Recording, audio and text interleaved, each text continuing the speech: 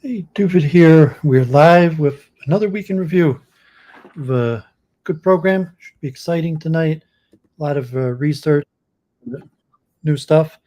So, just mentioned, God forbid, I hope I don't have more power outages here in Metro Detroit. There was really bad rain, and it was just like a gust of 60-mile-an-hour wind. Now the rain has stopped. So, like for 20 minutes, it was downpour and even hail warnings. And my power flickered like God forbid, like 20 times. Usually, God forbid, when a power goes out, it just goes out. But it flickered on and off multiple times over like 15 minutes and never more than like 15 seconds. And probably like 100 times it went on and off. And like, God forbid, my printer and my electronics all beeps and stuff like that when that happens. But thank God it looks like we are back up and live, so go ahead with the programming. So to mention, I think I will be on Ethan Ralph the Kill Stream on Tuesday for an interview. So, I mean, Ralph Retort, Ethan Ralph Kill Stream has been around a long time. Like ever since I first started streaming, he's been in the business. Like when I first was on Luke Ford and Warski, he had the Kill Stream. It was the late night YouTube program. And back then it was one of the most popular programs on YouTube with a few thousand live viewers. Now there's much more program competition on YouTube. And God forbid he's on Cozy TV. But I guess the JQ circuit, God forbid, they want someone to defend the Jews. So Duvid came up as someone who was willing to defend the Jews. And he messaged me and I said, yep, I'll defend the Jews. And so I guess we'll see how it goes. Should be Tuesday. I'm not sure, like night, early evening. You didn't give me a time for an interview. So like I assume we'll be talking about Jews and it'll be on Cozy TV or Rumble. I'll share that on my Twitter. And if the interview goes well, it could be I'll have a summer of debates. I wouldn't be surprised if it goes well, if I end up having a round of debates or discussions with quite a bit of the Cozy TV crew, as God forbid, there's not too many Jews on the circuit defending, or even non-Jews defending the Jews. So we'll see how that goes. Check Twitter or whatever I'll share. And he didn't give me a time, but he mentioned Tuesday night. So hopefully look forward to that. So let me enter a screen share and show some of these links, just random things from this week. And I have a lot of interesting things related to the multiple truth hypothesis. Some of my research, say it's coming full circle. I've been doing this for a few months now, and it's finally coming full circle where hopefully there'll be some interesting developments. So this was random. It was a month ago. This was a conference in Vancouver that included Roger Penrose on quantum gravity conference. So 72 interviews. I only see 38, so some of them might be unlisted. I'm probably not going to watch this, but a whole symposium on quantum gravity, including Roger Penrose from the UK by video. Here was interesting. Yannick Kilcher on AI. So they have new ChatGPT-4 passing MIT test with 100% accuracy. Although some people have claimed that the MIT test was in the training data, so, or even the answers, so it's not so clear. Although it's a little bit interesting, he explains the model that ChatGPT goes for, where they have a different battery of methods that ChatGPT-4 uses to solve problems, and then to test whether it got the right answer. And then if it gets the right answer, then, so to say, moves on to the next question. And if it can't get the answer with one method, it has a whole battery of methods that it can apply to trying to get the solution. So it was a little bit interesting. Um, Here was some Stanford Online lecture symposium about quantum computers. Charles Tahan from the Office of Science, Technology, Policy in the Laboratory for Physical Science. So this one was interesting because it was a little history overview, a little technical know-how, and more about the bureaucracy of government regulation and funding, and just an overview of like the technology, where the stuff is located, what it might do, how it's likely to be regulated, financed, and various things. So a different perspective on quantum computing and like a timeline. So actually, I highly recommend this one. And God forbid, this week on the Hill, um, the claim that they have located patient zero from the coronavirus. So it's conflicting information. Like I was listening to Vincent Racconello, and he was still going with the mainstream narrative about the wet market in Wuhan. However, the I think it's the Wall Street Journal or the Washington Post claims that people who were funded by the U.S., God forbid, in the Wuhan virology laboratories were confirmed with COVID-19 with coronavirus in November of 2019, and so this would be very conclusive evidence that coronavirus did come from a laboratory, did come from U.S. research. So it's a little hard knowing the facts or knowing what's surrounding. They're even giving a name. They're saying this man Ben Hu in the Wuhan that specifically was funded by the U.S. and was at the Wuhan Institute of Virology was infected with coronavirus in November in 2019. And this is the Wall Street Journal. However, I can't seem to get confirmation of it, so I'm not exactly sure what's going on, what's the the right information, and but people could check that out, and we'll see more of it coming to say, God forbid, if it did come from the wild, like the the pangolin or the bat, it'll be much harder to prove. Like if they eventually find a bat in China that has a very similar infection to coronavirus. However, this would be extremely good sourcing of the data to say like the first people infected, patient zero, was in fact a virologist researching gain of function research funded by the U.S. at the Wuhan Institute of Virology, which appears to be what the Wall Street Journal is saying, and they're even giving names. And so I couldn't find the details, like who is this Ben Hu? Did he die? Did he recover? Where is he today? So whatever reason, the information is still limited. I saw like the FBI report is that it's medium likelihood that it came from the virology lab. However, like this identification of patient zero, and if patient zero in fact was someone who was researching gain of function research at the Institute of Virology, that would God forbid, be extremely indicative about the origin. So we'll see if there's any update on that, although notice Vincent Racconello hasn't even mentioned this, and the information has not been well clarified, although it was a Wall Street Journal investigation. The last Australian. Yeah, I'm going to be talking about truth quite a bit, so let me just share these links real quick.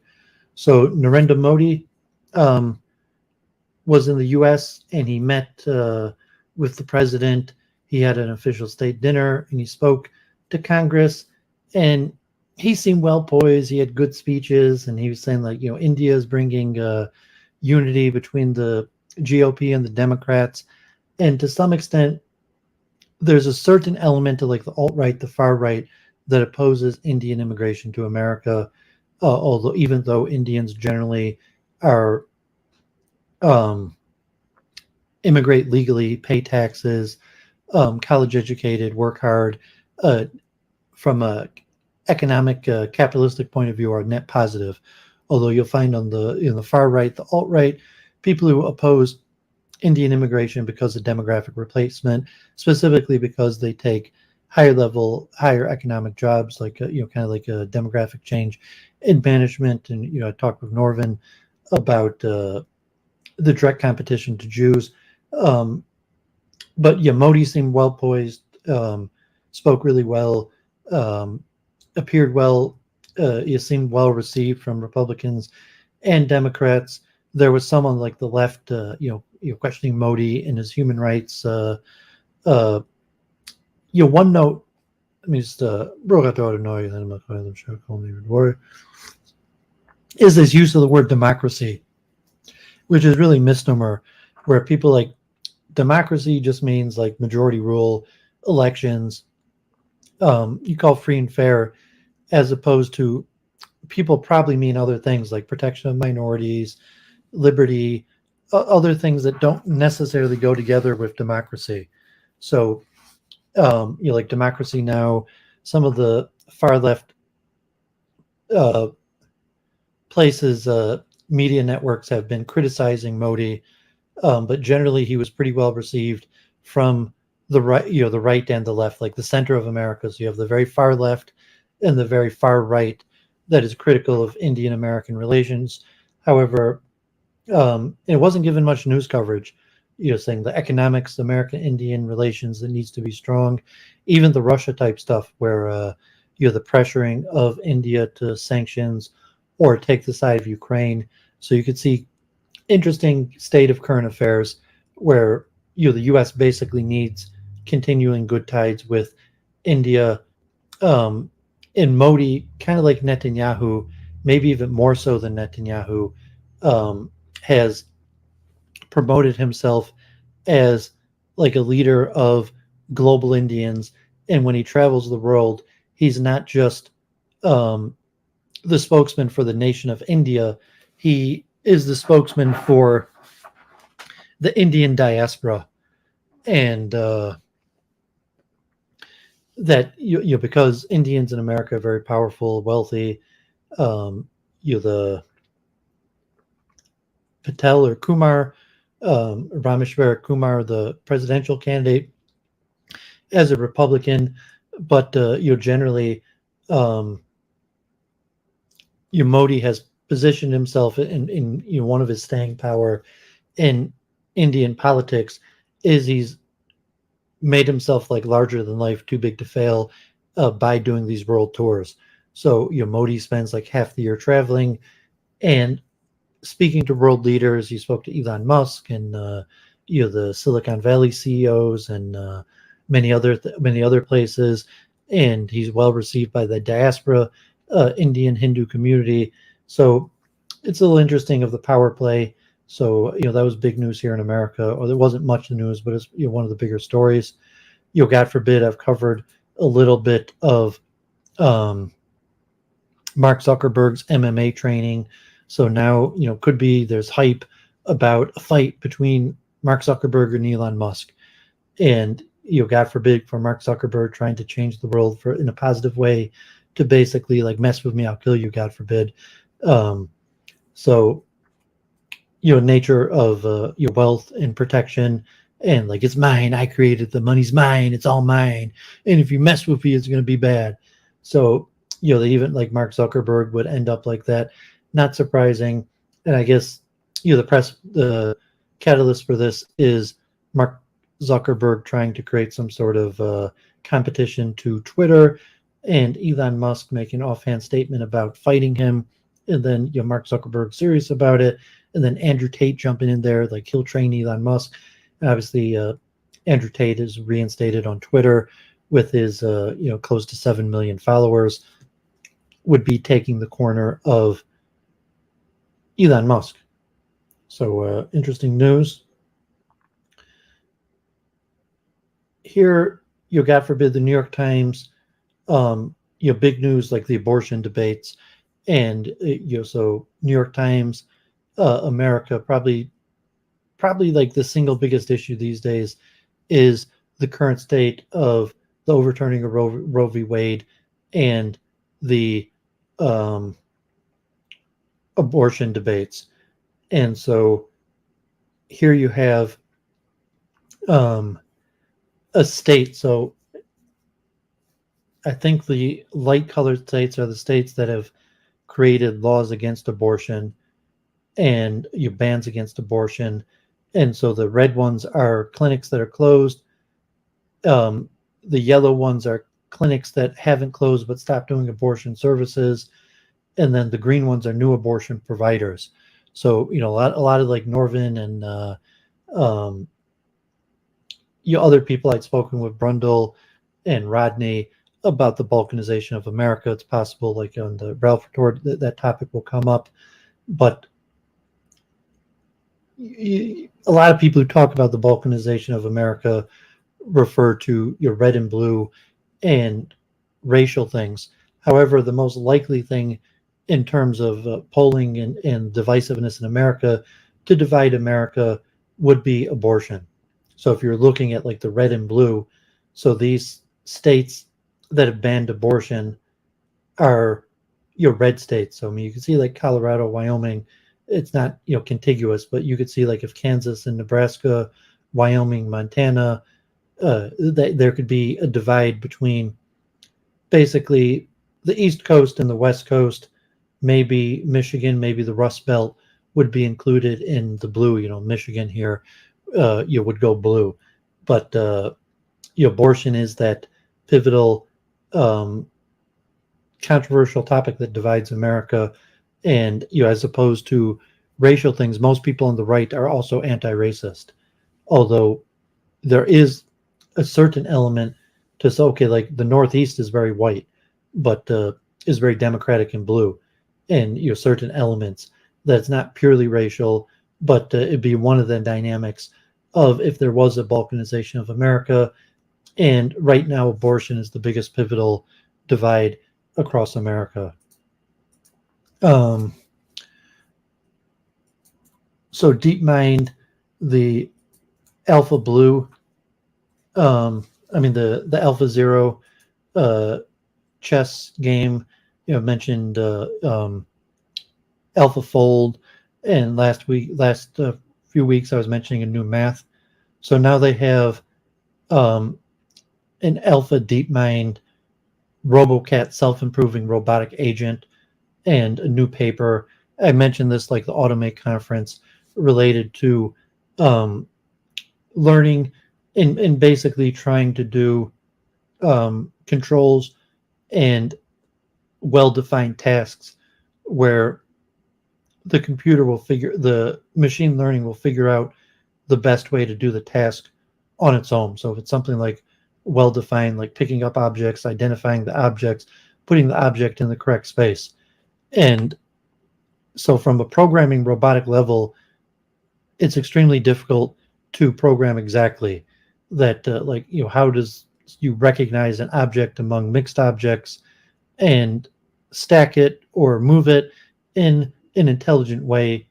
And so these new DeepMind machine learning algorithms have proven to be more powerful than anything else that's been seen in the past. So, mentioning that, ChatGPT is common among the people, popular use, but, something like robotic arms manufacture might be one of the key places where you see some of the power. So we talked about AlphaFold already like 2 years ago in terms of like molecular engineering, might have some elements to like, medicine development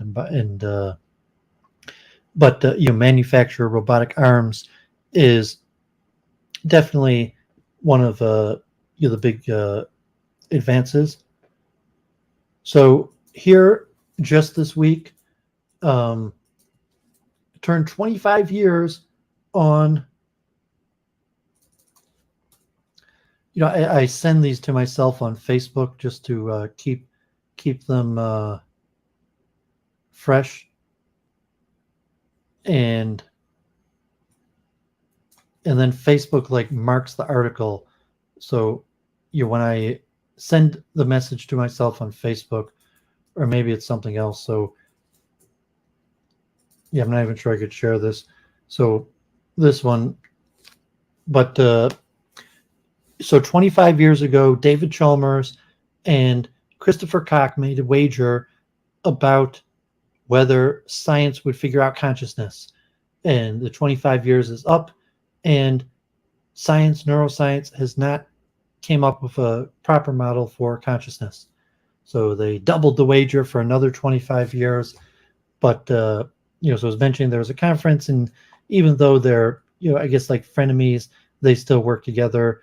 And, Christopher Koch is still quite convinced that they're, just around the corner from figuring out materialistic physical explanation of consciousness arising from the brain.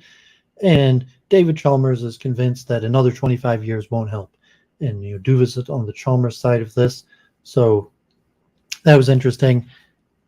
I remember me and my brother had wagered when maybe in like even the 1980s, and we said the year 2025. And I think my brother said by the year 2025, we will all have chips in our hand.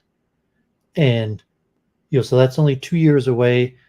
And I think I was against the chip and my brother was for, and we might have even like set a number like $10,000 or something. Although like I'd have to ask my brother if he even remembers it. But, we were young. I don't know if it was serious, but my brother said by 2025, and this would have been like 30 plus years ago, we're all going to have a chip in our, an implanted chip, most likely from my brother, like conspiracy libertarian from like the government or like deep space type actor. And he might be right, although it's getting to that point where, there are already chips that can be implanted for security purposes. And that's probably what he meant, was the chip that would be used by the government for security. But, I mentioned in the past few weeks, Elon Musk and getting the NIH approval for Neuralink. So, just reminding me of that. Okay, so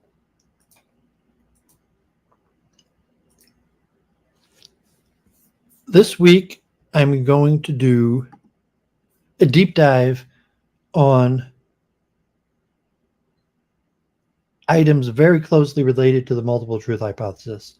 So this is the 11th episode since Duvet has went solo from Church of Entropy, and I've been covering a lot of research, and I've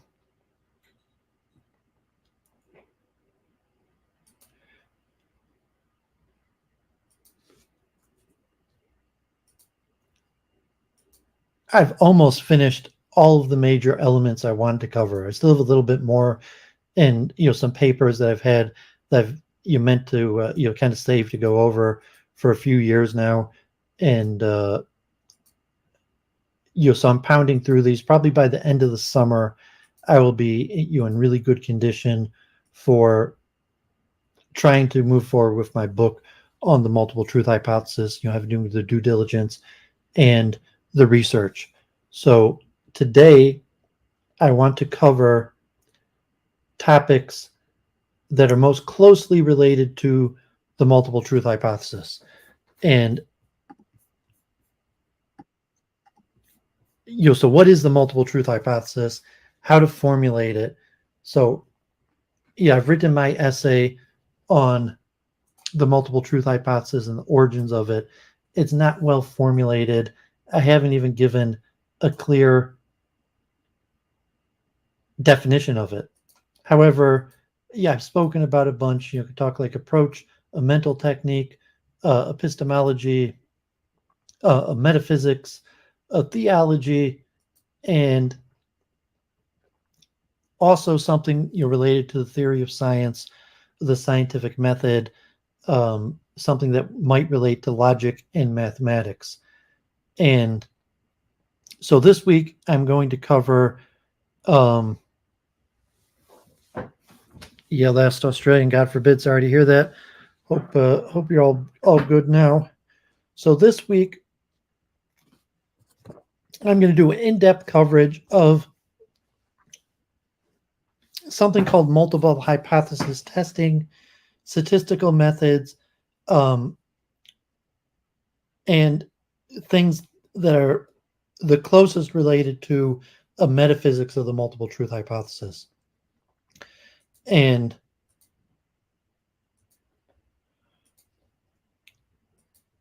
then you will see what happens over the next few weeks. But I'm going to cover a little bit more things, and we'll see. Hopefully, I'll put myself together to start writing again. So, week in review now. It's been almost 3 months now. Duvid going solo. I've covered a lot of material. Maybe over July and August, I will try to do the next part of my philosophy of science. So I think over the summer, I'm going to cover the rest of the philosophy of science. I have quite a few more papers. So, re-enter screen share here. So you can see on my desk, like I had multiple truth. This was like overflowing. So, today, over the next 2 weeks, I'll probably cover the rest of these articles, a few things on consciousness. This Science of Philosophy folder is for parts 6 through 10 of my 10-part series on the philosophy of science, and chess also. So when I did Gobet, so week in review over the next month or so, I'm going to try to cover these topics. So I just posted a whole bunch of books on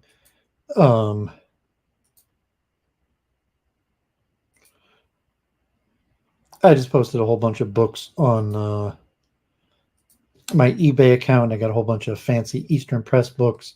So this dude's doing some serious negotiation. This guy, is pounded back and forth for Moby Dick. I was actually thinking of trying to reach out to the Godword podcast and send him, copy of the fancy Moby Dick, but he probably wouldn't want to give me his address, or I don't even know his name. He's not on Twitter anymore, so he was occupying my mind. Okay, so sorry about that. Okay, so here is my essay on the origin of the multiple truth hypothesis, and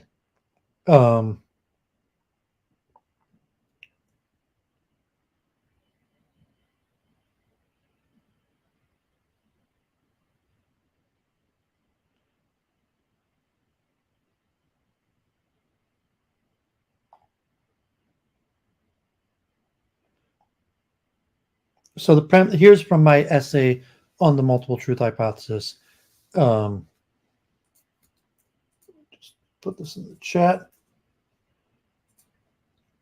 So the premise is simple, like my early experience in interfaith: break the various ideas into axiom, recognize the axioms that are the same, similar, different, or contradictory from their various axioms, analyze the type predictions that the axioms make and the differences and conclusions that the difference in axioms cause. One of the main benefits of MTH is understanding where competing theories will produce the same or different conclusions. Generally, all theories with adherents have explanatory power, at least narrow areas where that specific theory appears to have the best explanatory power. The multiple truth hypothesis presumes that there's some amount of truth to most theories. This allows various theories to provide explanatory power to certain phenomenon better than or equal to competing theories, enough truth to allow theories to retain at least some following. Using the multiple truth hypothesis, we can have a deeper understanding of any idea that has multiple competing theories, each with a certain amount of explanatory power.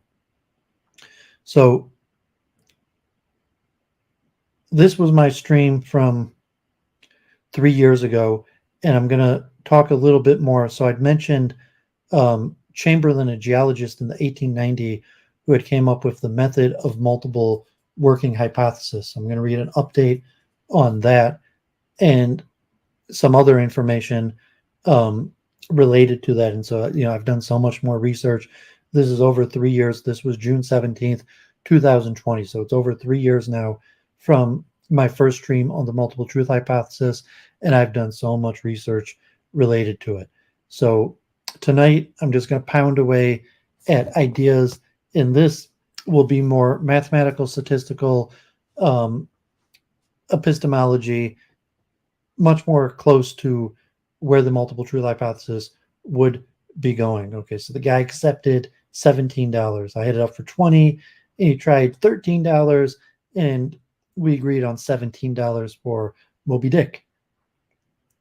Okay, so just to get started, let me read a little of this, just a little concept of truth. This is Multiple Ways of Knowing, Expanding How We Know, by Perry and Chokois, and this from like business management, but it has little.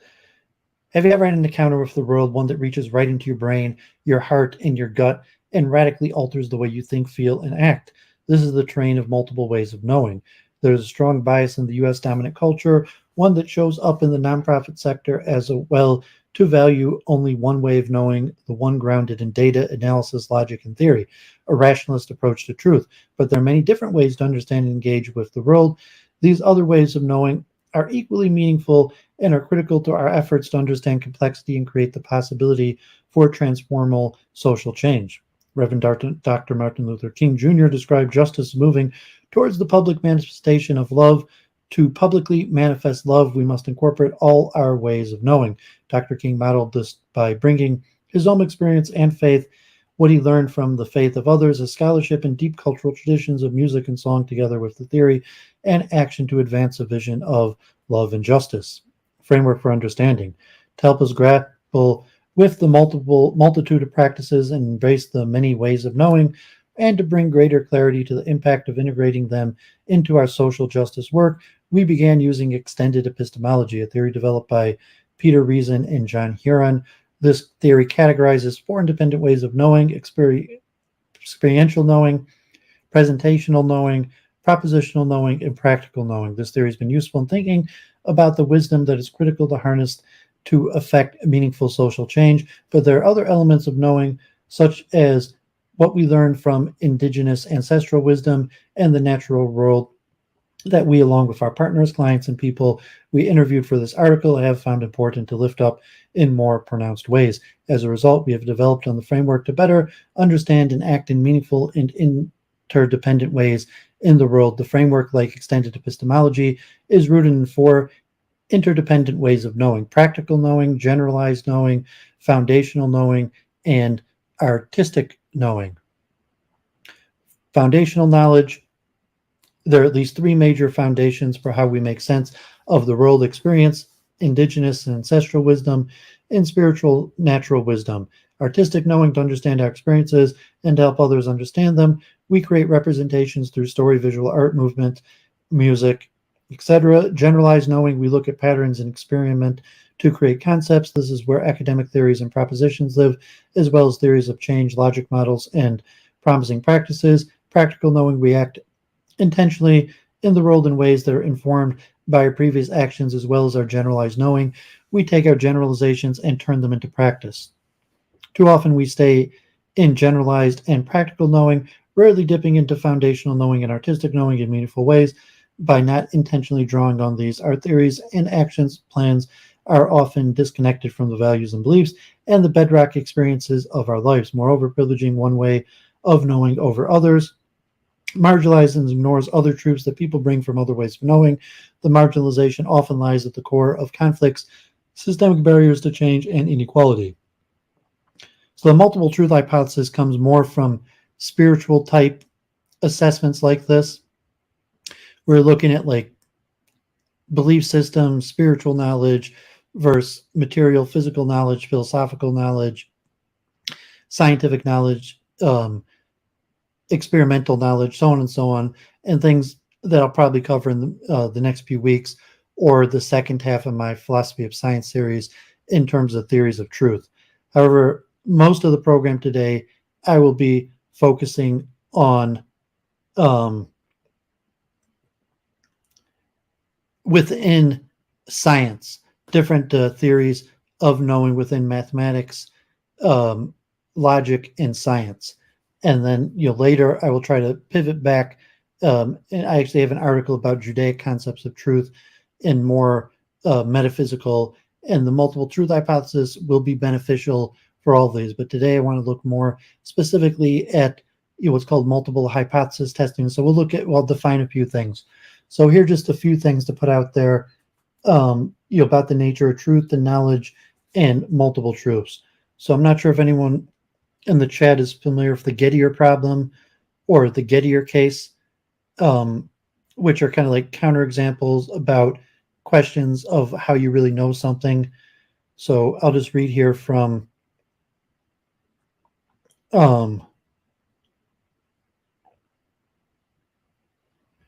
Wikipedia. There's also something similar called the Munchausen trilemma.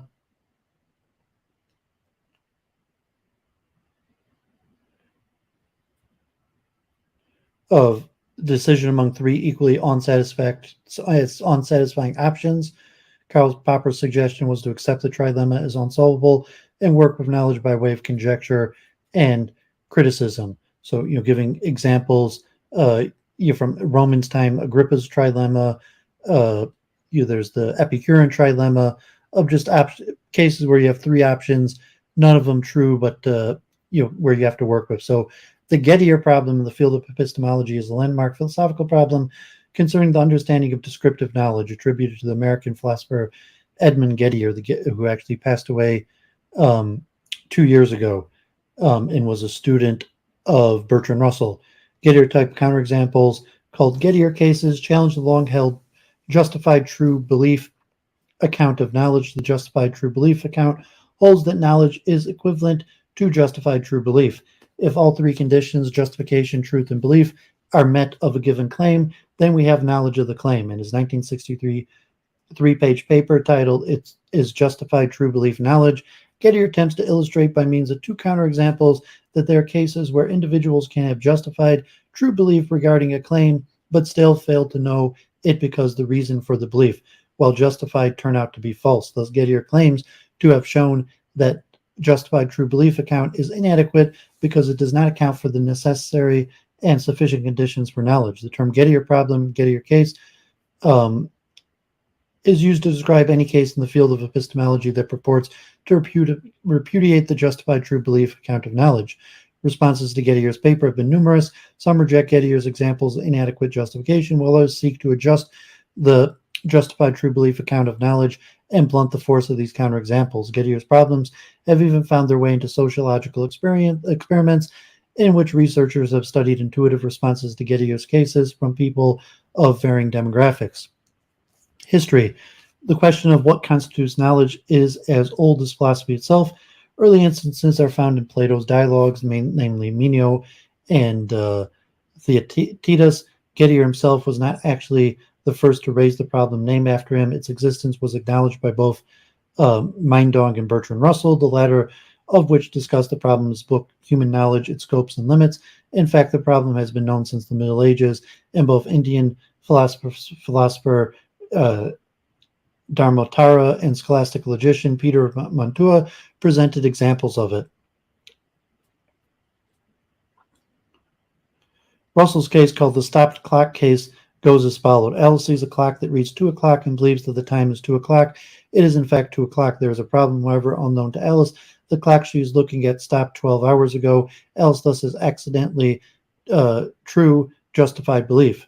Like the expression, even a broken clock says the right time twice a day. There's a problem where Russell provides an answer to his own to the problem. Edmund Gettier's formulation of the problem was important as it coincided with the rise of a sort of philosophical naturalism promoted by Quine and others, and was used as a justification for a shift towards externalism theories of justification. John Pollock and John Joseph Cruz have stated the Gettier problem has fundamentally altered the character of contemporary epistemology and has become a central problem of epistemology since it is a clear barrier to analyzing knowledge.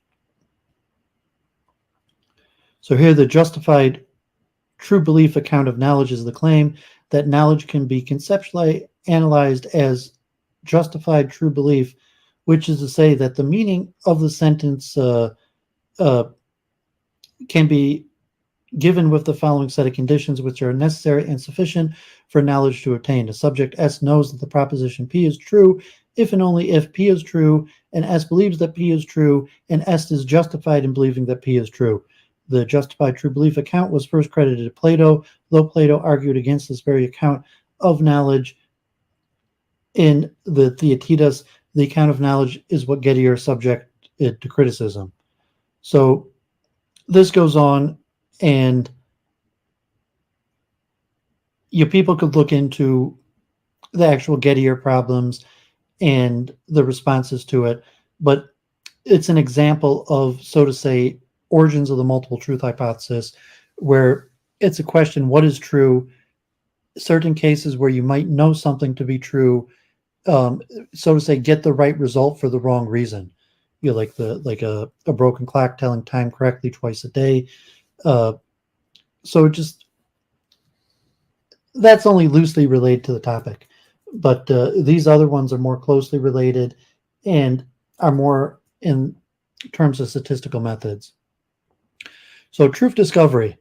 I've mentioned this many times with Church of Entropy, so-called the truth discovery function, and part of the multiple truth hypothesis is the thought experiment in terms of an algorithm, an iterative algorithm. That's goal is to discover truth.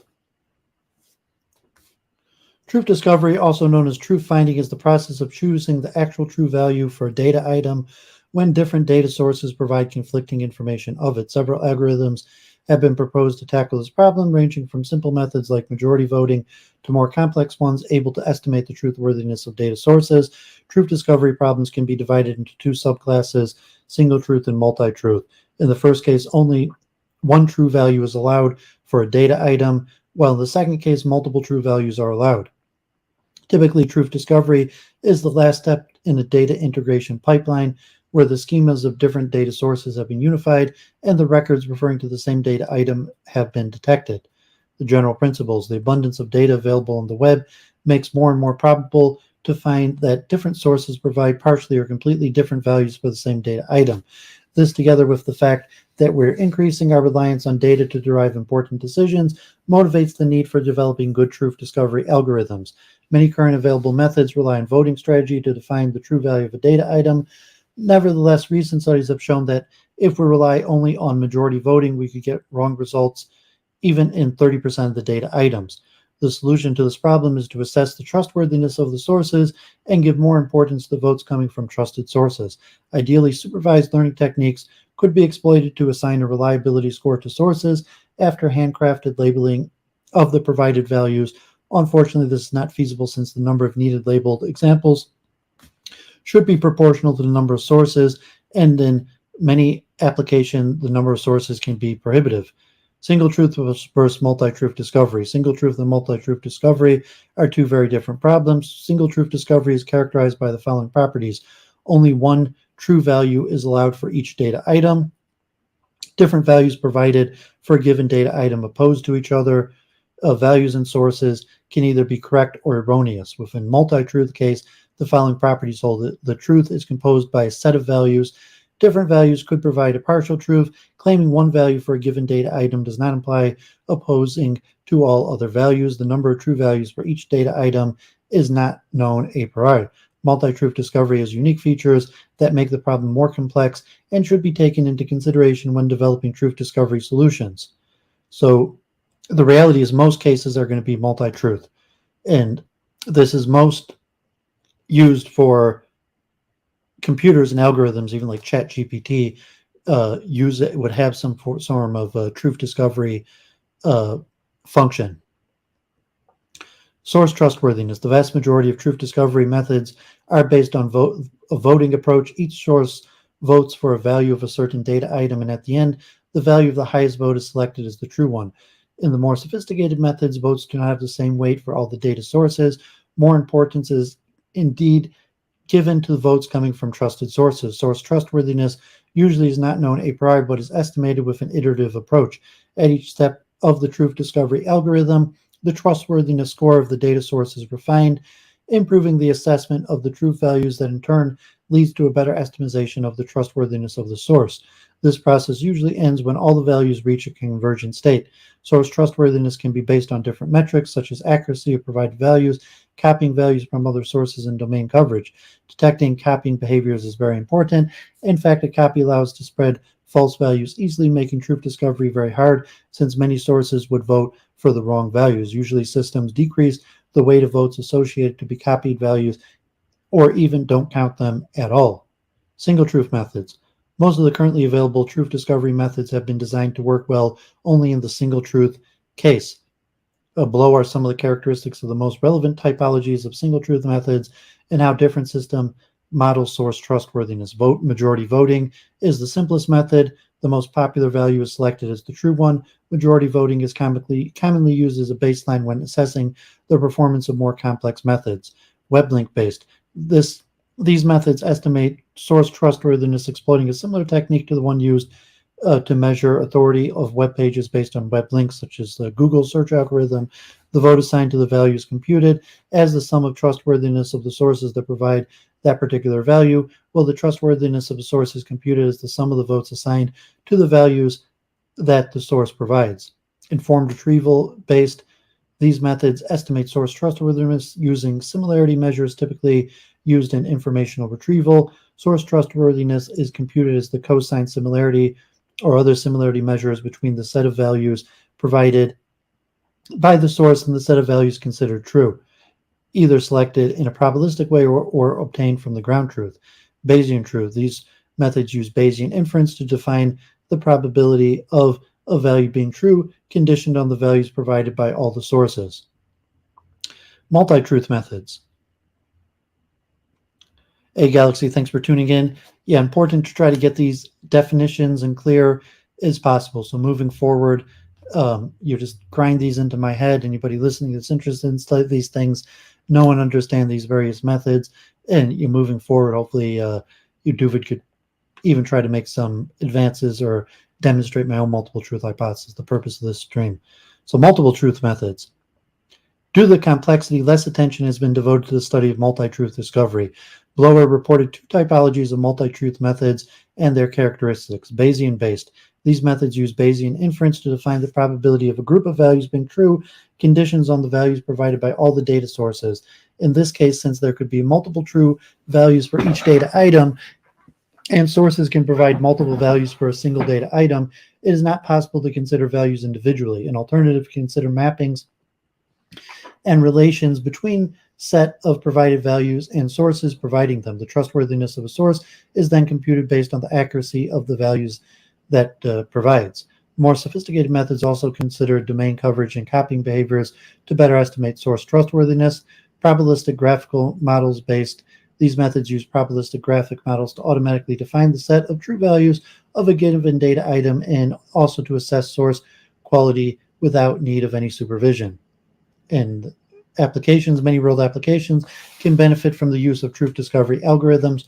Typical domains of applications include healthcare, crowdsourcing, social sensing, aggregation, information extraction, knowledge-based construction. Truth discovery algorithms could also be used to revolutionize the way in which web pages are ranked in search engines, going from the current method based of link analysis like PageRank to procedures that rank web pages based on the accuracy of the information they provide. Also, things like ChatGPT use methods like this. Hey, Dave, thanks for tuning in. God bless. If you want to join, pop on. I'll put the link in the chat. Oops.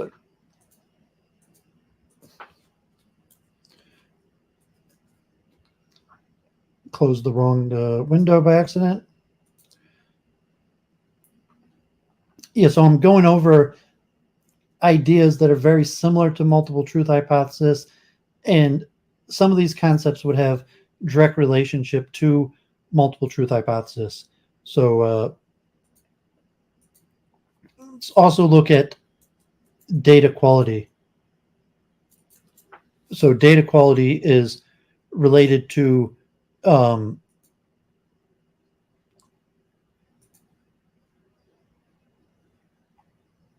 truth discovery functions, and as said that the method of determining the quality of data in terms of truth discovery. So data quality refers to the state or qualitative or quantitative pieces of information. There are many definitions of data quality, but data is generally considered high quality if it is fit for its intended uses in operations, decision-making, and planning. Moreover, data is deemed of high quality if it correctly represents the real-world construct to which it refers. Furthermore, apart from these definitions, as the number of data sources increases, the question of internal data consistency becomes significant, regardless of fitness for use for any particular external purpose. People's views on data quality can often be in disagreement, even when discussing the same set of data used for the same purpose. When this is the case, data governance is used to form agreed-upon definitions and standards for data quality. In such cases, data cleansing, including standardization, may be required in order to ensure data quality. And so data quality is not necessarily related to the truth. You see here, defining data quality is difficult due to the many contexts data are used in, as well as the varying perspectives among end users, producers, and custodians of data. From a consumer perspective, data quality is data that are fit for use by data consumers, data meeting or exceeding consumer expectations, data that satisfies the requirement of its intended use. Then you have business perspective. From a standard-based perspective, data quality is the degree to which a set of inherent characteristics, quality dimensions of an object data fulfills requirements, the usefulness, accuracy, and correctness of the data for its applications. Arguably, in all these cases, data quality is a comparison of the actual state of a particular set of data to a desired state, with the desired state being typically referred to as fit for use to specification, meeting consumer expectations, free of defect, or meeting requirements. These expectations, specifications, and requirements are usually defined by one or more individuals or groups, standards, organization, laws and regulations, business policies, or software development policies. So dimensions of data quality, drilling down further, those expectations, specifications, and requirements are stated in terms of characteristics or dimensions of the data, such as accessibility, availability, accuracy or correctness, comparability, completeness or comprehensiveness, consistency, coherence and clarity or clarity, credibility, reliability or reputation, flexibility, plausibility, relevance, pertinence or usefulness, timeliness or latency, uniqueness, validity, or reasonableness. A systematic scoping review of the literature suggests that data quality dimensions and methods with real-world data are not consistent in the literature, and as a result, quality assessments are changing due to the complex and heterogeneous nature of these data. Notice the word truth has not been used. And this would probably also be like the multiple truth hypothesis or a Bayesian would lend towards a value between 0 and 1. History. Before the rise of the inexpensive computer data storage, massive mainframe computers were used to maintain name and address data for delivery services. This was so that mail could be properly routed to its destination. The mainframes used for business rules to correct common misspellings and typographical errors in name and address data, as well as to track customers who had moved, died, gone to prison, married, divorced, or experienced other life-changing events. Government agencies began to make postal data available to a few service companies to cross-reference customer data with the National Change of Address Registry. This technology saved large companies millions of dollars in comparison to manual correction of customer data. Large companies saved on postage as bills and direct marketing materials made their way to their intended customer more accurately. Initially sold as a service, data quality moved inside the walls of corporations as low-cost and powerful server technology became available. Companies with an emphasis on marketing often focus their quality efforts on name and address information, but data quality is recognized as an important property of all types of data. Principles of data quality can be applied to supply chain data, transactional data, and nearly every other category of data found. For example, making supply chain data conform to a certain standard has value to an organization by avoiding overstocking of similar but slightly different stock, avoiding false stock out, improving the understanding of vendor purchases to negotiate volume discounts, and avoiding logistic costs and stocking and shipping parts across large organizations. For companies with significant research efforts, data quality can include developing protocols for research methods, reducing measurement error, bounds checking of data, cross-tabulation, modeling and outlier detection, verifying data integrity.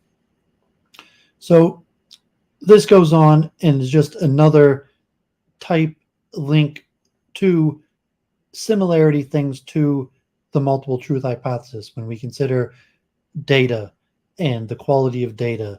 And so here you didn't have a truth assessment, although you have something you'll call like validity. And a lot of times validity means something different.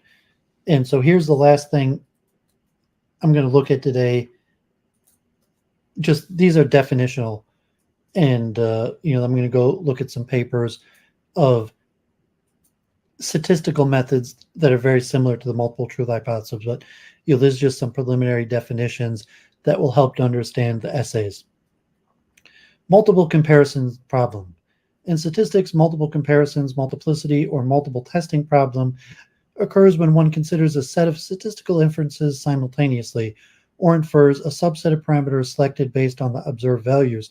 The more inferences are made, the more likely erroneous inferences become. Several statistical techniques have been developed to address that problem, typically by requiring a stricter significance threshold for individual comparisons so as to compensate for the number of inferences being made. History. The problem of multiple comparisons received an increased attention in the 1950s with the works of statisticians such as Tukey and Sheffe.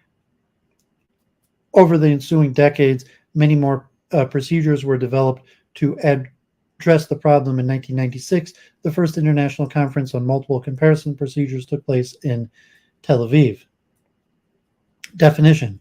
Multiple comparisons arise when a statistical analysis involves multiple simultaneous statistical tests, each of which has the potential to produce a discovery. A stated confidence level generally applies only to each test considered individually, but often it is desirable to have a confidence level for the whole family of simultaneous tests. Failure to compensate for multiple comparisons can have an important real-world consequences, as illustrated by the following examples. So I'm going to skip the examples. The multiple comparison problem also applies to confidence intervals. A single confidence interval of 95% coverage probability level will contain the true value of a parameter in 95% of samples. However, if one considers 100 confidence intervals simultaneously, each with 95% coverage probability, the expected number of non-covering intervals is 5. If the intervals are statistically independent from each other, the probability at least one interval does not contain the population parameter is 99.4%.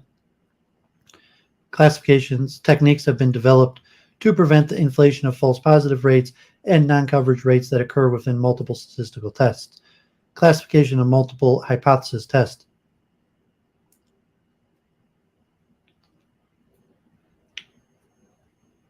So most of this is pretty statistical in mathematics, and to some extent, the multiple truth hypothesis could be considered in a school of already existent statistical methods. And I'm going to go over the history of these multiple hypothesis testing. So I have the multiple truth method, and the statistical theory of multiple hypothesis testing is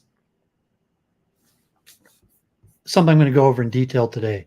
So the multiple truth hypothesis has very close similarities in certain forms of statistical methods. John Wolfe, if you're around, you want to pop on and talk a few minutes, say what happened. I don't know if you got banned or you're back or whatever, but Shalom, good to see you. Been a while. Okay, so I mentioned method of multiple working hypothesis of Chamberlin in 1890, the geologist. And when he was talking about trying to figure out an accurate depiction of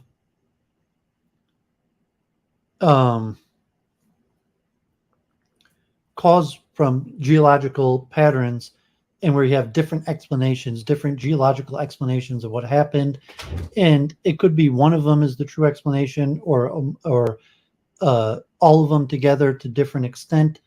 And so this was the earliest occurrence I could find of something very similar to the multiple truth hypothesis, and even has similar name, the multiple method of multiple working hypothesis. So here is in 2007 an article on revisiting Chamberlin multiple working hypothesis for the 21st century. Yeah, sorry to hear that, John, but be in touch, or even if you want to hop on in a bit and talk, feel free. These articles, this one might be like 15 to 30 minutes, but I'll be reading for a few hours if you want to hop on at some point. Revisiting Chamberlin multiple working hypotheses for the 21st century. The method of multiple working hypotheses developed by the 19th century geologist T.C. Chamberlin is an important philosophical contribution to the domain of hypothesis construction in science. Indeed, the concept is particularly pertinent to recent debate over the relative merits of two different statistical paradigms, null hypothesis testing and model selection. The theoretical foundations of model selection are often poorly understood by practitioners of null hypothesis testing, and even many proponents of Chamberlin's method may not fully appreciate its historical basis. We contend that the core of Chamberlin's message, communicated over a century ago, has been forgotten or misrepresented. Therefore, we revisit his ideas in light of modern developments.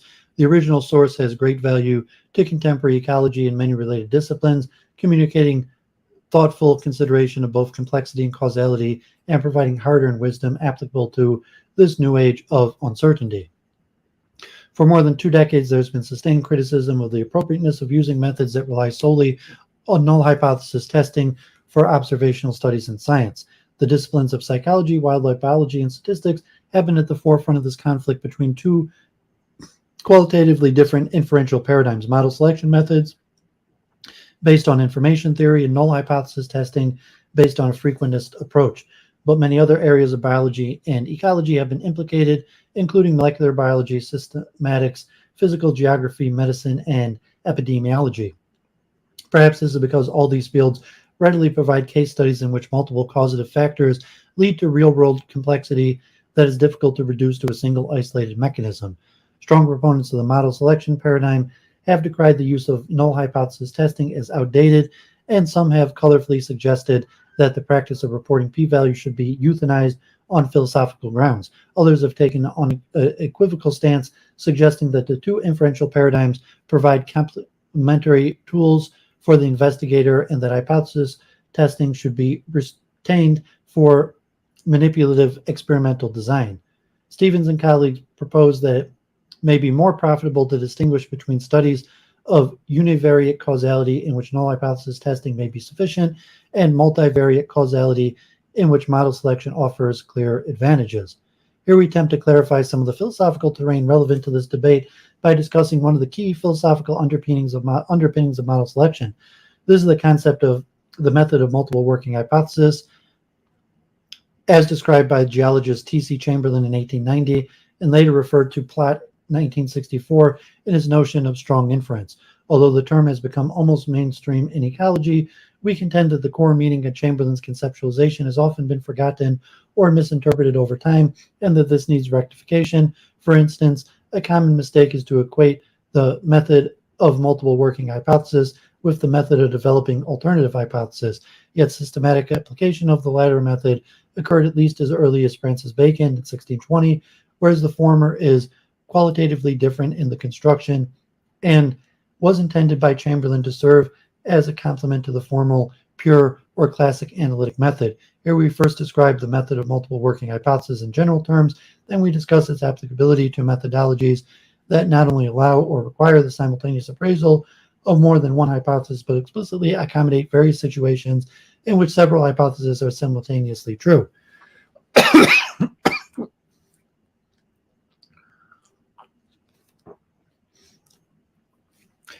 The method of multiple working hypothesis. The concept of the MMWH was advocated over a century ago by the geologist Thomas Chamberlin, 1890. Pardon me.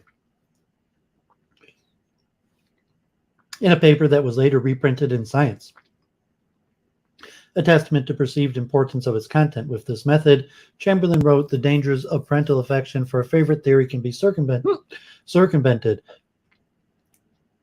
Chamberlin's concerns have a timeless quality that makes his prose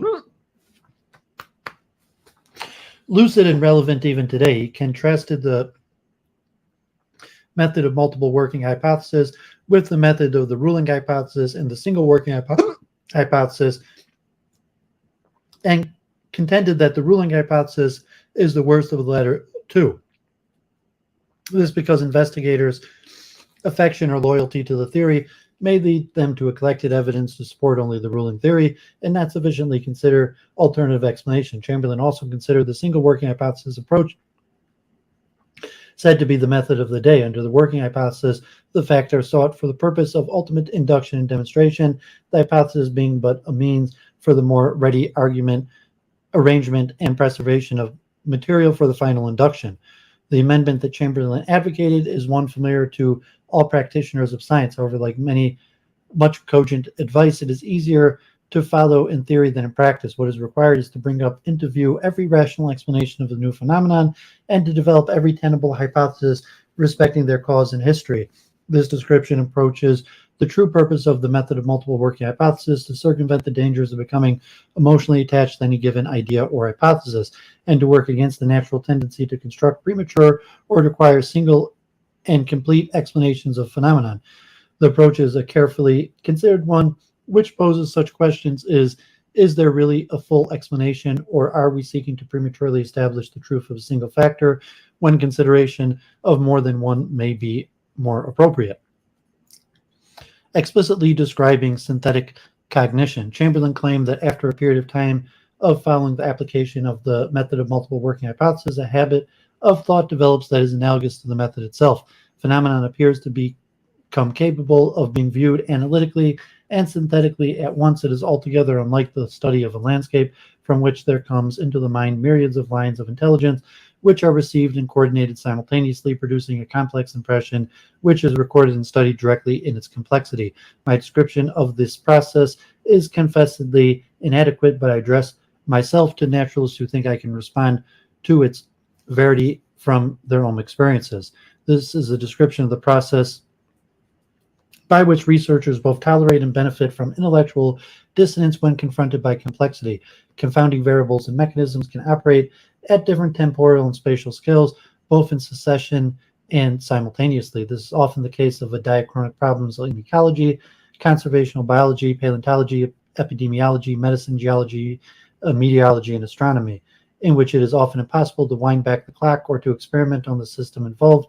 Mechanisms must be inferred from outer lines of evidence and later brought together in a consistent whole. Chamberlin particularly stressed the importance of not being content with the idea of a single, often simple explanation, despite the pleasure that such an explanation may arise in the mind of the researcher.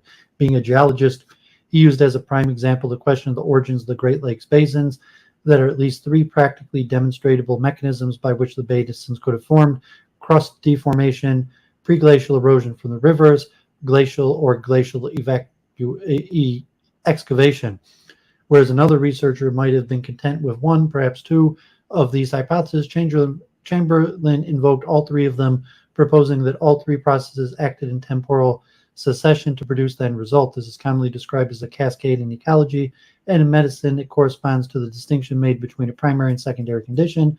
For example, although a person may have died from a heart disease, this illness would most likely have had prior contributing factors such as poor diet, lack of exercise, and smoking. Sequential and simultaneous multiple working hypothesis. Although Chamberlin did not make any formal distinction, it is useful to consider whether there may be different types of multiple working hypothesis. Causation, for instance, may occur as a series of sequential steps, or multiple factors may operate simultaneously. Multiple working hypothesis in a series may, from the perspective of the observer, appear simultaneously true, yet may be separated in time by a sequence of state changes, with later actions and effects being dependent on former ones. In contrast, multiple working hypotheses in parallel may in practice indeed be simultaneously true and operate either independently or in interaction. The difference is important when considering how researchers might evaluate such hypotheses statistically, because multiple working hypotheses in series may be more readily distinguishable from each other as a result of their separation in time, and may thus be more easily approached by methods that test hypotheses one at a time. And although contemporary methods that explicitly accommodate the simultaneously comparison of hypothesis, model selection may be applicable to both types of causation that may be particularly well suited to scenarios in which multiple factors operate in parallel. So I'm going to skip the ecological example. People could click the link and read it on their own. Chamberlin's method and Bradford Hill's guideline for causation is extremely difficult to prove causation in observational and many experimental studies, in part because there are usually many factors researchers cannot adequately control. As such, Austin Bradford Hill, 1966, instead developed a set of guidelines, later called criteria by others, for establishing causation in medicine and other fields. These guidelines were used and accepted by the U.S. Supreme Court in the case of Daubert v. Merrill Dow Pharmaceuticals, 1993, established legal precedents. On the basis of this decision, judges could deny the efficacy of defenses such as there's no statistical evidence to prove that smoking causes lung cancers, which fails to acknowledge that investigators can use auxiliary information to infer whether causation is likely or to determine what is biologically plausible. Bradford Hill did, however, overestimate people's ability to assess numerical and probabilistic relationships. Later work in the 1970s and 80s demonstrated that lay people have poor qualitative intuition. Chamberlin's description of the method of multiple working hypotheses accorded with Bradford Hill's guidelines. The effort, Chamberlin wrote, is to bring up into view every rational explanation of new phenomenon and to develop every tenable hypothesis respecting their cause and history. Bradford Hill suggested that a rational approach to establishing causation would include concepts such as consistency, temporal sequence, coherence with biological backgrounds and previous knowledge, and biological plausibility. In this sense, Bradford Hill and Chamberlin both describe a general method of inference as it applies to causation. Their concerns are specifically pertinent to the steps we'll see later in a system in which a researcher can adequately control for extraneous factors and manipulate the factor under consideration. The pathway described is likely to be the more direct inferential route. Of course, many studies do not permit this luxury. In these cases, the process of inference must necessarily rely to a much greater extent on other kinds of knowledge. Strong inference in the method of multiple working hypothesis. In the article Strong Inference, John Platt, 1964, clearly described the classic analytical method in science, first attributed to Bacon in 1620. It requires a three-step process: 1, developing alternative hypothesis; 2, devising a set of crucial experiments to eliminate all but one of the hypothesis; and 3, performing the experiments. It is, in its ideal representation, the method is unidirectional because progress is built on what has been tested, though the systematic growth and pruning of branches on a tree through the systematic growth and pruning of branches on a tree of scientific knowledge. Platt, 1964, argued, however, that the doctrine of disproof and falsibility tends to force scientists to either be soft-headed or disputatious. His implication was that there is deficiency in the way scientists conduct their affairs when they proceed by negatives, a process that can lead to combative thought. Platt suggests that to be overly contentious in science can be counterproductive because it makes some people shy away from using the benefits of the classical analytical method. Others are left vulnerable to the workings of the ego and to the risk of becoming emotionally attached to the ruling hypothesis, an outcome with its own inherent dangers to the spirit. Platt's solution was the application of Chamberlin's method of multiple working hypothesis, and he called for reprinting of Chamberlin's 1890 paper, where it could be required reading for every graduate student and for every professor. However, although there are aspects of Chamberlin's method that are compatible with the classic analytic method as expressed by Platt, there are also important differences that were not fully appreciated at the time. Differences between Chamberlin's method and the classical analytic method. The key difference is that Chamberlin's method of multiple working hypothesis recognizes explicitly the possibility that more than one hypothesis may be simultaneously true, while the classic analytical method, as espoused by Platt, recognizes only that there is uncertainty as to which hypothesis represents truth. This does not imply that the use of the method of multiple working hypothesis necessitates the introduction of complexity where a simple explanation will suffice. Rather, if more than one cause can be shown to exist, then the question becomes, what is their relative importance and how do they interact? Furthermore, under the method of multiple working hypothesis, these hypotheses are not framed as alternatives to be falsified in order to provide material for Bacon's method of inference.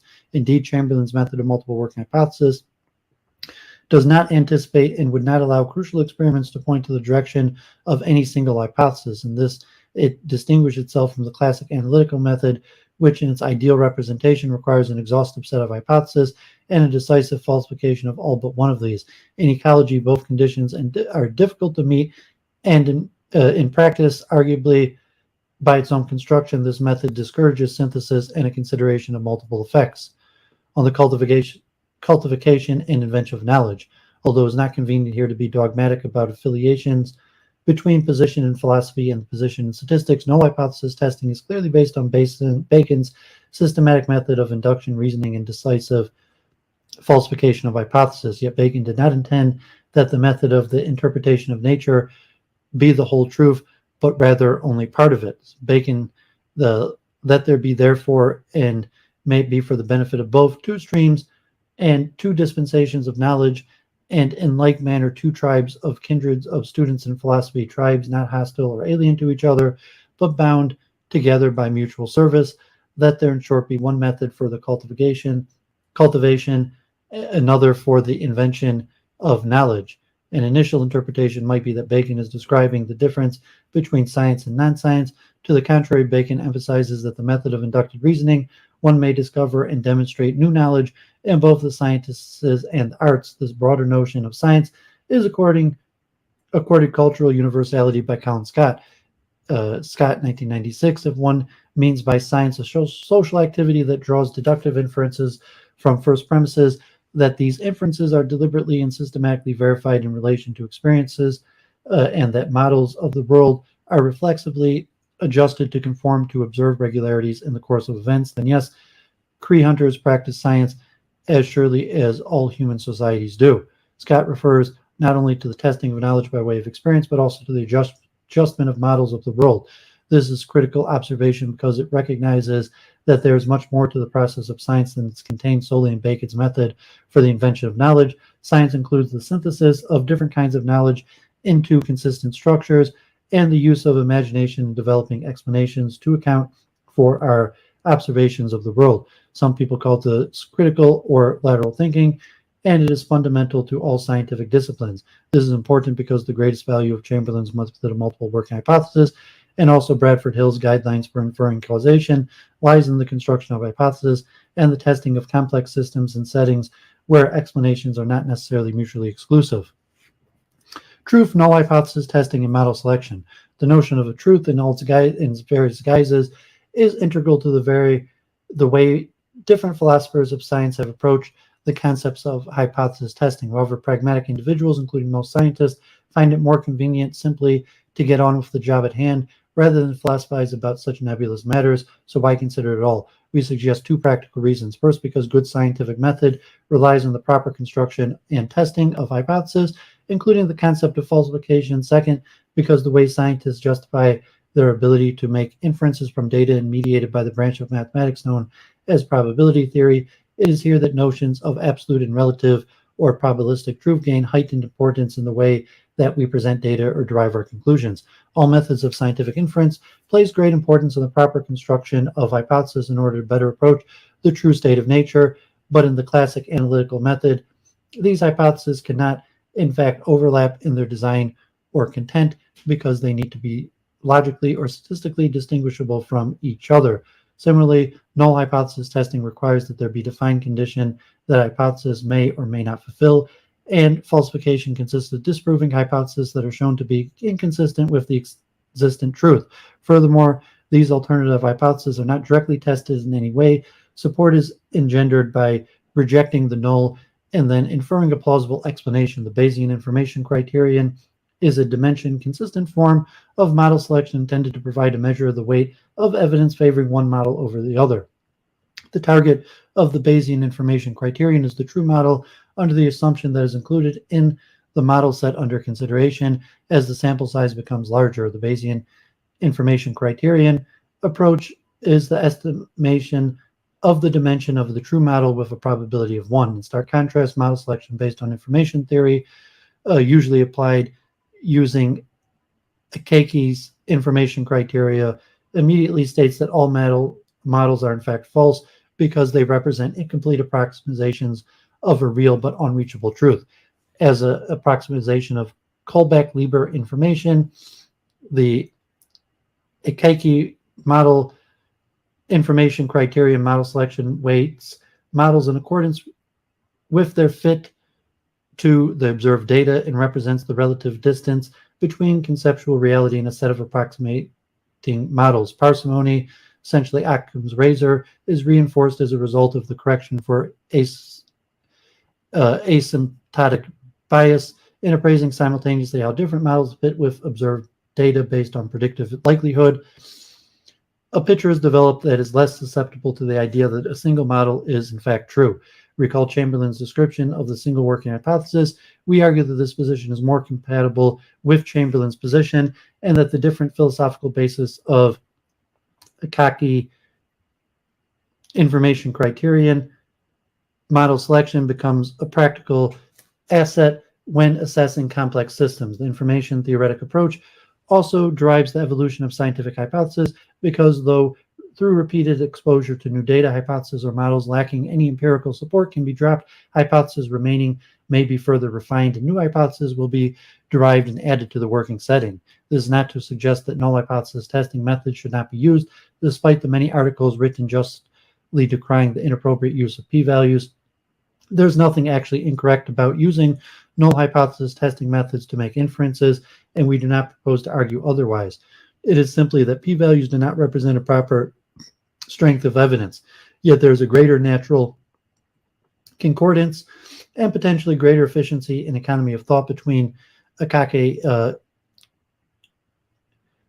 information criteria, model selection, and the method of multiple working hypothesis, and conversely between null hypothesis testing and the Bayesian inference conception model selection and the classic analytical method. This may not, however, be a straightforward relationship. For instance, the method of multiple working hypothesis in parallel may be more suited to the use of the AIC model selection than the more complicated method of multiple working hypothesis in series. With the exponential rise in computing power, other alternative but numerically intensive paradigms such as cross-validation and full Bayesian inference, not the Bayesian information criterion, are being used more frequently in ecology. A Bayesian definition of probability includes the degree of belief in an event or model, an approach that enables greater flexibility when evaluating data from complex or incomplete data sets. With regard to Chamberlin's method of multiple working hypothesis, Bayesian methods like AIC model selection have the distinct advantage of removing one's reliance on the literal falsification of competing hypotheses. They also allow for an explicit incorporation of uncertainty in the modeling process and the accumulation of knowledge. It has been suggested that this shift towards alternative methods of inference has occurred primarily for pragmatic reasons. We argue that a shift in philosophical position may be a natural outcome of these recent developments. This has implications not only for the way that scientists consider the use of statistics when we make inferences about the world, but also for the way that science defines itself in relation to other kinds of knowledge. Applications of Chamberlin's method of multi-model inference. Model selection has been readily adopted in some areas of biology, especially wildlife management, population ecology, and increasingly conservational biology. A primary motivation for the application of model selection in these fields is the separation of biologically important signals from the myriad of tapering effects that characterize full truth but defy reductionism. An additional intellectual step, in particular harmony with the sequential and simultaneous multiple working hypothesis, is to invoke the concept of multimodal inferences. Rather than selecting a single best model, MMI invokes making multimodal inference involves making inferences on the basis of all models in an a priori candidate set, with the weighted contribution of each model hypothesis governed by its relative support from the data estimated using scale differences in AIC weights or Bayesian posterior probabilities. Multimodal inference has three clear advantages. It accounts explicitly for uncertainty in choosing the Colbrecht-Leibler best model. Due to infinite sample size, it permits inference from different models that may be concurrently true to lesser or greater extent, and allows researchers to estimate unconditional measures of precision and the relative importance of variables. A key example serves to illustrate these benefits. A long-standing debate has raged in population ecology over the appropriate means to detect intrinsic regulation in abundant time series. The classical approach has been to apply various significance tests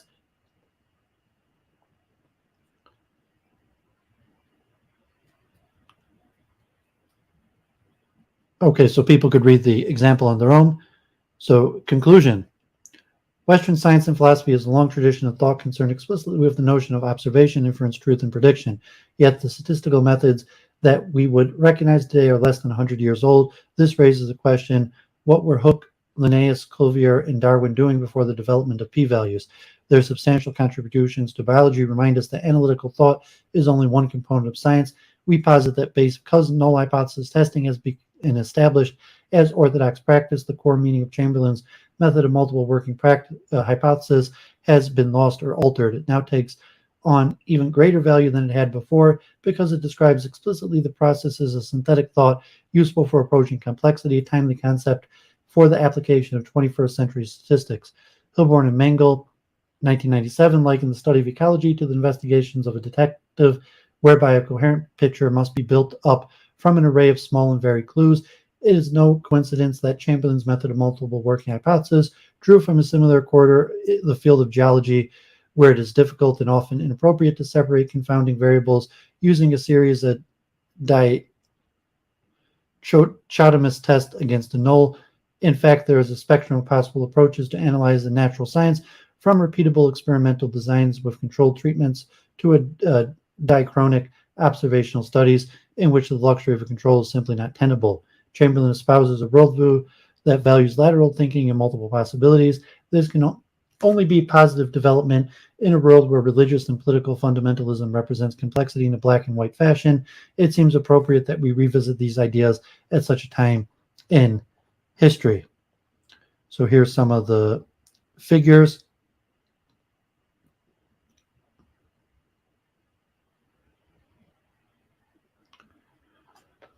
Okay, so encourage people to take a look at that. That's pretty important for my research. The multiple truth hypothesis, I say its biggest precursor is Chamberlin's 1890 method of multiple working hypothesis. And as you see, that science has largely went the method of null hypothesis testing or eliminating down to one theory and eliminating all the others. And Chamberlain saying that's inherently incorrect. And recent advances in computer science shows that the computer doesn't operate the way that humans do, in the sense the computer doesn't necessarily eliminate all other possibilities. They might do like a form of what's called alpha beta pruning and analysis trees, another topic I've covered and will be important to conceptualizing the multiple truth hypothesis. The analysis trees, candidate moves, alpha beta pruning. But this concept that you could just eliminate all the models that don't work for one that works the best, and call true the one that works the best, seems to be inefficient. And so really false models don't go anywhere. False models, if they have a truth value of 1, from like a 0 to 1, so if the predictive power is 0 and it's false, it doesn't work. However, if it has predictive power, and then to say, well, does the true model have predictive power of 1? No, it never does. So it's important to revisit this Chamberlin method of multiple working hypothesis, and that's the closest precursor to Duvid's multiple truth hypothesis. So alpha beta pruning is the method that most machine learning uses, in the sense that they will have a whole series of possibilities and they don't eliminate the branch. They just determine which one they should search more off of, usually based on like a 0 to 1 approximation of that leading to the answer. So if it has a lower answer, they will direct their effort to branches, and that's called pruning, so it doesn't waste a bunch of time doing analysis on variants that are unlikely to yield productiveness. And then they'll be continually ranking an iterative process. So that's a topic I will get back to more, this alpha beta pruning. But you could see that the power of the computer and these statistical methods may change the methods science done, and in favor of something like the multiple truth hypothesis, and saying the forerunners of the multiple truth hypothesis mentioned is Chamberlin's method of multiple working hypothesis. So what I want to do now is, here's just a little like definitions, statistical definitions, because the rest of this is basically going to be like a course in statistics. So this multiple hypothesis testing is basically just statistical methods, and it's pretty mathematical. So I'm not going to be going too deeply into the mathematics, but even the level, even just talking about it is, based on mathematical logic and statistics. So let me just read a few pages of definitions. Then I'm going to look at a few examples in contemporary usage of this multiple hypothesis testing. And then we'll look at a historical overview of the statistical methods of multiple hypothesis testing. And then we'll bring it back to a little overview about truth in general and how does this relate to an understanding of truth in general. So multiple hypothesis testing and false discovery rates, and this is just from a basic statistics class. Type 1 and type 2 errors. Type 1 error, also known as a false positive, the error of rejecting a null hypothesis when it's actually true. In other words, this is the error of accepting an alternative hypothesis when the results can be attributed to chance. Plainly speaking, it occurs when we are observing a difference when in truth there is none, or specifically no statistically significant difference. Type 2 error, also known as false negative, the error of not rejecting a null hypothesis when the alternative hypothesis is the true state of nature. In other words, this is the error of failing to accept an alternative hypothesis when you don't have adequate power. Plainly speaking, it occurs when we are failing to observe a difference when in truth there is one. So the probability of making a type 2 error within a test, so this would be the statistical logical definition. So understanding type 1 and type 2 errors. Hypothesis testing is the art of testing its variation between two sample distributions can just be explained through random chance or not. If we are to conclude that two distributions vary in a meaningful way, we must take enough precaution to see that the difference are not just thought random chance, as the heart of type 1 error is that we don't want to make an unwarranted hypothesis, and we exercise a lot of care by minimizing the chance of its occurrence. Traditionally, we tried to set type 1 error as 0.05 or 0.01, as in there is only a 5 or 1 in 100 chance that this variation that we are seeing is due to chance. This is called the level of significance. Again, there is no guarantee that 5 in 100 is rare enough, so significance levels need to be chosen carefully. For example, a factory where a 6 sigma quality control system has been implemented requires that errors never add up to more than the probability of being 6 standard deviations away from the mean, an incredibly rare event. Type 1 error is generally reported as the p-value. Statistics derive its power from random sampling. The argument is that random sampling will average out the differences between two populations, and the difference between the populations seen post-treatment could be easily traceable as the result of the treatment only. Obviously, life isn't as simple. There is little chance that one will pick random samples that result in significantly same populations. Even if they're the same population, we can't be sure whether the results that we are seeing are just one time or rare events or actually significant regularly occurring events. Multiple hypothesis testing. In statistics, multiple testing refers to the potential increase in type 1 error that occurs when statistical tests are used repeatedly, for example, while doing multiple comparisons to test null hypothesis, stating that the averages of several disjoint populations are equal to each other, homogeneous. Intuitively, even if a particular outcome of an experiment is very unlikely to happen, the fact that an experiment is repeated multiple times will increase the probability that the outcome appears at least once. As an example, if a coin is tossed 10 times and lands 10 times on tail, it will usually be considered evident that the coin is biased, because the probability of observing such a series is very low on a fair coin. However, if the same series of 10 tails in a row appears as part of 10,000 tosses with the same coin, it is more likely to be seen as a random fluctuation in a long series of tosses. If the significance level of a given experiment is alpha, then the experiment-wise significance level will increase exponentially. Significance decreases as the number of tests increases. More precisely, assuming all tests are independent, if n tests are performed, the experiment-wise significance level will be given by this formula. Thus, in order to retain the same overall rate of false positives in a series of multiple tests, the standards for each test must be more stringent. Intuitively reducing the size of the allowable error alpha for each comparison by the number of comparisons will result in overall alpha that does not exceed the desired limit, and this can be mathematically proven true. Note the technique of the Bonferroni correction that we'll see later. However, it can also be demonstrated that this technique may be conservative depending on the correlation structure among tests, i.e. that will actually result in a true alpha of significantly less than 0.05, therefore raising the rate of false negatives, failing to identify an unnecessary high percentage of actual significance differences in the data. For this reason, there's been a great deal of attention paid to developing better techniques for multiple testing, such as the overall rate of false positives can be maintained without inflating the rate of false negatives unnecessarily, the false discovery rate. For large-scale multiple testing, one can instead control the false discovery rate, defined to be the expected proportion of false positives among all significant tests.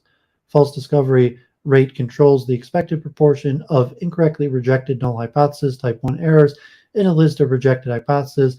It is a less conservative comparison procedure with a greater power than family-wise error rate control at cost of increasing the likelihood of obtaining type 1 errors. So mathematically, the Q value is defined as the false discovery rate among the p-value. The q-value of an individual hypothesis test is the minimum false discovery rate at which a test may be called significant. To estimate the q-value and false discovery rate, we need the following notations: the number of tests, the number of null hypotheses, true null hypothesis, the number of false null hypotheses, the number of true negatives, the number of false positives, the number of false negatives, the number of true positives, the total number of tests rejected, the null hypothesis being tested. And so there you have the mathematical forms, the false discovery rate and the positive discovery rate, and also the maximum likelihood estimation given a family of probability distributions. Parameterized by theta, which could be vector value associated with either a known probability density function or known probability mass function. You have the method of maximum likelihood estimates. So this was just a little overview of terms for statistical methods. So kind of boring, I'm hemorrhaging viewers, but this is really important for the due diligence for the multiple truth hypothesis to cover these statistical methods. So if it's not that exciting to other people, I understand, but it's technical and it's important. So now I want to look at a series of papers that Dave mentioning Kahneman, not a big fan of p-test so now I want to look at a series of examples where these multiple hypothesis testing is used. And so we will see here genetics, neuropsychology, and then various computer machine learning algorithms for various fields. So I'm just going to read very little from these in order to show a little bit of how multiple hypothesis testing is used in practice. Combining multiple hypothesis testing with machine learning increases the statistical power of genome-wide associated studies. And these papers will compare various statistical methods and their benefit. The standard approach to the analysis of genome-wide associated studies is based on testing each position in the genome individually for statistical significance of association with the phenotype under investigation. To improve the analysis of GWAS, the genome-wide association studies, we propose a combination of machine learning and statistical testing that takes correlation structures together with the set of SNPs under investigation in a mathematically well-controlled manner into account. The two novel step algorithm COMBI first trains and supports vector machine to determine the subset of candidate SNPs and then performs hypothesis tests for these SNPs together with adequate threshold correction, applying COMBI to a data from a WTCC study of 2007 and measuring performance as replication by independent GWAS published within the 2008 to 15 period. We show that our method outperforms ordinary raw p-value thresholding as well as other state-of-the-art methods.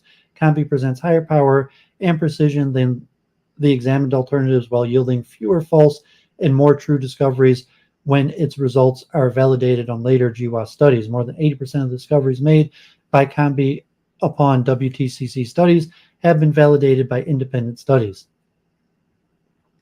Introduction. The goal of genome-wide association studies is to examine the relationship between genetic markers such as single nucleotide polymorphisms and individual traits, which are usually complex diseases or behavioral characteristics. Generally, a large number of statistical tests are performed in parallel, each SNP single nucleotide polymorphisms being individually tested for association. The standard approach consists of computing individual SNP-specific p-values corresponding to statistical association tests and comparing these p-values against some significance threshold, meaning that precisely those SNPs with p-values smaller than t are declared to be associated with the trait. We refer to this method as raw p-value thresholding, RPVT, and review some standard methods for choosing t for the purposes of controlling multiple type 1 error rates, in particular the family-wise error rate and the expected number of false rejections in the methods section. According to the GWAS catalog, there are more than 1,400 GWAS published so far that have led to an identification of more than 1,100 SNPs associated with about 800 human diseases and the anthropometric traits with p-values using t of 1 times 10 to the negative fifth. However, variants reported by GWAS tend to explain only a small fraction of the individual traits, and most of the heritability accounting for complex diseases remains unexplained, a phenomenon usually referred to the mystery of missing heritability. There are several possible explanations for that phenomenon. One frequently discussed possibility is the epistemic interaction between the loci are ignored, both in current heritability estimates and usually testing procedures. In addition to these issues, another shortcoming in current approaches, based on testing each SNP independently, is that they disregard any correlation structure among the set of SNPs under investigation that are introduced by both population genetics and biological relations. So this paper goes on. I'm not going to look at it in length. I encourage people to read it. But if you're looking at a whole bunch of, so to say, genes, nucleotide sequences that cause heritable diseases, and you'll hear them mention they have 11,000 located.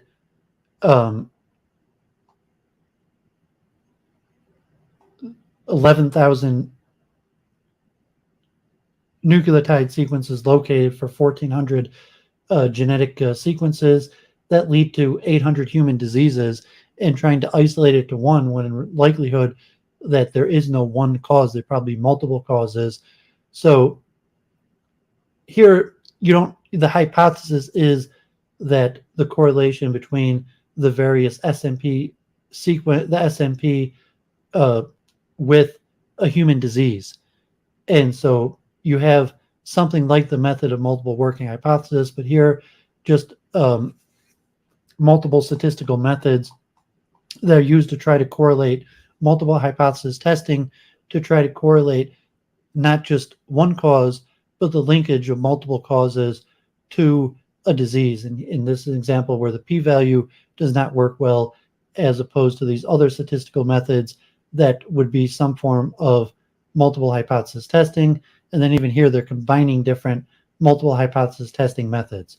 So this is just one example in genomics where this multiple hypothesis testing is groundbreaking. This 2016 and is really the norm for genetic testing, and is mostly computerized, because if you were a human doing it, the statistical methods might be too difficult to calculate. But the computers, naturally, the algorithms perform these multiple hypothesis testing, and in genomics, multiple hypothesis testing has become the norm. Okay, so let's look even more briefly at This article from 2009, Comparison of Methods of Multiple Hypothesis Testing in Neuropsychological Research. Hypothesis testing with multiple outcomes requires adjustments to control type 1 error inflation, which reduces power to detect significant differences. Maintaining the pre-chosen type 1 error level is challenging when outcomes are correlated. This problem concerns many research areas, including neuropsychological research, in which multiple interrelated assessment measures are common. Standard p-value adjustment methods include the Bonferroni-Seebeck and resampling class methods. In this report, the author aims to develop a multiple hypothesis testing strategy to maximize power when controlling type 1 error. The authors conducted a sensitivity analysis using a neuropsychological data set to offer a relative comparison of the methods and a simulation study to compare the robustness of the methods with respect to the varying patterns and magnitudes of the correlation between outcomes. The results leads them to recommend the Hochberg and Hammel's method, step-up modifications of the Bonferroni method for mildly correlated outcomes, and the step-down min-p method, a resampling-based method for highly correlated outcomes. The authors notes caveats regarding the implementation of these methods using available software. Read a tiny bit here. Neuropsychological data sets typically consist of multiple partially overlapping measures, henceforth called outcomes. A given neuropsychological domain, for example, executive function, is composed of multiple interrelated subfunctions, and frequently all subfunction outcomes of interest are based on two hypothesis testing at a given alpha critical threshold. The risk of incorrectly rejecting a null hypothesis of type 1 error increases as more hypotheses are tested.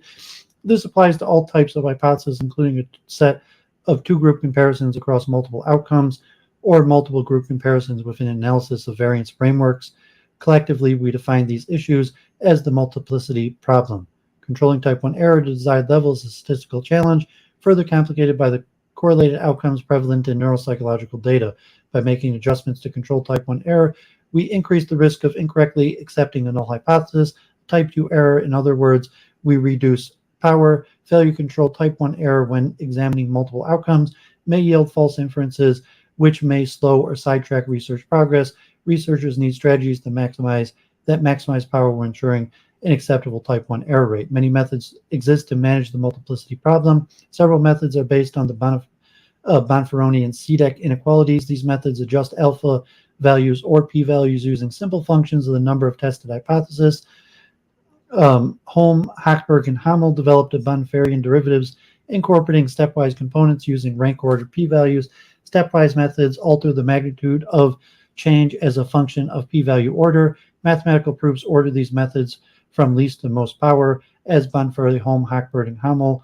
The Tukey, Chimenera, Heath, TCH, the Dubé, Armitage, Parmer, the DAP, and the R-squared adjustment RSA methods are single-step Seebeck derivatives. Another class of methods use resampling methodology. The bootstrap, single-step min-p, and step-down min-p methods adjust p-values using the non-parametrically estimated null distribution of the minimum p-values. The Bonferroni class methods and the Seebeck methods are theoretically valid with independent uncorrelated outcome only.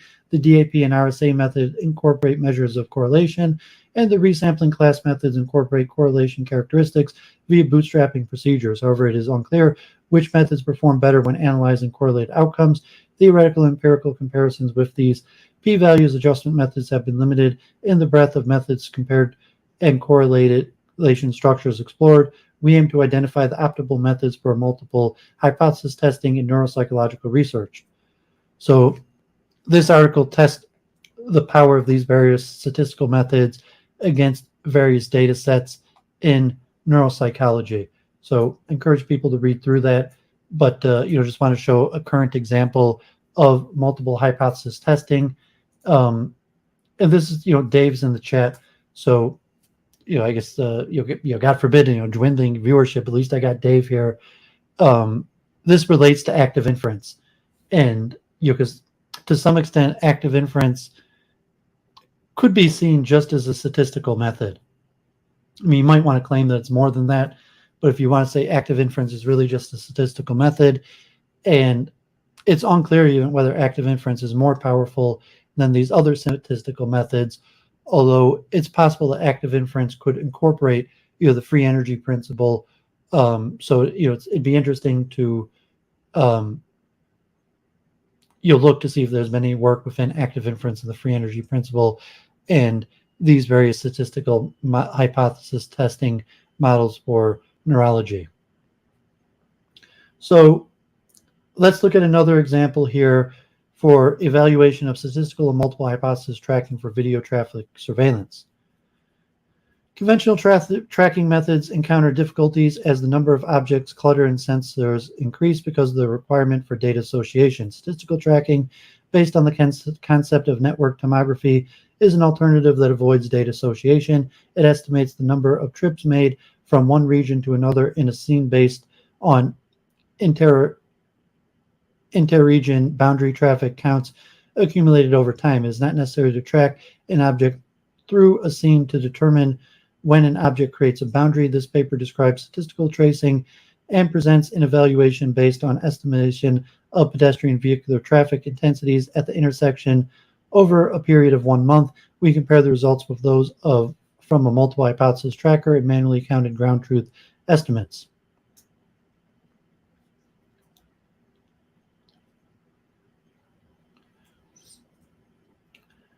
Tracking normally refers to the estimation of an object state trajectory, the value of an object state, and its changes over time. In a sense, tracking refers to a process that follows an object as it moves around.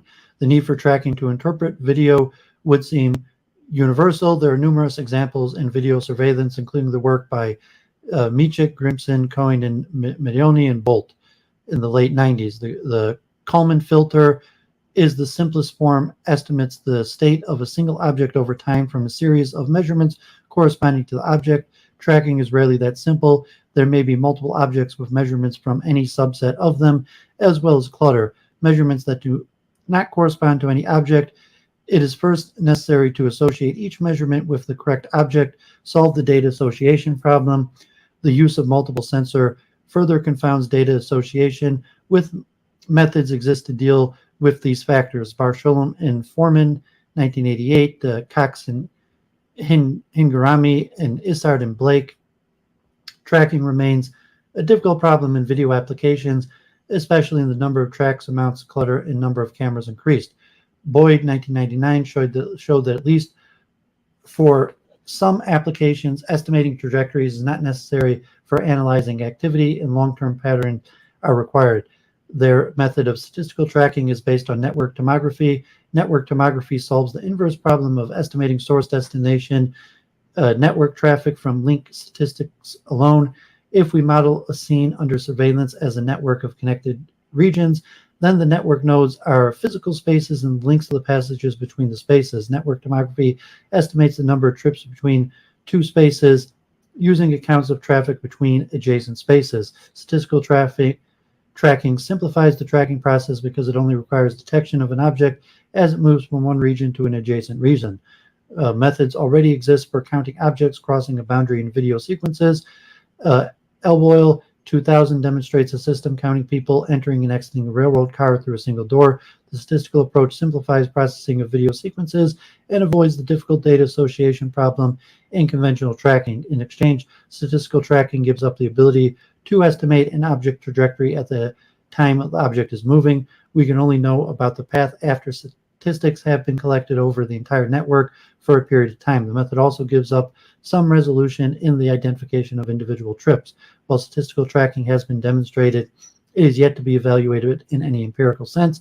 The theoretical underpinnings of network tomography are sound, and the numerical methods used to solve tomography problems always provide a set of non-negative source destination traffic estimates. This paper presents an evaluation of statistical tracking when applied to estimation of pedestrian and vehicle traffic intensities in an intersection of a university campus over a period of 1 month.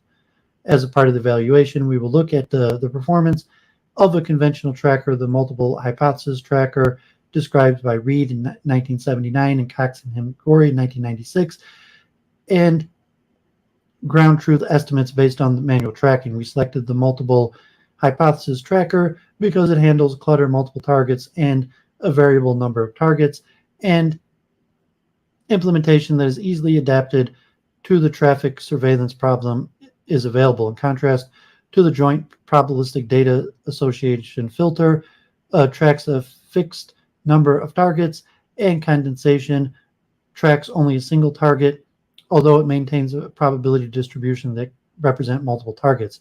The evaluation does not show the statistical tracking is superior to conventional methods. Indeed, it shows a difference between the approaches and the applications for which each is best suited. The evaluation also indicates what performance can be expected in given certain conditions and the nature of errors inherent in statistical tracking. So this one's older. It's actually 2002, and the reason I read it is because the multiple hypothesis tracker, so that's MHT. The multiple truth hypothesis is MTH. So here, instead of truth, they have tracker. So this is very close to the multiple truth hypothesis, but and it's similar. It's a statistical method for tracking multiple objects. And as I showed at the very beginning, Alpha DeepMind has just came up with a robotic arm machine learning model that works better than any of these previous methods. So these very statistical methods that had been used, and here I'm not even talking about robotic arms, but they're similar to things for robotic arms, have been surpassed by machine learning algorithms. So I thought this was interesting here, the multiple hypothesis tracker, MHT, as opposed to the multiple truth hypothesis. And so here's one more article on the multiple hypothesis tracker. Dave, like the GWAS, there's a lot of interplay between that, active inference, and Stephen Grossberg. I'm sure they're familiar with it, although I'm not exactly familiar, or the difference, or a deep analysis. So, it requires more research. And, if you're in the active inference chat to someone knowledgeable, maybe you could ask them. So here, multiple hypothesis tracking revisited. And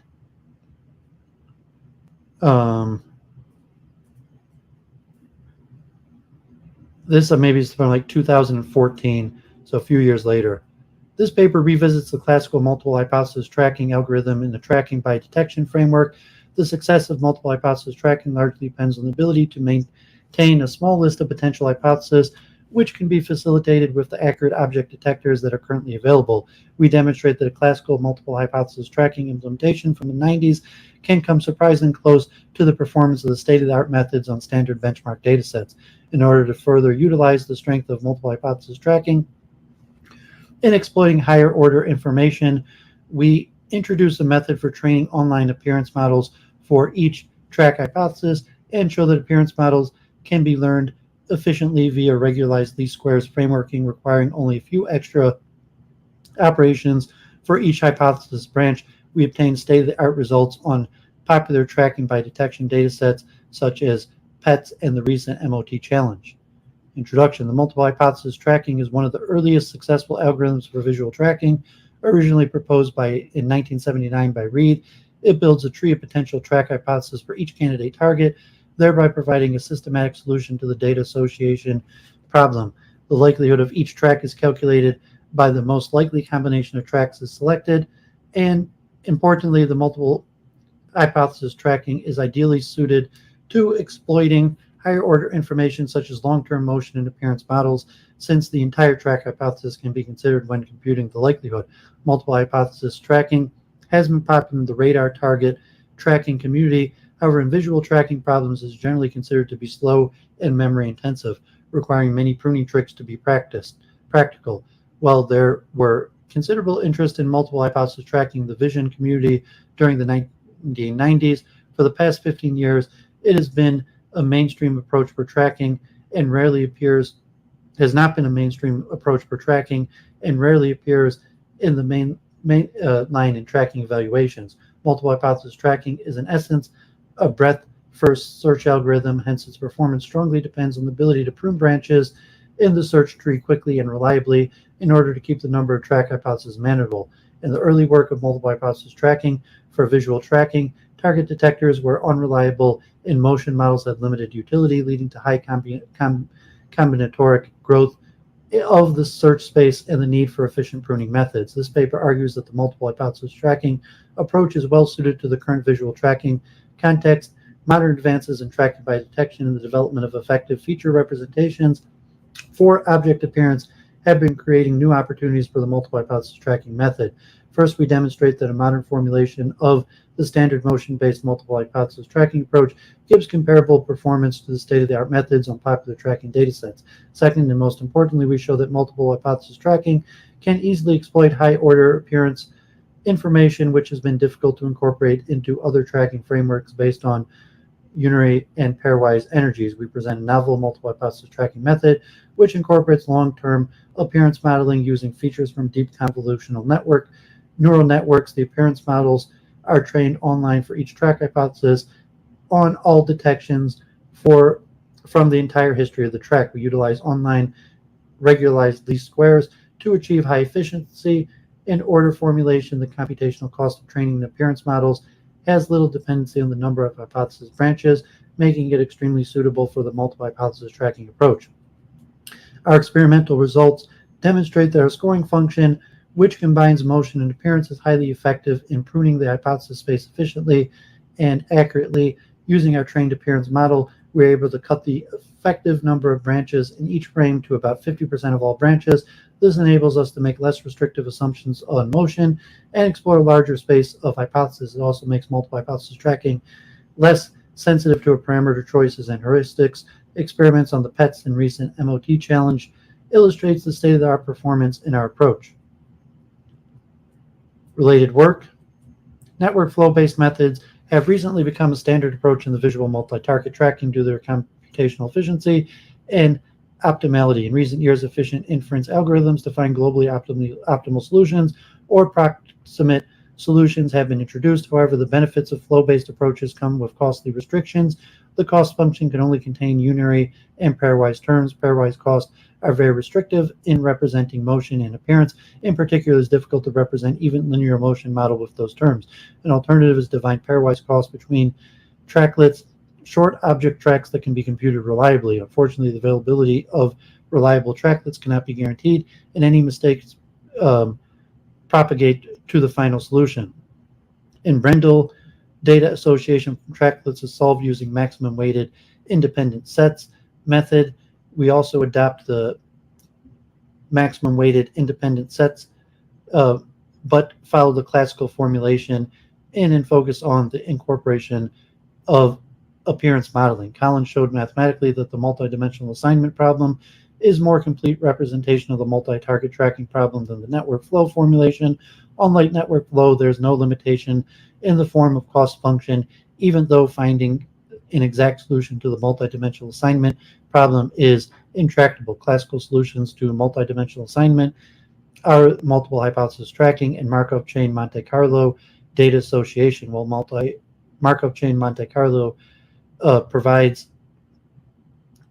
asymptotic guarantees, multiple hypothesis tracking has the potential to explore the solution space more thoroughly, but has traditionally been hindered by the exponential growth in the number of hypotheses and had to resort to aggressive pruning strategies, such as propagating only the M-best hypothesis. We will show that this limitation can be addressed through discriminative appearance modeling. Andrienko proposed a discrete continuous optimization method to jointly solve trajectory estimations and data association. Trajectory estimation is solved by spline fitting, and data association solved via the MRF inference. These two steps are alternated until convergence. Siegel proposed a related approach based on message passing algorithm. The methods are similar to the multiple hypothesis tracking in the sense that they are directly optimize a global energy with no guarantee on solution quality. But in practice, multiple hypothesis tracking is more effective in identifying high-quality solutions.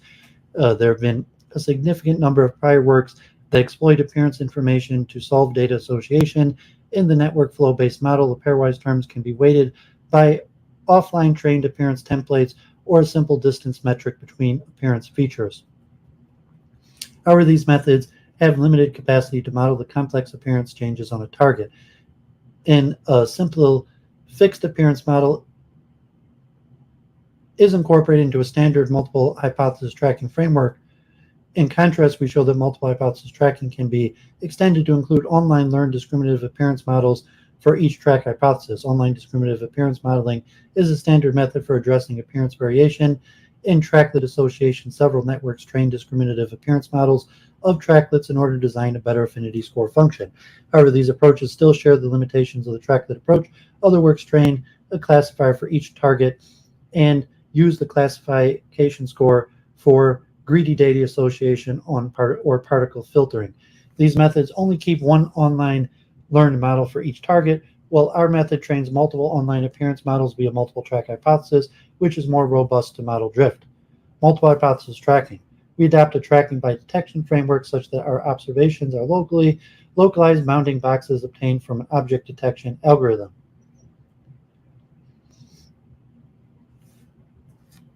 The key strategy to multiple hypothesis tracking is delay data association decisions by keeping multiple hypotheses active until data association ambiguities are resolved.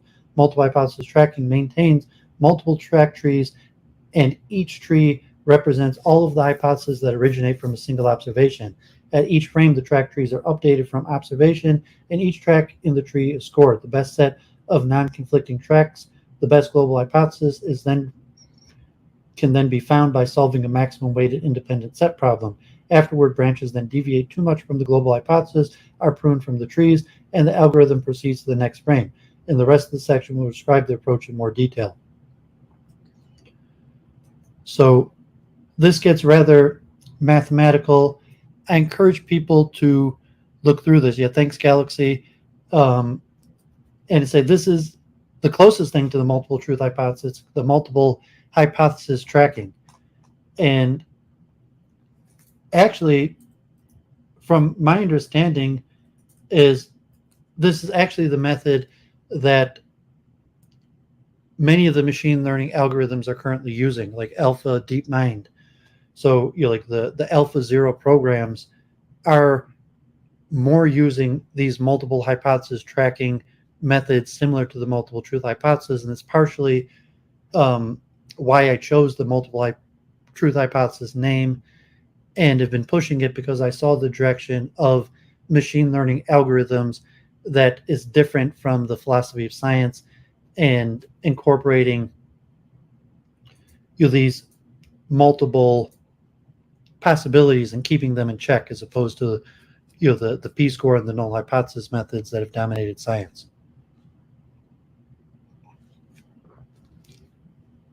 So here I'm going to have one more. This one's more in a question of categorization.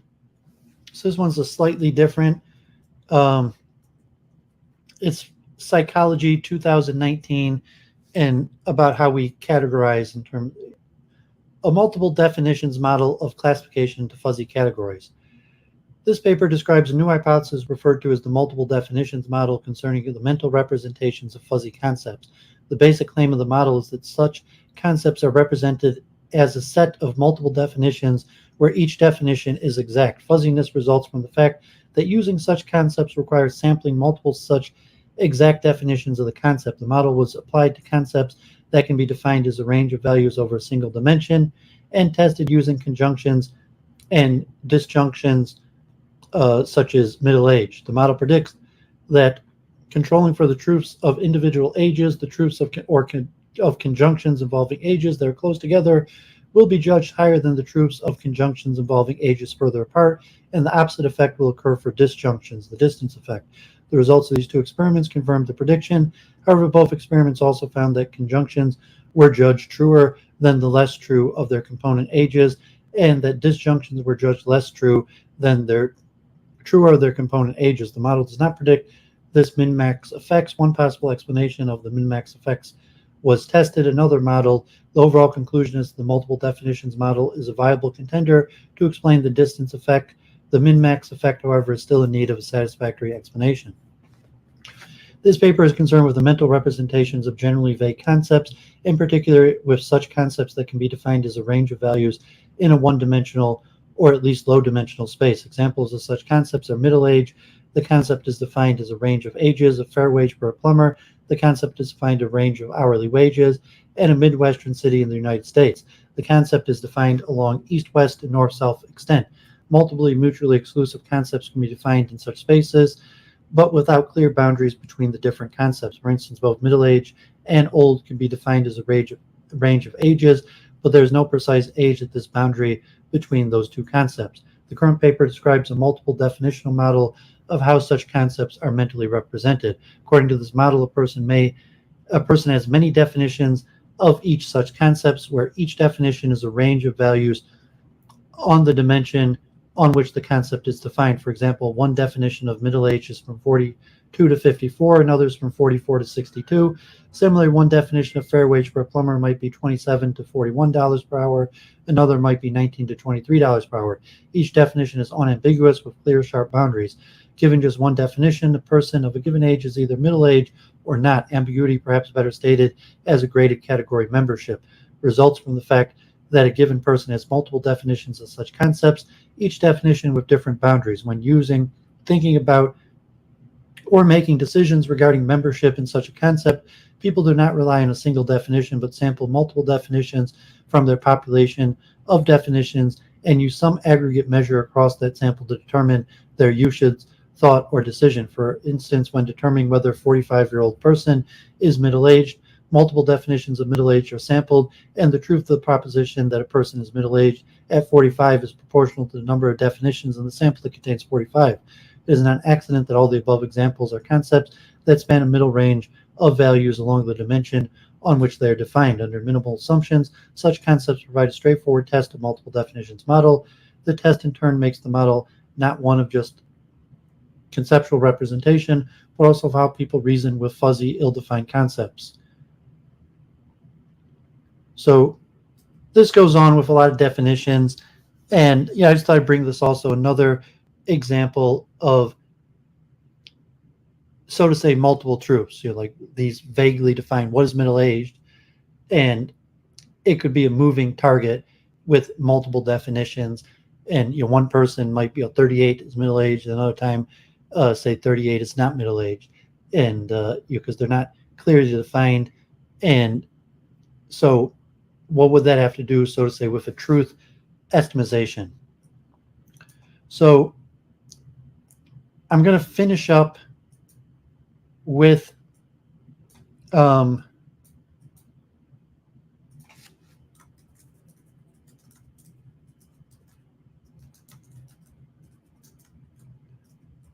the multiple hypothesis testing, and then I'm going to move on to some stuff about truth in general, more philosophy. So this is the last one, and this is a little longer, and this is more historical definition from the statistics, multiple hypothesis testing. And so there's a lot of information here. It's very important to me for the development of my multiple truth hypothesis. So anyone listening, appreciate that, and hope you're useful to them to have a clear definition and understanding of some of these concepts. And then afterwards, I have a few more philosophical papers on general truth as it relates to science, or the larger definition of truth, because we notice in these papers, we haven't used the term truth. Multiple hypothesis testing. Multiple testing refers to the testing of more than one hypothesis at the same time. It is a subfield of the broader field of multiple inference, or simultaneous inference, which includes multiple estimation as well as testing. This review concentrates on testing and deals with the special problem arising from the multiple aspect. The term multiple comparisons has come to be used simultaneously, synonymously with simultaneous inference, even when the inferences do not deal with comparisons. It is used in this broader sense throughout this review. In general, in testing any single hypothesis, conclusions based on statistical evidence are uncertain. We typically specify an acceptable maximum probability of rejecting the null hypothesis when it is true, thus committing a type 1 error, and base the conclusion on the value of a statistical meeting this specific specification, preferably one with high power. When many hypotheses are tested, and each test is a specified type 1 error probability, the probability that the least some type 1 errors are committed increases, often sharply, with the number of hypotheses. This may have serious consequences if the set of conclusions must be evaluated as a whole. Numerous methods have been proposed for dealing with this problem, but no one solution will be acceptable for all situations. 3 examples are given below to illustrate different types of multiple testing problems. Subpopulations, historical example. Cournot, 1843, described vividly the multiple testing problem resulting from the exploration of effects within different subpopulations of an overall population. In his words, as translated from the French, it is clear that nothing limits the number of features according to which one can distribute natural events or social facts into several groups of distinct categories. As an example, he mentions investigating the chance of male birth.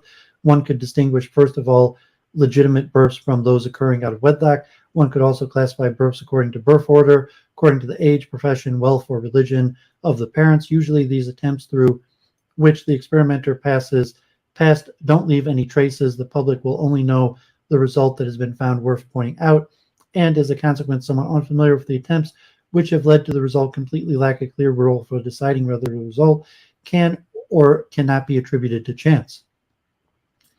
Large surveys and observational studies. In large social science surveys, thousands of variables are investigated and participants are grouped in myriad ways. The results of these surveys are often widely publicized and have potentially large effects on legislation, monetary disbursements, public behaviors, etc. Thus, it is important to analyze results in a way that minimizes misleading conclusions.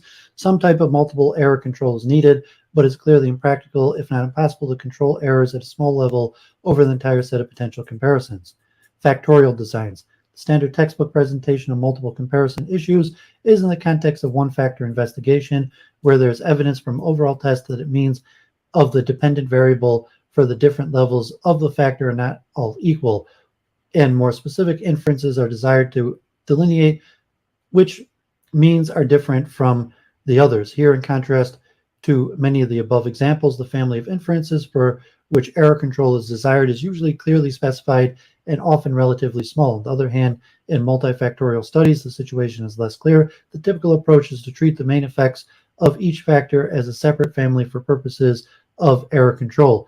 Although both Tukey in 1953 and Hartley 1955 give examples of the 2 by 2 by 2 factorial designs in which they treated all 7 main effects and interaction tests as one family, the probability of finding some significances may be very large if each of the many main effects and interaction tests is carried out at a conventional level in a multi-factor design. Furthermore, it is important in many studies to assess the effects of a particular factor separately at each level of other factors, thus bringing in another layer of multiplicity.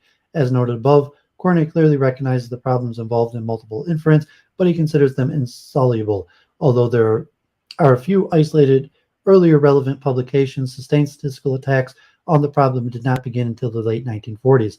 Mosteller, 1948, and Nair dealt with extreme value problems. Tukey, 49, presented a more comprehensive approach. Duncan, 51, treated multiple range tests. Related work on the ranking and selection was published by Paulson, 49, and Beckhofer, 52. Scheffe, 53, introduced the well-known procedures, and work by Roy and Bose, 53, developed another simultaneous confidence interval approach. Also in 1953, a book-length unpublished manuscript by Tukey presented a general framework covering a number of aspects of multiple inference. This manuscript remained unpublished until recently, when it was reprinted in full in 1994. Later, Leham, 57, developed a decision theoretic approach, and Duncan, 61, developed a Bayesian decision theoretic approach shortly afterwards. For additional historical material, see Tukey, 53, Harder, 80, Miller, 81, Hochberg and Tamhaney, 87, Schaefer, 88. The first published book on multiple inference was Miller, 1966, which was reissued in 1981 with the addition of a review article. Excerpt in the ranking and selection area, there were no other book-length treatments until 1986, when a series of book-length publications began to appear. One, Multiple Comparisons, 1986, Multiple Comparison Procedures, 87, Multiple Hypothesis Prüfung Testing, Multiple Hypothesis Testing, 1988, Multiple Comparisons for Research, 91, Multiple Comparison Procedures, 93, Multiple Comparison Selections and Applications in Biometry, also 93, Resampling-Based Multiple Testing. The collected works of John Tukey, Volume 7, Multiple Comparisons, 1948 to 83, and Multiple Comparisons, Theory and Methods, 1996. This review emphasizes conceptual issues and the general approaches. In particular, two types of methods are discussed in detail: methods based on ordered p-values and comparisons among normally distributed means. The literature cited offers many examples of applications of techniques discussed here.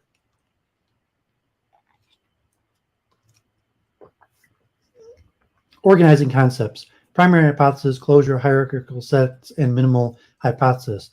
Assume some set of null hypotheses of primary interest to be tested. Sometimes the number of hypotheses in the set is infinite. Hypothesized values of all linear contrast along a set of population means, although in most practical applications it is finite. The values of all pairwise contrast among a set of population means. It is assumed that there is a set of observations with joint distribution depending on some parameters, and the hypothesis specify limits on the values of those parameters. The following examples use a primary set based on differences among the means of populations, although the concepts apply in general. So I'm going to skip some of the technical parts here, but encourage people to load it up and read along.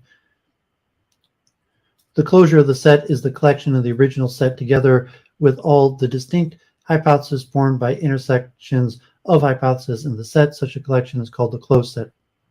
The hypotheses included in an intersection are called components of the intersection hypothesis. Technically, a hypothesis is a component of itself, and other component is called the proper component. Note that the truth of a hypothesis implies the truth of all its proper components. Any set of hypotheses in which some are proper components of others will be called a hierarchical set. That term is sometimes used in a more limited way, but this definition is adopted here. A closed set with more than one hypothesis is therefore a hierarchical set. In a closed set, the top of the hierarchy is the intersection of all hypotheses. The set of hypotheses that have no proper components represent the lowest level of the hierarchy. These are called the minimal hypothesis. Equivalently, the minimal hypothesis is one that does not imply the truth of any other hypothesis in the set. Families. The first and perhaps most crucial decision is what set of hypothesis to treat as a family, that is, as the set for which significant statements will be considered and errors controlled jointly. In some of the earlier multiple comparisons literature, the term experiment rather than family was used in referring to error control. Implicitly, attention was directed to relatively small and limited experiments. As a dramatical contrast, consider the example of large surveys of observational studies described above. Here, because of the inverse relationship between the control type 1 errors and powers, it is unreasonable, if not impossible, to consider methods controlling the error rate at a conventional level, or indeed any level, over the potential inference from such surveys. An immediate case is a multifactorial study, in which frequently seems unwise from the point of view of power to control error over all inferences. The term family was introduced by Tukey, Miller, Diaconis, Hochberg, and Tame, and others discussed the issue involved in deciding on a family. Westphal and Young, 1993, gave explicit advice on the methods for approaching complex experimental studies. Because a study can be used for different purposes, the results may have to be considered under several different family configurations. The issue came up in reporting state and other geographical comparisons of the National Assessment of Education programs. In a recent national report, each of the 780 pairwise differences among the 40 jurisdictions involved was tested for significance at the significance level in order to control type 1 errors for the family. However, from the point of view of a single jurisdiction, the family of interest is the 39 comparisons of itself with each other, so that it'd be reasonable to test the differences at each level, in which case some differences would be declared significant that were not designated in the national report. Type 1 error control. In testing a single hypothesis, the probability of a type 1 error of rejecting the null hypothesis when it's true is usually controlled at some designated level alpha. The choice of alpha should be governed by considerations of the cost of rejecting a true hypothesis compared to those of accepting a false hypothesis. Because the difficulty in quantifying these costs and the subjectivity involved, alpha is usually set at some conventional level, often 0.05. A variety of generalizations to the multiple testing situation are possible. Some multiple comparisons method control the type 1 error rate only when all null hypotheses in the family are true. Others control the error rate for any combination of true and false hypotheses. Hochberg and Tom Honey in 87 refer to these as weak control versus strong control, respectively. Examples of method with only weak control are the Fisher-protected least significant difference procedure and the Newman-Cool's procedure, and some non-parameterized procedures. The multiple comparison literature has been confusing because the distinction between the weak and strong control is often ignored. In fact, weak error rate control without other safeguards is unsatisfactory. This review concentrates on procedures with strong control of the error rate. Several different error rates have been considered in the multiple testing literature. The major ones are the error rate per hypothesis, the error rate per family, and the error rate family-wise or family-wise error rate. The error rate per hypothesis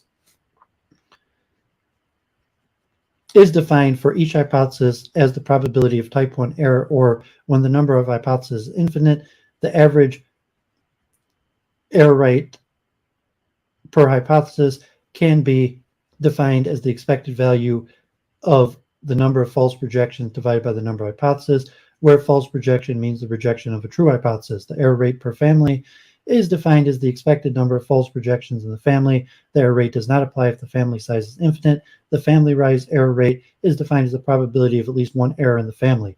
A fourth type of error rate, the false discovery rate, is described below. To make the three definitions above clear, consider what they imply in a simple example in which each of a number of hypotheses is tested individually at a level of alpha, and the decision on each is based solely on the test. Procedures of this test are called single stage. Other procedures have more complicated structure. If all the hypotheses are true, then the average error rate per hypothesis equals the average of the alpha. The error rate per family equals the sum of the alpha, and the family-wise error rate is a function not of the alpha alone, but involves the joint distribution of the test statistics. It is smaller than or equal to the error rate per false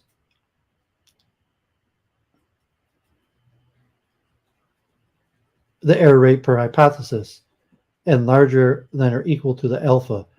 A common misconception of the meaning of the overall error rate alpha applied to a family test is that on average only a proportion of the alpha of the rejected hypotheses or true ones are falsely rejected. To see why this is not so, consider the case in which all the hypotheses are true, then 100% of rejected hypotheses are true. They're rejected in error. In those situations in which any rejections occur, the misconception, however, suggests considering the proportion of rejected hypotheses that are falsely rejected and trying to control for this proportion in some way. Letting V equal the number of false rejections, the rejection of a true hypothesis, and R equal the total number of rejections, the proportion of false rejections, Q equals V divided by R. Some interesting early work relation to this ratio is described by Seeger in 1968, who credits the initial investigation to unpublished papers of Eklund. Sorek, 1989, describes a different approach to this ratio. These papers advocated informal consideration of the ratio. The following new approach is more formal. The false discovery rate is the expected value of Q.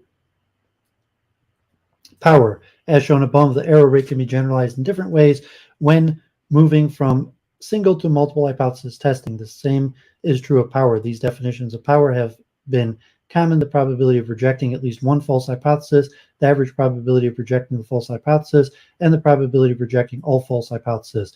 When the family consists of pairwise mean comparisons, they've been called respectively any pair power, per pair power, and all pair power. Ramsey, 78, show that the difference in power between single stage and multi-stage method is much greater for all pairs than any pair or per pair power. P-values and adjusted p-values. In testing a single hypothesis, investigators have moved away from simply accepting or rejecting a hypothesis, giving instead the p-value connected with the test, the probability of observing a test statistic as extreme or more extreme in the direction of rejection as the observed value. This can be conceptualized as the level at which the hypothesis would just be rejected, and therefore both allows individuals to apply their own criteria and gives more information than merely acceptance or rejection. Extension of this concept in its full meaning to the multiple testing context is not necessarily straightforward. A concept that allows generalization from the test of a single hypothesis to multiple contexts is the adjusted p-value. Given any test procedure, the adjusted p-value corresponding to the test of a single hypothesis can be defined as the level of the entire test procedure at which the hypothesis would just be rejected, given the values of all tests statistics involve. Application of the definition in complex multiple comparisons procedure is discussed by Wright in 1992 and Westphal and Young in 1993, who based their methodology on the use of such values. These values are interpretable on the same scale for test of individual hypotheses, making comparisons with a single hypothesis testing easier. Closed test procedure. Most of the multiple comparison methods in use are designed to control the FWE. The most powerful of these methods are in the class of closed test procedures described in Marcus 1976. To define this general class, assume a set of hypotheses of primary interest. Add hypothesis is necessary to form the closure of the set, and recall that the closed set consists of a hierarchy of hypotheses. The closed principle is as follows. Hypothesis is rejected at level alpha if and only if it and every hypothesis directly above it in the hierarchy is rejected at level alpha. For example, given 4 means with the 6 hypothesis, 4 is the minimal hypothesis. The highest hypothesis in the hierarchy is H1234, and no hypothesis below H1234 can be rejected unless it is rejected at level alpha. Assuming it is rejected, the hypothesis H12 cannot be rejected unless the 3 other hypotheses above it in the hierarchy and the intersection hypothesis are rejected at level alpha, and then H12 is rejected if its associated test statistic is significant at that level. Any test can be used at each of these levels, provided the choice of test does not depend on the observed configuration of means. The proof that closed test procedures control the FWE involves a simple logical argument. Consider every possible true situation, each of which can be represented as an intersection of the null and alternate hypothesis. Only one of these situations can be true, the true one, and under a closed testing procedure, the probability of rejecting that true one configuration is less than alpha. All true null hypotheses in the primary set are contained in the intersection corresponding to the true configuration. None of them can be rejected unless the configuration is rejected. Therefore, the probability of one or more of these true primary hypotheses being rejected is less than alpha. Methods based on ordered p-values. The methods discussed in this section are defined in terms of a finite family of hypotheses consisting of a minimal hypothesis only. It is assumed that for each hypothesis, there is a corresponding test statistic with a distribution that depends only on the truth or falsity of the hypothesis. It is further assumed the hypothesis is to be rejected for large values of t. The t are absolute values for a two-sided test. Then the unadjusted p-values of the hypothesis defined as the probability that the test statistic is larger than or equal to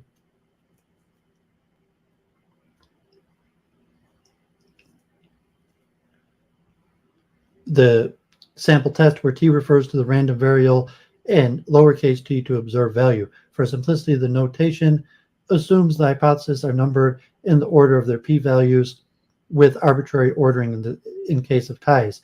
With the exception of the subsection on methods controlling the FDR, all methods in the section are intended to provide strong control of the FWE. Methods based on the first order Bonferroni inequality. The first order Bonferroni inequality states that given any set of events A, the probability of their union is smaller than or equal to the sum of their probabilities, letting A stand for the rejection of hypothesis. This inequality is the basis of the Bonferroni methods discussed in the section.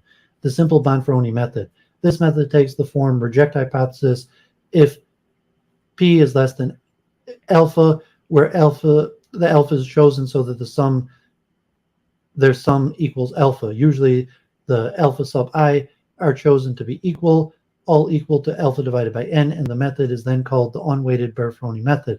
The procedure controls the PFE to be less than alpha and to be exactly alpha if all hypotheses are true. The FWE is usually less than alpha. The simple Bonferroni method is an example of a single-stage testing procedure. In single-stage procedure, controlling for the FWE has the consequence that the larger the number of hypotheses in the family, the smaller the average power for testing the individual hypothesis. Multi-stage testing procedures can partially overcome this disadvantage. Some multi-stage non-modifications of the Bonferroni method are discussed below. Holmes sequentially rejective Bonferroni method. The unweighted method is described here. For the weighted method, see Holmes, 1979. This method is applied in stages as follows. The first stage, the hypothesis rejected if P1 is less than alpha divided by n. If hypothesis 1 is accepted. All hypotheses are accepted without further test. Otherwise, hypothesis 2 is rejected if P2 is smaller than alpha divided by n minus 1, continuing this fashion at any stage. The hypothesis is rejected if and only if all the hypotheses have been rejected. To prove this method, controls for the FWE. So this gets quite complicated, so I'm going to have to skip some of it, but I encourage people to read through it. And this is kind of an in-depth history of statistical methods and your various rules and identities that are used in statistics today in comprehensive history. Models based on Symes inequality. Symes, 1986, proved that if a set of hypotheses are all true and the associated test statistics are independent, then the probability 1 minus alpha for p greater than I times alpha divided by n for I in a series where the p sub I are the ordered p-values and alpha is the number between 0 and 1. Furthermore, although Symes noted the probability of this joint event could be smaller than 1 minus alpha for dependent test statistics, this appeared to be only true in rather pathological cases. Symes and others have provided simulation results suggesting the probability of the joint event is larger than 1 minus alpha for many types of dependence found in typical testing situations, including the usual two-sided t-test statistics for all pairwise comparisons among normally distributed treatment means. Symes suggested this result could be used in multiple testing, but did not provide a formal procedure, as Hochberg, 88, and Hamel pointed out, on the assumption that inequality applies in testing situation. More powerful procedures than the sequentially rejected Bonaferi can be obtained in invoking the Symes results in combination with the closure principle. Because carrying out the full Symes-based closure procedure, testing all possible hypotheses, would be tedious with large closed sets, Hochberg and Hamel each give simplified conservative methods of utilizing the Symes results. Hochberg's multiple test procedure. Hochberg's 1988 procedure can be described as a stepped-up modification of Holmes' procedure. Hamel's multiple test procedure in 88 procedure is more powerful than Hochberg's and is more difficult to understand and apply.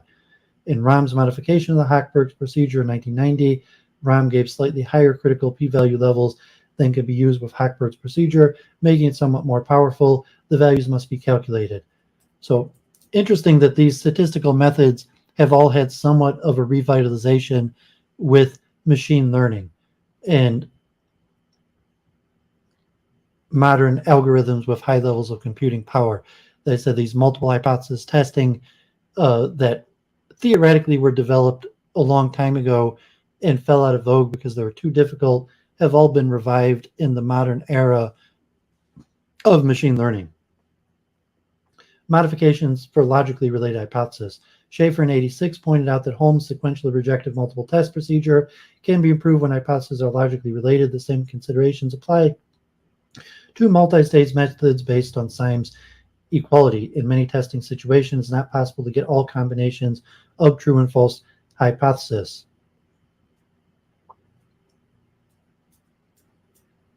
Schaefer gives recursive methods for finding the values for several types of testing solution. These methods discussed above can be modified to increase power when the hypotheses are logically related. All methods in this section are intended to control the FWE at levels less than alpha. Modified methods is clear from the proof that it maintains FWE control. The Holmes procedure can be modified. Thus, when the hypotheses of primary interest are logically related, as in the example above, the modified sequentially rejected Bonaferi method is more powerful than the unmodified method. Hochberg and Rahn in 94 and Hamel in 88 describe modifications of this Symes-based procedure for logically related hypothesis.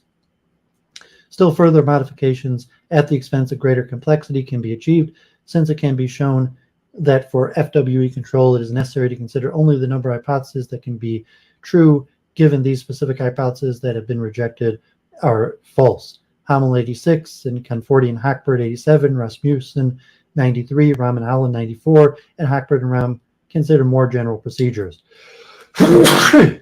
Comparison of the procedures. Among the unmodified procedures, Hamel and Rahm's are the more powerful than Hochberg's, which is more powerful than Holmes. The latter two, however, are the easiest to apply.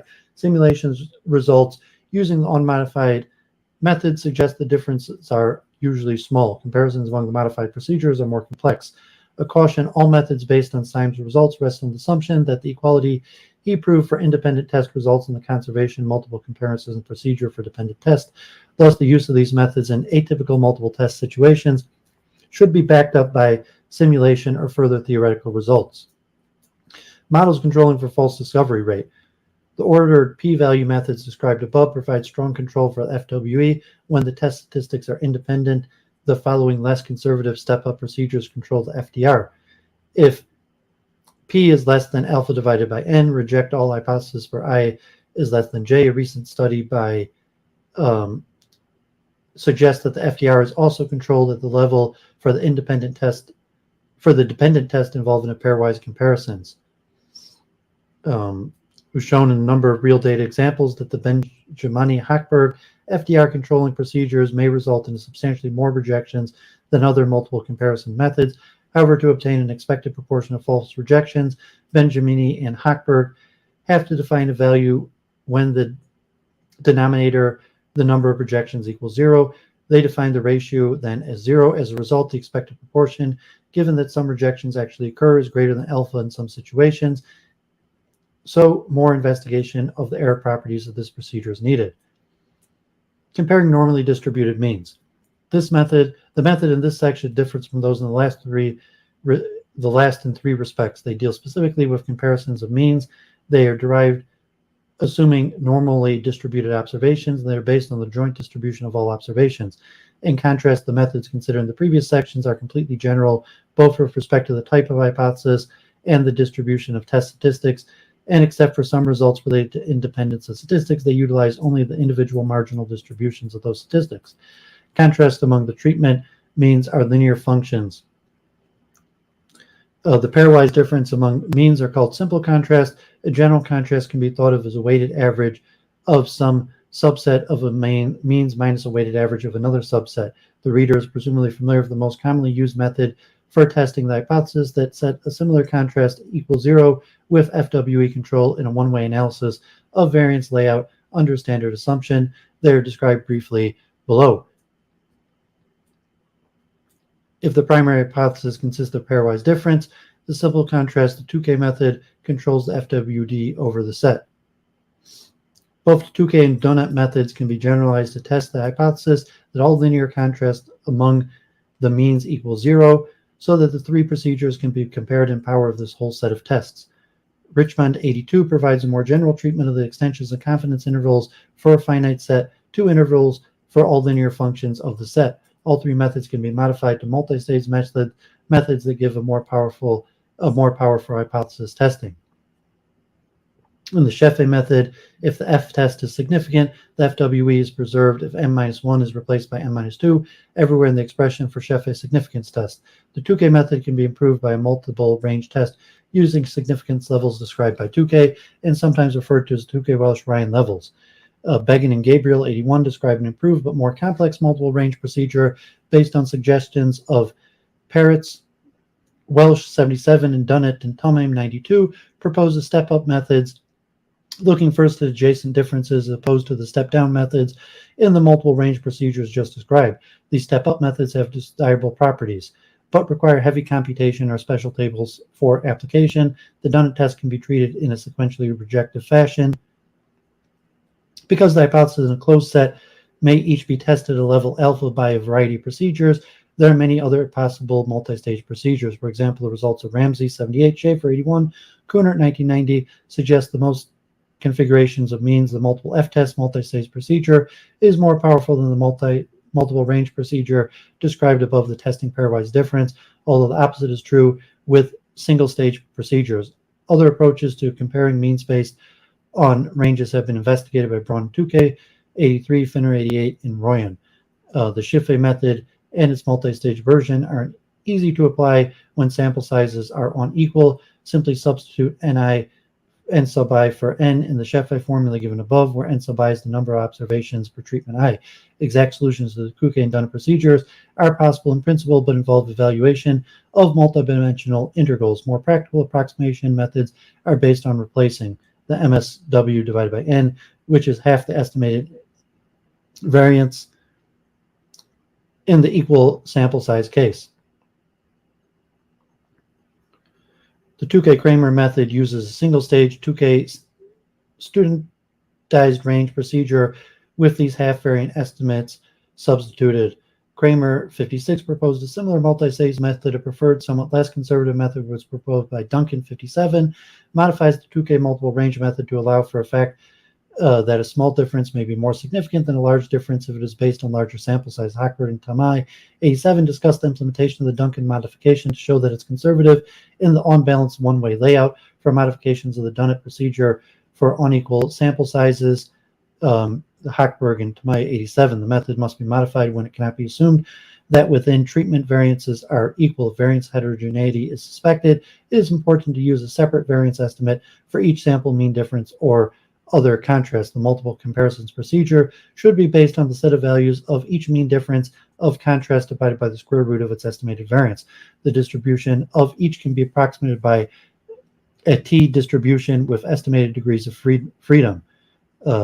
Tahane 79, Dunnett 80 compared a number of single-stage procedures based on the approximate t statistics. Several of the procedures provided satisfactory error control. In the one-way repeated measure designs, one factor within subjects or subject by treatment designs, the standard mixed model assumes sphericity of the treatment covariance matrix equivalent to the assumption of equality, the variance of each difference between sample treatment means.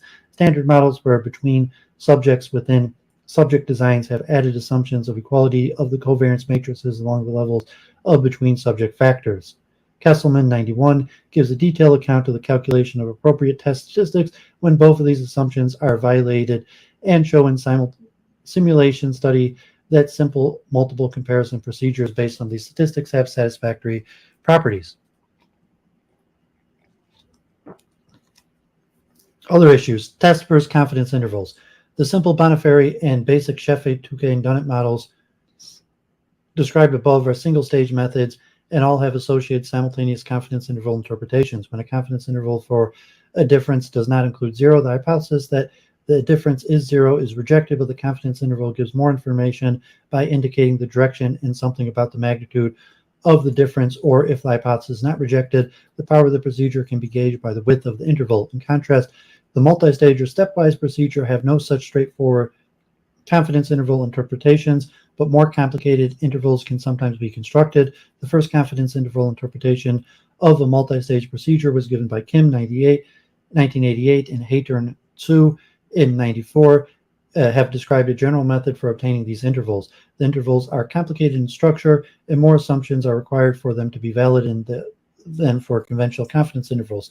Furthermore, although as a testing method, a multi-stage procedure might be uniformly more powerful than a single-stage procedure, the confidence intervals corresponding to the former are sometimes less informative than those corresponding to the latter. Nonetheless, these are interesting results, and more along this line are to be expected. Directional versus non-directional inference. In the examples discussed above, most attention has been focused on simple contrast testing hypothesis. However, in most cases, if H sub 0 is rejected, it is crucial to conclude either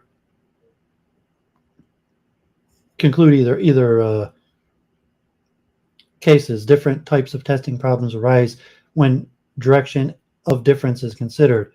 Sometimes the interest in testing one-side hypothesis, if a new treatment is being tested to see whether it is better than a standard treatment, and there's no interest in pursuing the matter further if it is inferior. And in a two-sided hypothesis test, as formulated above, rejection of the hypothesis is equivalent to the decision the inequality is appropriate to further conclude, and the opposite otherwise. Sometimes there is a priori ordering assumption, or some subset of these means are considered ordered, and the interest is in deciding whether some of these inequalities are strict. Each of these situations is different, and different considerations arise. An important issue in connection with the second and third problems mentioned above is whether it makes sense to even consider the possibility that the means under two different experiential conditions are equal. Some writers contend that a priori no difference is ever zero.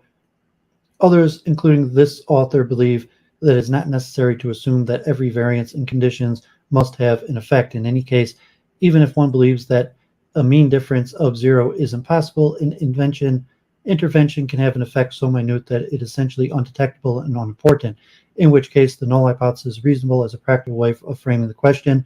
Whatever the view on this issue, the hypothesis in the second case described above are not correctly specified. If directional decisions are desired, one may consider, in addition to type 1 and 2 errors, the probable more severe error of conflate and concluding a different exists but making a wrong choice in direction. This has sometimes been called a type 3 error and may be the most important, even the only concern in the second testing situation. For methods with corresponding simultaneous confidence intervals, inspection of the interval yields the directional answers immediately. For many multiple stage methods, the situation is less clear. Schaefer in 1980 showed that additional decisions on direction in the second testing situation does not control the FWE or type 3 for all statistical distributions. Hochberg and Tamhany 87 described these results, and others is found by Holm. Other less powerful methods with guaranteed type 1 and or type 3 FWE control have been developed by Schopfeld 72, Holm 79, Bohr 79, Bofinger 85, and Hochberg 87. Some writers have considered methods for testing one-side hypothesis of this third type discussed above. Budd and Bauer 89 compared a number of such procedures both theoretically and via simulation. Another type of one-sided situation, Su 81 and 84 introduced a method that can be used to test the set of primary hypotheses of the form the largest mean. The tests are closely related to one-side version of the Dunnett method described above. They also relate to the multiple testing literature, to the ranking selection literature. Robustness. This is a necessary brief look at robustness of the method based on the homogeneity of variance and normality assumptions of standard analysis of variance. Chapter 10 of Sheffe 59 is a good source for basic theoretical results concerning these violations. As 2K93 has pointed out, an amount of variance heterogeneity that affects the overall F-test only slightly because of more serious concern when multiple comparisons methods are used by use of a common estimation value. Hochberg and Tamhany 87 discuss the effects of variance heterogeneity on the error properties of tests based on the assumption of homogeneity. With respect to non-normality, asymptotic theory ensures that with sufficient large samples, results of type 1 error and power in comparisons of means based on normally distributed observations are approximately valid under a wide variety of non-normal distributions. This leaves the question of how large is large. In addition, alternative methods are more powerful than normal theory-based methods under many non-normal distributions. Hochberg and Tamhany discuss distributions, free and robust procedures, and give reference to many studies of the robustness of normal theory-based methods and other possible alternative methods for multiple comparisons. In addition, Westphal and Young 93 give detailed guidance for using robust resampling methods to obtain appropriate error control. Others, frequentist methods, Bayesian methods, and meta-analysis. Frequentist methods control error without any assumptions about possible alternative values of parameters except for those that may be implied logically. Meta-analysis is, in its simplest form, assumes that all hypotheses refer to the same parameter and combines results into a single statement. Bayes and empirical Bayes procedures are intermediate in that they assume some connection among parameters and base error control, and that assumption. A major contribution to the Bayesian method is Duncan. Hochberg and Tamhany describe Bayesian approaches. Westphal and Young discuss the relationship among these three approaches. Decision theoretic optimality, Lehman in 57 and Boyer 79 and Schwarzwald 72 define optimal multiple comparison methods based on frequentist decision theoretical principles, and Duncan and co-workers developed optimal procedures from the Bayesian decision theoretical point of view. Hochberg and Tamhany discuss these and other results. Ranking and selection, the method of Dunnett and Su discussed above form a bridge between the selection and multiple testing literature and are discussed in relationship to the literature. In Hochberg and Tamhany, Beckhofer 89 describe another method that incorporates aspects of both approaches. Graphs and diagrams. As with all statistical results, the results of multiple comparisons procedures are often most clearly and comprehensively conveyed through graphs and diagrams, especially in a large number of tests is involved. Hochberg and Tamhany discussed a number of procedures. Duncan 55 included several illuminating geometric diagrams of acceptance regions, as did 2K 53 and Bohr and Schwervis in 1980. Tukey gives a number of graphical methods for describing differences among means. Tukey suggests graphical methods for displaying interactions. Schweder and Schwarzfol 82 illustrate a graphical method for plotting a large number of ordered p-values that can be used to help decide on the number of true hypotheses. This approach is used by Benjamini and Hochberg to develop a more powerful FDR-controlled method. Higher-ordered Bonferroni and other inequalities. One way to use partial knowledge for joint distributions is to consider higher-order Bonferroni inequalities and testing some of the intersection hypothesis, thus potentially increasing the power FWE controlling multiple comparison method. The Bonferroni inequalities are derived from a general expression for the probability of the union of the number of events. The simple Bonferroni method using individual p-values are based on the upper bound given by the first-order inequality. Second-order approximation are used joint distribution of pairs and test statistics. Third-order approximations use joint distributions of triplets and test statistics, thus forming a bridge between methods requiring only univariate distributions and those requiring full multivariate distributions. Hoover 1990 gives results using third-order higher approximations, and Glass 93 includes an extensive discussions on these inequalities. Some approaches are based on the distribution of combinations of p-values.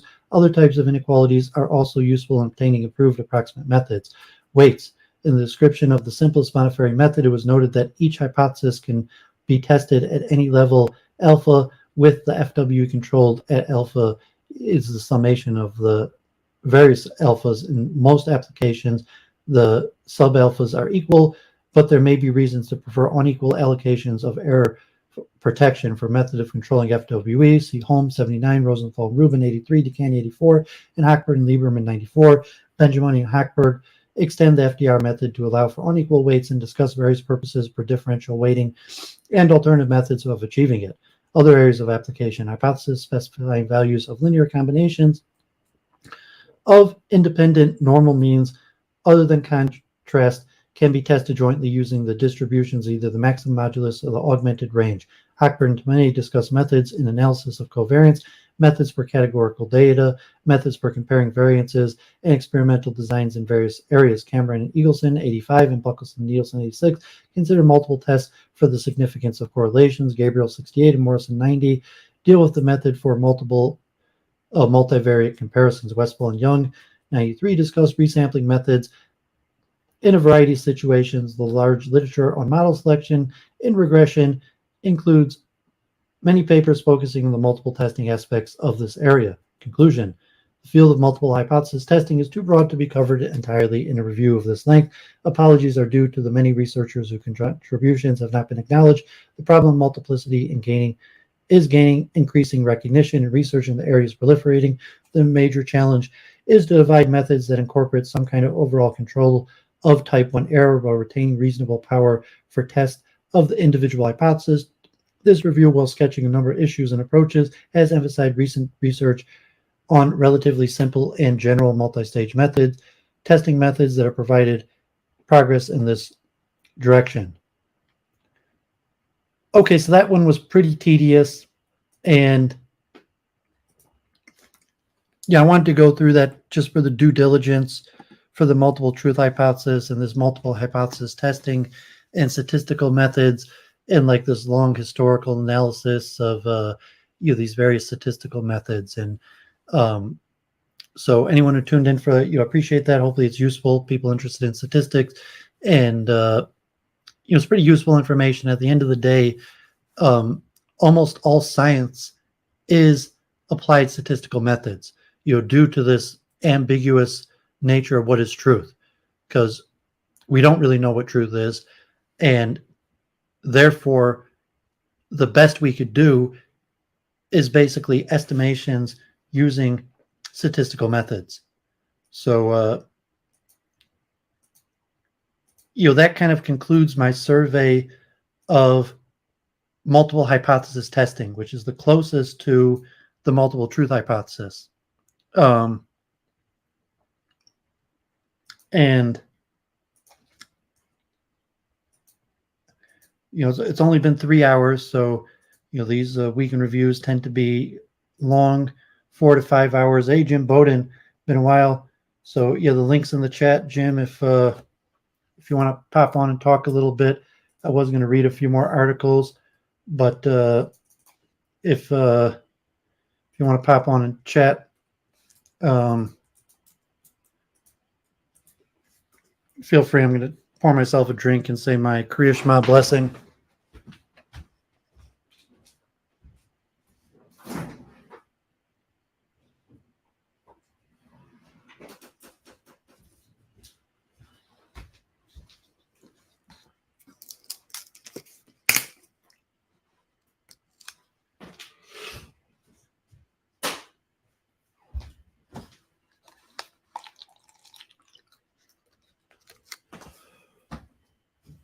Oh.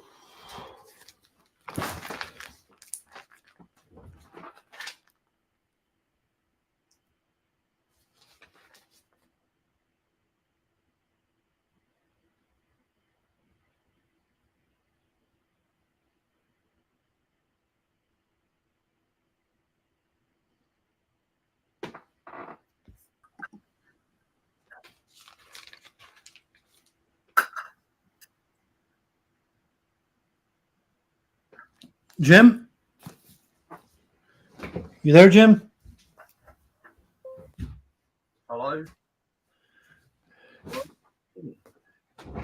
Jim? Yes, can you hear me?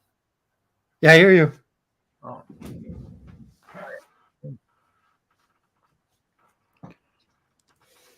I haven't been well quite late, so I haven't been that active anyway. But I haven't seen God forbid, I didn't speak to you since you had that disaster on the Crucible, and you got, maybe, I would say treated unfairly or whatever. He kind of kicked you. I could see why he did it, but it was kind of unnecessary, unfair, and unnice, just for entertainment purposes, especially since he enticed you to come on. But that was like the last I heard of you, and that may have been was that like 6 months ago? something like that. Yeah. Oh, that was a sort of a trap being paid or played, I should say. But we were at cross purposes. So, I prepared for I don't know what the topic was exactly.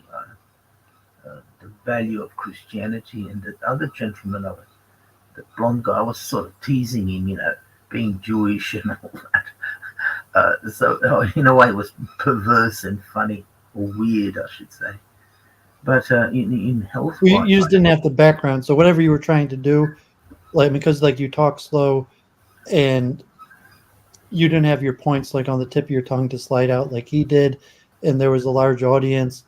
So if you were trying to be funny or playing to the crowd, it didn't work. And whatever point you were making, he just didn't understand. So I guess he just bounced you because he figured it was more entertaining to bounce you. So but it's kind of like entertainment value. So yeah, at it that isn't. level, It wasn't intellectual. you just weren't entertaining, and so it was more entertaining to to make fun of you and bounce you. Anyway, how you been? All right, plodding along. Yeah, thank God. I mean, God forbid. That's why I'm kind of anti-humor, but a lot of people, when they get in front of a crowd, will resort to jokes and humor, which the strategy may have backfired for you. But no, that was no. I don't really mind. It's just a showbiz sort of a thing. But it wasn't a serious debate from my end. That's what I was told. But anyway, be that as it may. Well, you went up straight against Adam Green, so I don't know the you could have guy. started with someone. You went up with someone who's been in the business for years, and has a large following, and has all his technology set, as his all his talking No, points. he was going into Judaism a lot. I don't know what his point was. I think the point of my just again, it's about 6-7 months ago, of my argument, as I recall, was well, I was told trying to be funny. Well, I'm not a comedian, but anyway, Yeah, I think you just misunderstood the dynamics. I mean, because like Uh, if there was hundreds of people watching, 90% of those people had already seen Adam Green many times, knew his talking I points, mean, yeah. and almost none of them had ever seen you before. So, I didn't know about him at all. so you, so Green. you have to go about it in a different method because, like, Mm, even saying like, well, in some respect, okay, like you might look at it like, you're the accomplished person, you're educated, you're accomplished in the business world or books and learning, and these guys are not. But in the streaming world, like you're nobody. These guys both have huge followings of thousands of people, and you're nobody. Nobody knows who they are, and mm. and you talk slow, and you can't get your point across, and then you took too long trying to make a point, and he's got 100 plus people there listening, and he's just like, oh man, I just gotta, like I can't, from an Mm, entertainment perspective, he's looking at you, I guess, as the waste. He can't waste his audience's time, or else he's going to mm, lose his mm, audience. mm. There And is a point. Yeah, I get the point. Yeah, I was I mean, it's totally just the dynamics of, the whole thing. Yeah, I did. If I had a chance of knowing a bit about him or have a chance of talking to him beforehand, what points, not exchanging notes, so to speak, but just have some sort of a structure to the argument or to the debate would be much better. But anyway, be that as it we may. should have done. I would say I mean, I say should have, but you know, more preparation. Maybe you Mm. should have started off with easier, uh, some sort of practice, a smaller audience, and then maybe he kind of lured. Gradually come to the big time. Eh? Well, You yeah, maybe he understand kind that? of lured you because these are kind of like the entertainment value of like Trump, where like the Trump America, where like you're fired, where for the entertainment purposes, he's Mm. going to bring you in front of there just to make fun of you, and to throw you in front of the fire and make fun of you in front of his audience. So like there might have been more friendly venues. Even modern day debate would have been a more friendly, forgiving venue, and they're unlikely, like on modern day debate, he would have tossed you before the fire just to entertain the audience. But so here you're you're in front of a big crowd, and it's unfriendly. Where if your performance is, I don't say subpar, just not entertaining to their crowd, you're just going to ridicule or try to humiliate you, and pander to his audience in that term of uh, genre of the entertainment of what it is. So Mm. it was kind of unfortunate the way that played out, and I don't know if that had anything to do with you disappearing, No, no, no, no. or it just I have happened to that be. you had I have to be. health issues after. Before that, unfortunately, I had problems. I was supposed to meet up with what's his name? Luke Um, Ford, Mr. Ford. He was in Australia. Yeah, where you and didn't meet up with him? no, I did not. No, I did not. I had a sort of a bit of a fright. Ended up in hospital, and that's what. And I didn't get back to him. I should get back to him. So I'm sort of uh, back to work, but not as much as before. So I had a bit of a heart problem, or so put it I'm lightly. sorry to hear that. Well, I hope Yeah, you're feeling better. yeah, I'm okay now, much better than before. I had a bit of a heart attack, as you might say. A few All stents right. put into, a few stents put into my heart. But anyway, be that as it may, I'm plodding along, uh, trying to catch up with work. And work is just horrendous. And that's what's happening. What's generally happening? I've got to get back to a few people. I sort of, I was really busy, and the problem is working too much is not conducive to one's health.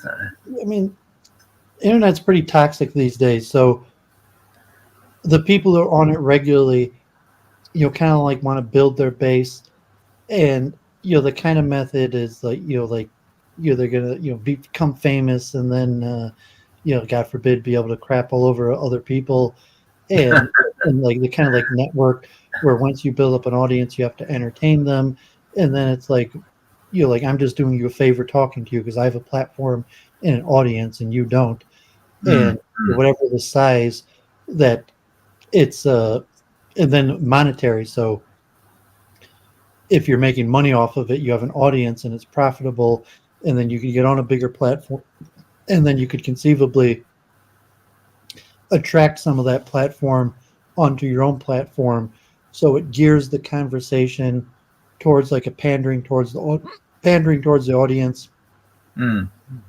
and generally makes it unfriendly or transactional or topical, where you're pandering to a common interest, to so to say, like, well, the reason people are listening to me is not necessarily because of me, but because of some common interest in topic, and I have to stay on point to that common interest in topic. And so if you were on like Crucible, that you have kind of like the born again Christian Orthodoxes, or like the Adam Green, and you might have crossover audiences of anti-Christian, anti-Judaic conspiracy theory, or you have various audiences that are always considering growth and monetizing, and kind of like want to be Hollywood, and it's kind of sad and pathetic, really, because the amount of money and audiences are so small, versus just trying to meet and talk to people, just common interest. There's like I could have. internet that has the same interest as me, and we can have conversations about a shared topic to maybe a handful of people interested in the same topic, Mm. and then also the networking. So you don't have your own channel. So like the people like, Oh, oh, I haven't got time for that. No, no. well, I'm saying just the network. So you're a dead end in networking, in the sense that like the people who find you interesting. So where could people who are interested in you know, you have more contact or more information about you. So if you're going to be a dead end in that sense, that it's a different form of networking in that sense. So you could have like the straightforward networking, like, okay, you're using your real name, showing your face, or you have your credentials or your business, but you don't have a platform, you don't have an audience, and so in that sense, that it's a networking dead end for streaming. It could be like for like Luke, where you like, okay, you're a real person and could be a real friend, and a valuable connection that people could meet up with. But there's certain dynamics to consider. So generally, I'm more interested in ideas and meeting interesting people who have interesting things to say about ideas. And I've kind of given up on building an audience. And so, like, God forbid, like, I'm just talking to a handful of people, like, and it's tough to use the technology to the fullest. And to some extent, I just do my research. I just read this stuff to play myself back, and I listen in 2 speed and put it out there, just kind of like put my research, and maybe there's people who follow my research in the hope that I'm going to accomplish something, or as some sort of testament for myself of the state of my research in my in my streaming. And then I have a whole series of, like, everything. So just a micro streamer. So it's nice to talk to people, especially people who have common interests.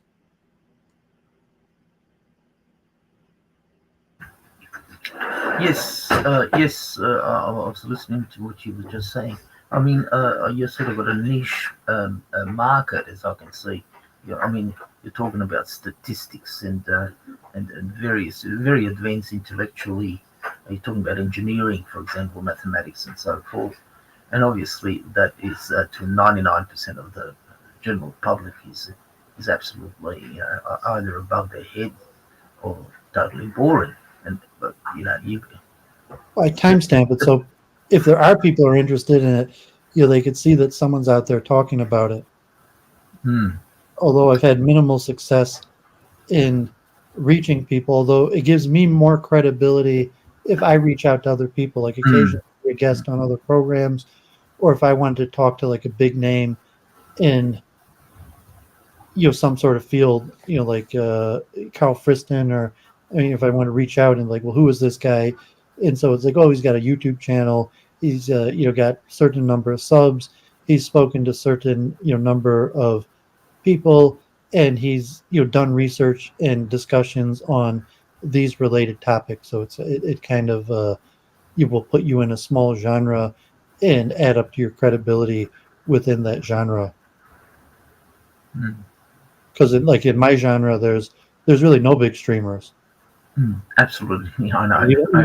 Even the biggest, most entertaining people talking about these things are lucky to get 10,000 views.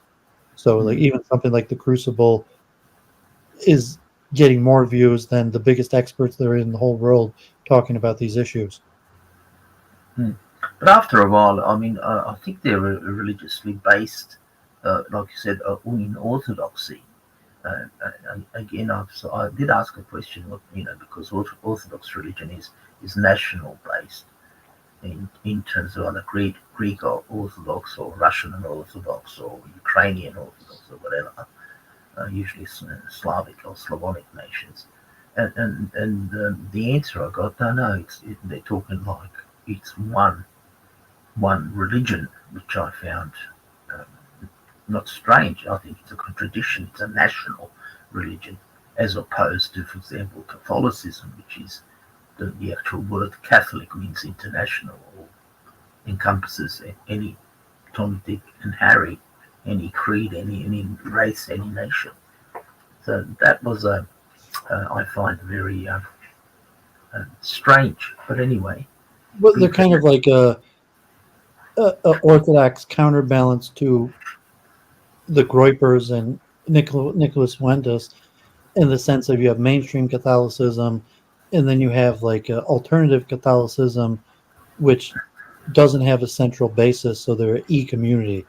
So maybe like the Groypers or people like E. Michael Jones, and there might there's probably hundreds of thousands of people who are in that camp, and they might go to regular Catholic facilities, or they might be independent, but online they could find strength in numbers and fall behind personalities that have large audiences online.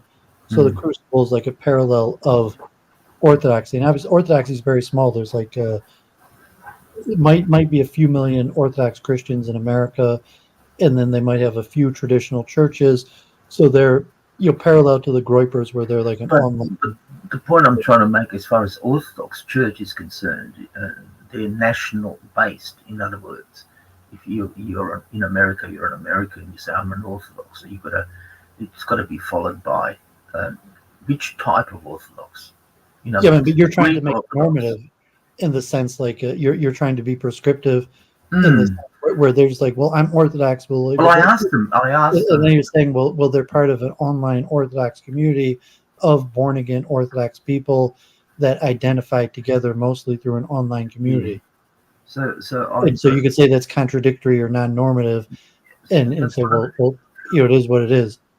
Anyway, what's happening in America politics? What's going on now? This Donald. I'm not really political. I'm saying just like disaster after disaster, incompetencies.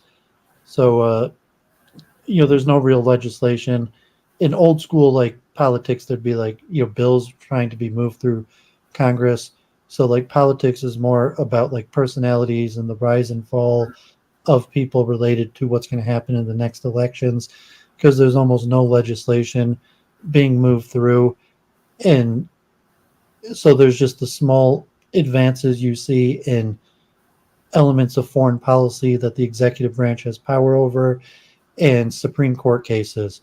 So like in America politics, the main thing's focusing on Supreme Court cases, various things about like abortion and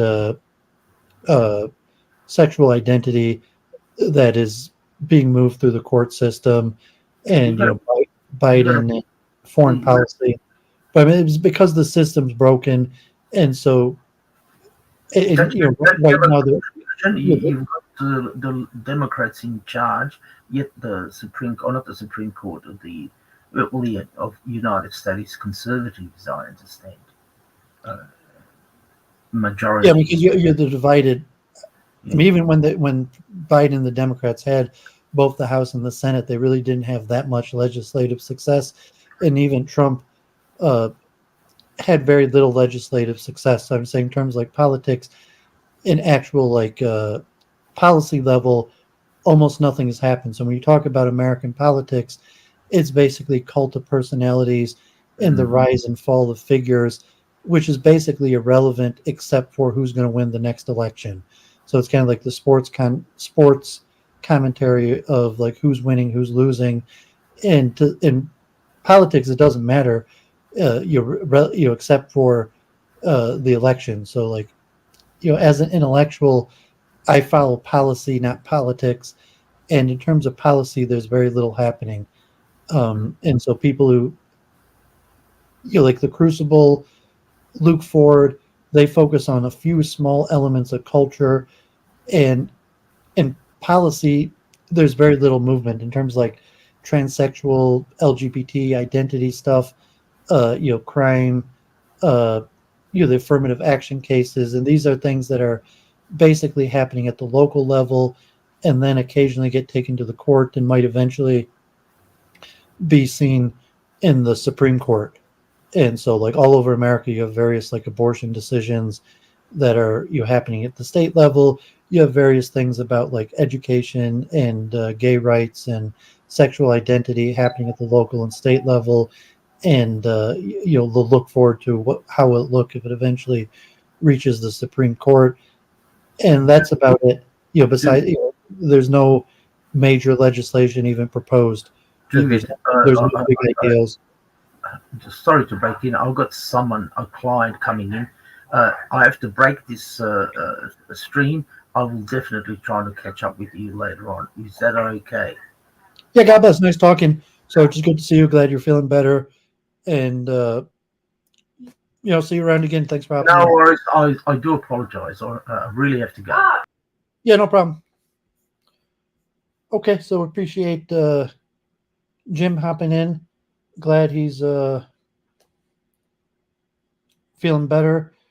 I would have hoped to like have him pop on Week in Review like immediately after what happened on the Crucible, and even he probably would have been better to prepare his arguments, like Week in Review. That's what I hope to have it for. If he had popped on like Week in Review before his appearance, and then after to review, probably would have led to a better performance. But either way, just glad, interesting character. Sorry to hear that he wasn't feeling well, so hope he's feeling better. Much success to Jim, and he's welcome to come again. So let me get back to reading some of these papers. So I have 3 more papers here, and this one's pretty short, and this is going to get more to truth. So I was talking about statistical methods, because I'm doing the due diligence because I want to push forward my multiple truth hypothesis.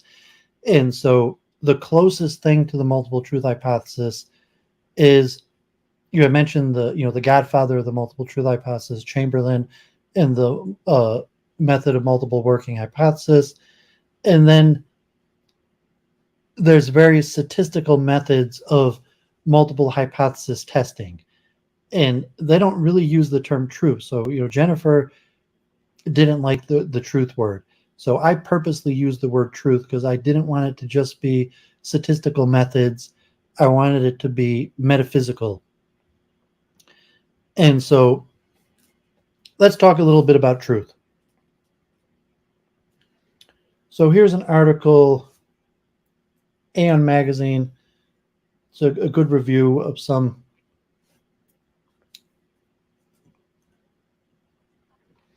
getting it right. Truth is neither absolute nor timeless, but the pursuit of truth remains at the heart of the scientific endeavor. Think of the number of scenarios in which the truth matters in science. We care to know whether increased CO2 emissions levels cause climate change and how fast. We care to know whether smoking tobacco increases the risk of lung cancer. We care to know whether poor diet exposes children to the risk of developing obesity, or whether forecasts of economic growth are correct. Truth in science is not esoterically dilly-dallying. It shapes climate science, medicine, public health, and economy, and many other worldly endeavors. The truth matters to science is hardly news. For a long time, people have looked to science for truths about the world. The scientific revolution was nothing if not the triumph of Galileo's scientific truth, hard-won through his telescopic observations over centuries of dogma about geocentric systems. With its system of epicycles and deference, Ptolemaic astronomy was once sophisticated and false. It served to at best save the appearances of about how planets seemed to move in the sky. It did not tell the truth about planetary motion until the discovery of Copernicus' explanation.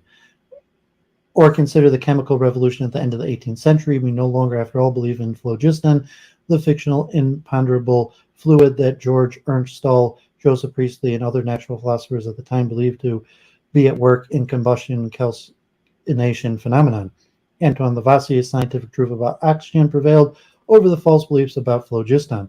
The main actors in the scientific revolution often fostered this way of thinking about science as an inquiry leading to the inevitable triumph of truth over past errors.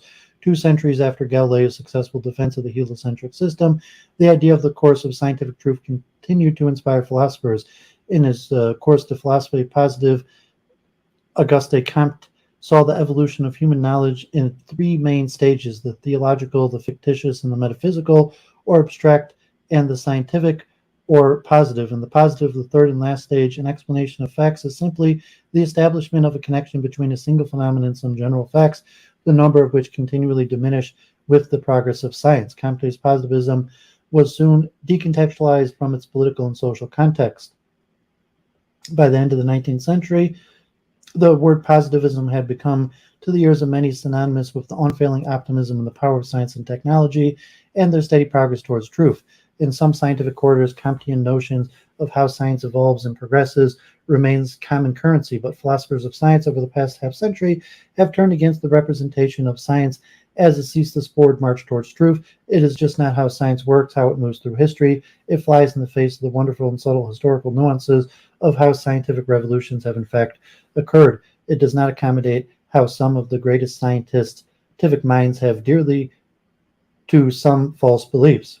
It willfully ignores the many voices, disagreements, and controversies through which scientific knowledge has often advanced and progressed over time. Simple faith in the Whiggish narrative of science naively presumes that progress is marked by some cumulative acquisition of more true beliefs.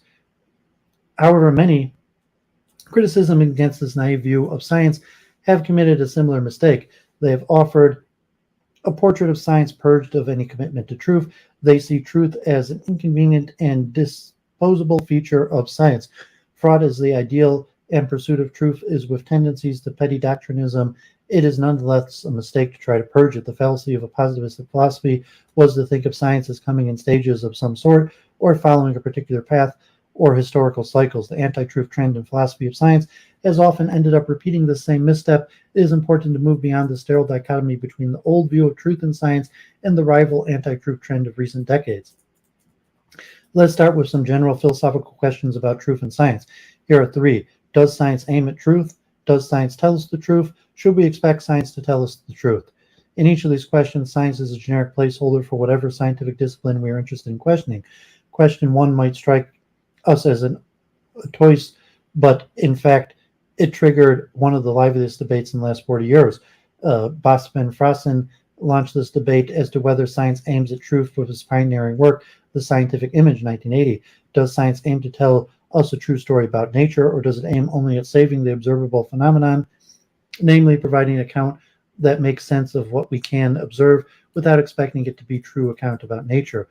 A positive answer to the first question defines the philosophical stance known as scientific realism. Scientific realism maintains that the best scientific theories aim at truth as their final goal. But Van Frassen pointed out, following French philosopher Pierre Durkheim, that often in science truth is not needed and saving the phenomenon suffices. For example, Ptolemy's astronomy could account for the appearances of planets moving in loops in the sky over months. This was called retrograde motion, and Ptolemy's theory accommodated it by introducing a series of geometrical contrivances around which planets were supposed to move. In fact, there are no such circles, and retrograde motion is just an illusion caused by the relative speeds of planets all orbiting the sun. As Copernican astronomy realized several centuries later, Ptolemaic astronomy was false despite its centuries-long success at saving the observable phenomenon. There are philosophers today who embrace the view that science does not need to be true in order to be good. They argue that asking for truth is risky because it commits one to believe in things that might prove false in the future. In their view, empirically adequate theories that save the observable phenomena are good enough for science. For example, one might take the standard model in high-energy physics not as aiming at the truth about whether the world is really carved up into quarks, leptons, and force characters, whether these entities really have the properties of the standard model says they have, and so on. A more prudent approach aims at the empirical adequacy. Insofar as the standard model saves all the observable phenomenon, the model is empirically adequate. Why ask for more? When it comes to the second question, does science tell us the truth? Scientific realists and anti-realists of various stripes have debated it. Leaving aside the aim of science, let us concentrate on its track record instead. Has science told us the truth? Looking at the history of science, does it amount to a persuasive story of truth accumulated over the centuries? Philosophers, historians, sociologists, and science studies scholars have all challenged a simple affirmative answer to the question. They have in particular challenged the notion of factual truth implicit in the question. In this debate, philosophers take a well-defined set of facts about nature as responsible for making scientific claims true or false, and scientific progress consists in unveiling more of these facts until they are finally revealed. A crisp illustration of this view can be found in the Tractatus Logico-Philosophicus, 1922, where Ludwig Wittgenstein, right at the outset, announced the world is the totality of facts, and the totality of facts determines both what is the case and also all that is not the case. Wittgenstein gave a deceptively simple view of how language maps onto reality, and more importantly, onto what he calls atomic facts. For decades, without taking Wittgenstein as direct target nor as an interlocutor in the specific debate on science, anti-realist trends in philosophy of science have called into question both the possibility of atomic facts and their ability to make scientific claims true or false. Many think these apparently simple matters face some formidable challenges. These decade-long multi-pronged disenchantment with truth trend in philosophy of science starts by rejecting the idea that there are facts about nature that make our scientific claims true or false. Fact constructivism is only one aspect of this multi-pronged disenchantment with truth trend. Outlandish as this might sound, the defenders claim that there is not a single objective way that the world is. There are rather many different and equally true descriptions of the world, and their truth is the only standard of their faithfulness. In other words, the philosopher Nelson Goodman, for example, he claimed that we do make facts, but not like, say, a baker makes bread or a sculptor makes a statue. In Goodman's view, we make facts anytime we construct what he called the version of the world. For example, Camille Saint-Saëns created a version of the world by composing his violin sonata number 1 in D minor, which in turn inspired Marcel Proust to imagine the Vitriol sonata in the first volume of his novel. Anyone who has read Proust cannot help thinking about the love story of Odette and Swann unfolding the Verdian Salon, where they hear Saint-Saëns' mesmerizing violin sonata. Another way of constructing a version of the world is by clustering objects according to a particular shape and giving them a name.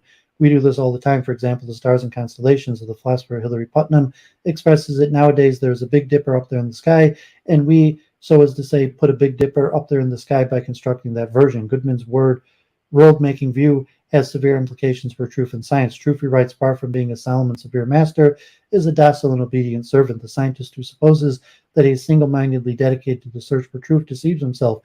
He has as much decrees as discovers the law he sets forth, as much designs and discerns the patterns he delineates. Goodman's view is similarly in some relevant respects to the French philosopher Bruno Latour's. In Pandora's Hope, 1999, Latour argues that facts about whether or not the savannah is advancing and are the outcome of laboratory practices about sampling soil rather than independent facts about nature itself. Fact constructivism sounds too radical to many philosophers and alienating to most scientists. So here's another approach against factual truth well known among philosophers of science. Over the past 40 years, they have produced an extraordinary amount of works and models in science. The role of abstractions and idealizations in scientific models they maintain is to select and to distort aspects of the relevant target system. The billiard ball model of Brownian motion, for example, represents the motion of molecules by idealizing them as perfectly spherical billiard balls. Moreover, the model abstracts or removes molecules from their actual environment, which is, of course, where collisions among molecules take place. Studying modeling practices in science has led some to argue that science does not tell the truth, but it does provide important non-factive understanding. Consider, for instance, Boyle's gas law, which captures the relationship between pressure and volume in the ideal gas at constant temperature. At best, Boyle's law is true. Ceteris paribus, all else being equal, in highly idealized and contrived circumstances, there simply is no ideal gas with perfectly spherical molecules displaying atomic facts that make Boyle's law true. Despite being true of nothing real, the billiard ball model of Brownian motion and Boyle's ideal gas law do nonetheless provide important non-factual understanding of the behavior of real gases, for they allow scientists to understand the relation between decreasing volume and increasing pressure in any gas, even if there are no atomic facts in nature about perfectly spherical molecules corresponding to such idealizations. Anti-dogmatic and anti-monist approaches to science have also questioned the value as well as the facticity of truth. From the 1960s, science studies scholars have began to see the word truth as evoking unpalatable petty doctrinism and intercultural battles in the wake of the Vietnamese War, postmodernism, and later on what became known as the science wars. Many saw the physicist Thomas Kuhn as the forefather of a new historicist trend that dismantled what they perceived as the naive view that science aims at or tracks truth. Kuhn saw himself as a fact lover and truth seeker. In the final remarks on his classic The Structure of Scientific Revolutions, he made a prescient, almost ominous warning. Does it really help to imagine that there is some one full objective true account of nature, and that the proper measure of scientific achievement is the extent to which it brings us closer to the ultimate goal? Successive stages in the development process are marked by an increase in articulation and specialization, and the entire process might have occurred, as we now suppose biological evolution did, without benefit of a set goal of permanent fixed scientific truth, on which each stage of the development of scientific knowledge is a better exemplar. For Kuhn, truth is not an overarching aim of science across scientific revolutions, nor do scientific revolutions track truth either. What they do at best is to increase our ability to solve anomalies that beset the previous paradigm. We see the spirit of Kuhn's warning in discussions today. The truth itself is not enough to settle, even guide debates about expertise. Truth, trust, consensus, and dissent in science. The philosophers of science, Immaculata de Melo Martin and Kristen Intiman, have described the matter well in their book, The Fight Against Doubt, 2018. When it comes to the role of science in policy making, the key is engaging in discussions with all relevant parties about the values at stake, rather than the truth of particular scientific claims. Policy making involves politics and values, and disagreement about values cannot and should not be decided by scientists alone or by just scientific evidence. Intiman and de Melo Martin have further maintained that even if truth were the goal of science, consensus in a disciplinary or subfield community cannot always be a proxy for the truth, and whether it is necessary for adopting public policy is still questionable. To summarize, the history of science, the practice of science, and the science of policy all provide reasons for disenchantment with truth in science. That is why in our time, philosophers of science who call themselves realists tend to add some qualifying adjective to the word realism, be it structural, selective, pragmatic, perspectival, or local. The net result, the dethroning of truth, has left philosophical discussions about the nature to logicians, philosophers of language, and metaphysicians, as opposed to philosophers of science.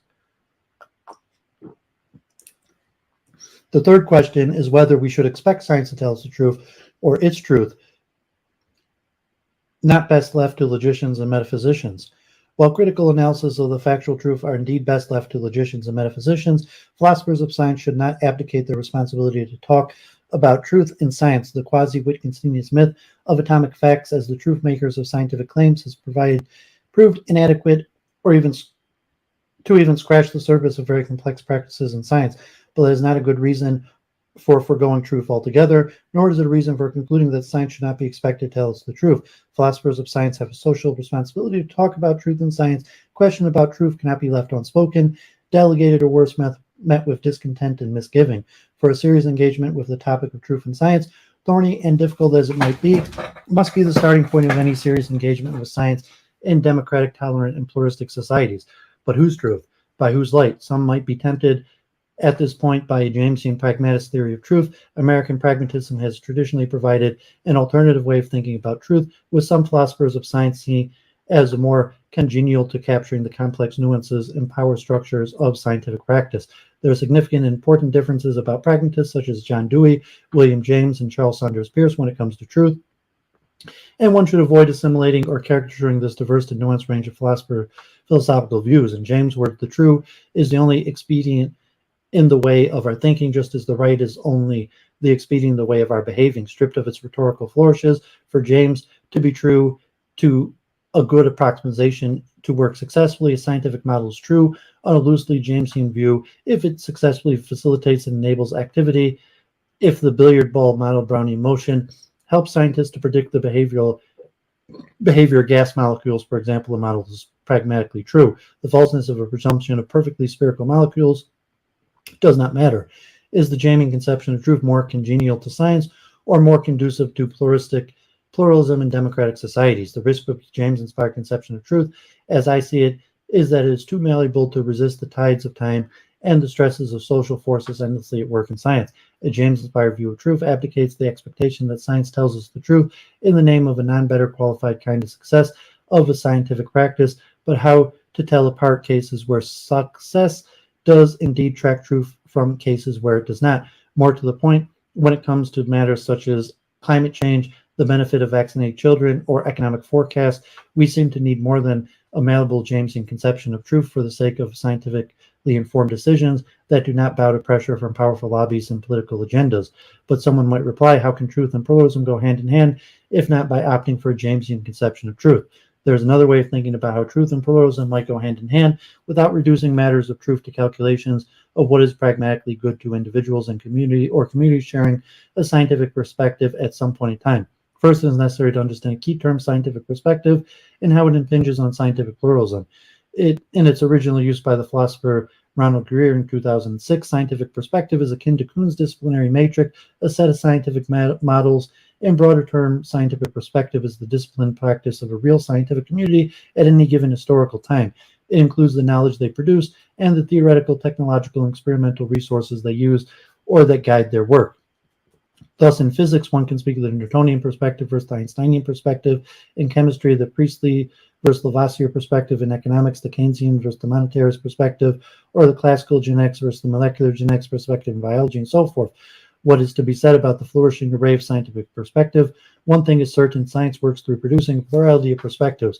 Over time, it leads to scientific progress, a process Comte mistakenly theorized into a monist picture of positive science. But a plurality of scientific perspectives does not solve the problem of truth. On the contrary, it invites a worrisome thoughts that truth is either redundant to scientific perspectives or worse, relativized to perspectives. One might ask again, whose truth by whose lights? The time for a defense of truth in science has come. It begins with a commitment to get things right, which is at the heart of the realist program. Despite mounting Kuhnian challenge for the history of science, considerations about modeling the values in contemporary scientific practices. In the simple-minded sense, getting things right means that things are as the relevant scientific theory says they are. Climate science is true if what it says about CO2 emissions corresponds to the way things are in nature for the sake of powerful economic interests, social political consequences, or simply different economic principles. One can try to discount, mitigate, compensate for, disregard, or ignore altogether the way that things are. But doing so is to forego the normative nature of the realist commitment in science. The scientific world we have seen is too complex and messy to be represented by any quasi-Wittgensteinian picture of atomic facts, nor can the naive image of Kante's positive science render justice to it. By acknowledging complexity and historical nuances gives no reason for foregoing truth altogether, much less for concluding that science trades in falsehoods of some kind. It is part of our social responsibility as philosophers of science to set the record straight on such matters. We should expect science to tell us the truth because by realist lights, this is what science ought to do. Truth understood as getting things right is not the aim of science because it's not what science or scientists should aspire to. Instead, it is what science ought to do by realist lights. This, to judge a scientific theory or model as true is to judge it as one that commands our assent. Truth ultimately is not an aspiration, a desirable goal, a figment of the mind of the working scientist, or worse, an insupportable, indispensable burden of scientific research. The truth is normative commitment inherent in scientific knowledge. Constructive empiricists, instrumentalists, Jamesian pragmatists, relativists, and constructivism do not share the same commitment. They do not share with the realist a subtle notion of rightness. For example, compare the normative commitments to get things right with the view that philosopher Richard Rorty in whose hand Putnam's truth as idealized warranted a certain ability reduces to what is accepted to us as we should like to be, us educated, sophisticated, tolerant, wet liberals, the people who are willing to hear the other side, to think out all the implication. Getting things right is not a norm about us at our best, educated, sophisticated, tolerant, wet liberals. It is a norm inherent in the scientific knowledge. To claim to know something in science is to claim for the truth of the relevant beliefs about the topic or domain. But a critic might reply, how can our knowledge, with its perspectival, entrenched in historically and culturally well-defined scientific practices, track the way the world is? How can we be expected to truthfully believe the things we believe in science despite being situated in the plurality of scientific perspectives? To put it in a different way, how can we historically and culturally situated epistemic agents reliably build scientific knowledge over time despite the possible errors and false steps of the past scientific perspectives? Thinking of truth as a normative commitment inherently in the very notion of scientific knowledge brings some benefits. It overcomes a false dichotomy between atomic facts and non-factive, non-truth conducive inferences, and makes realism compatible with perspectivism. Scientific communities that endorse historically and culturally situated scientific perspectives share a normative commitment to get things right. That is a minimum requirement to pass the bar of what we count as scientific knowledge. Since the 16th century, the method of science has been the center of important debate.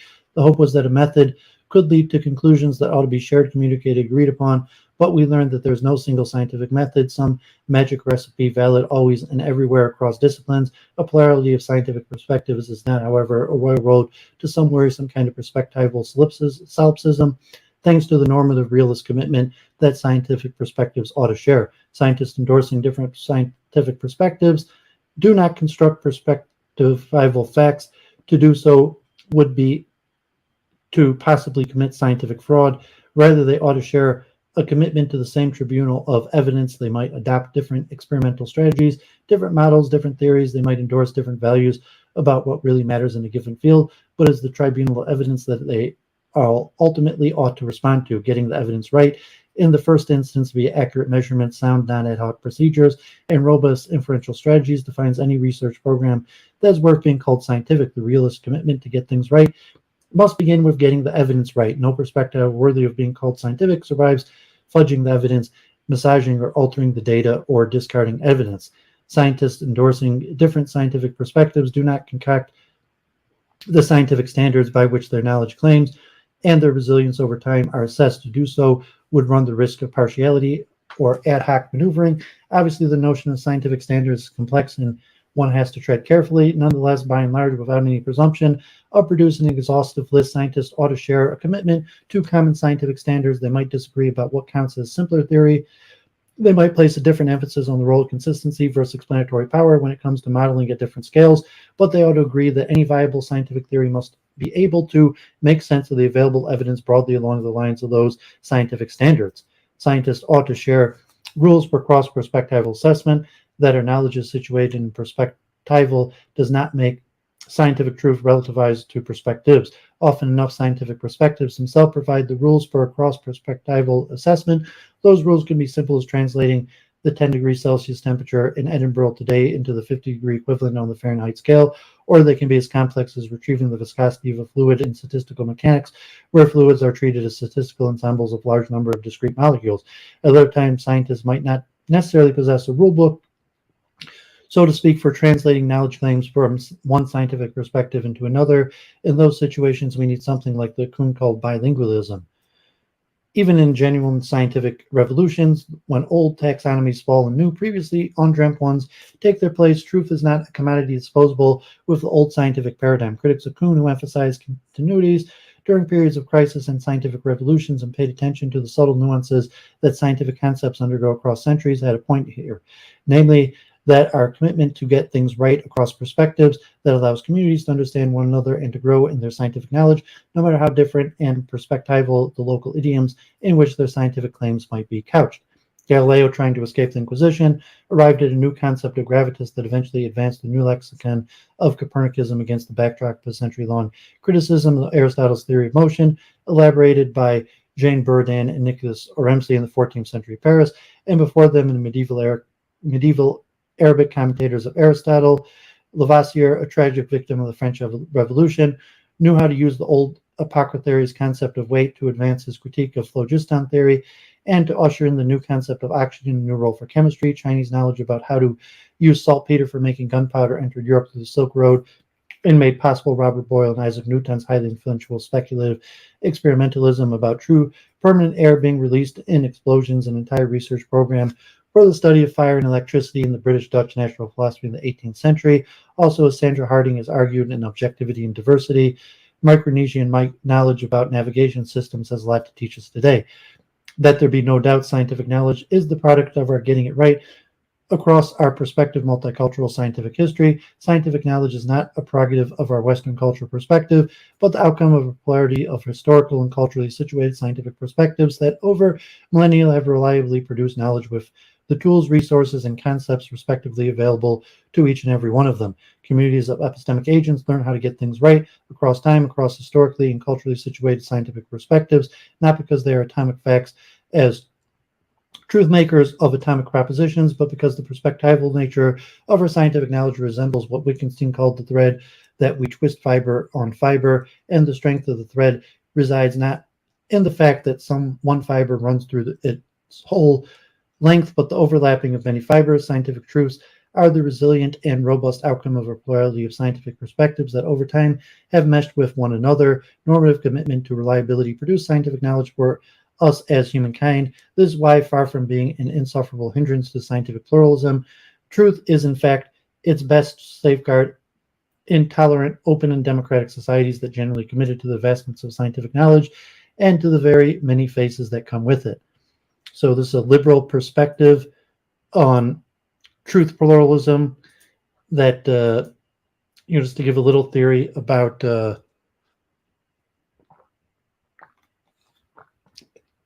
use of the word truth, because in the hypothesis testing part, I wasn't talking about truth. It was just mentioning validity, probability, statistics, and generally, truth is not a term that's used in statistics.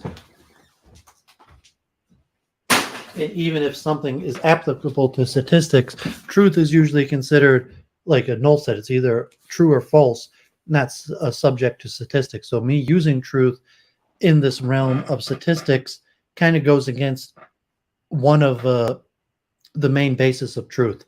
So, the multiple truth hypothesis, and, probably next week I'll go more into the philosophy of truth.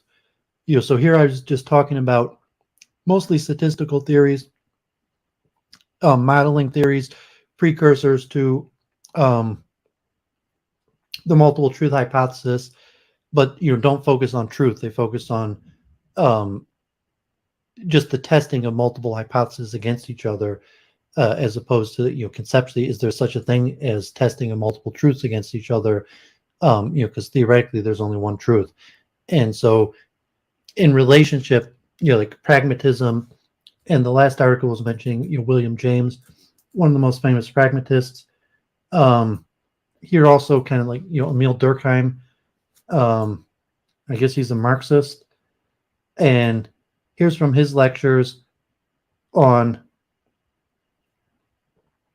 pragmatism and the question of truth. So this is from 1914, lectures from Emile Durkheim on pragmatism and the question of truth. And it's just a reasonably good precursor to some of the philosophical questions of truth. And I'll probably finish after this, maybe give a little ramble, try to bring things together in a little direction. I had another article here on Jewish law and truth, and truth tests, but I'll probably put that off till next week. So Emile Durkheim, Pragmatism and the Question of Truth, and these are a series of lectures. The general spirit of pragmatism. It has been said that pragmatism is above all an attempt to liberate the will. If the world is to solicit our activity, we must be able to change it, and for that to occur, it must be malleable. Things are not chiefly important for what they are, but for what they are worth. The basis of our action is a hierarchy of values which we ourselves have established. Our action is therefore only worthwhile if that system of values can be realized, made incarnate in our world. Pragmatism thus gives a meaning to action. Nevertheless, this preoccupation with action, which has been seen as the defining characteristic of pragmatism, is not, in my worldview, its major feature. Man's burning desire to transform things is apparent in the thought of all idealists. When we have an ideal, we see the world as something obligated to conform to it. Pragmatism, however, is not a form of idealism, but a radical empiricism. What is there in it which could justify such a desire to transform things? We have seen that for pragmatism, there are not two planes of existence, but only one, and consequently it is impossible to see where the ideal could be located. As has just been shown, God himself is an object of experience in pragmatist doctrine. We can therefore conclude that pragmatism is much less an undertaking to encourage action than an attack on pure speculation and theoretical thought. What is really characteristic of it is an impatience with any rigorous intellectual discipline. It aspires to liberate thought much more than it does action. Its ambition, as James says, is to make the truth more supple. We shall later see what reason it adduces to support its view that truth must not remain rigid. General criticism of pragmatism. We can now move on to the general discussion of pragmatist doctrines. They can first of all be criticized for certain gaps in them. As I have already pointed out, the pragmatists often take too many liberties with historical doctrines. They interpret them as they wish and often rather inexactly. Above all, however, we must indicate the abstract nature of their argument, since it clashes with the general orientation which they claim is empirical of their doctrine. Most of the time, their proofs have dialectic character. Everything is reduced to a purely logical construction. This provides one contradiction, but their thought presents other flagrant contradictions. Here an example. On the other hand, we are told that the consciousness as such does not exist, that is nothing original, that is neither a factor sui generis nor true reality, but is only a simple echo of vain noise left behind by the soul that has vanished from the heaven of philosophy. This, as we knew, is the theme of the famous article, Does Consciousness Exist?, a theme which James took up again in the form of communication in French to the Congress of 1905. On the other hand, however, the pragmatist maintains the reality of the construction of thought, the reality of a perception itself. In so doing, they attribute to thought the same power and the same qualities as the idealists ascribe to it. They urge both epiphenomenalism and idealism, two incompatible theses. Pragmatism therefore lacks those basic characteristics which one has the right to expect of a philosophical doctrine. Here we must ask ourselves a question: how does it happen that with such defects pragmatism has opposed itself on so many minds? It must be based on something in the human consciousness and have a strength that we have yet to discover. The fundamental motivation of the pragmatist attitude. Let us ask ourselves then, what feeling animates the doctrine? What motivates it? Is its essential factor?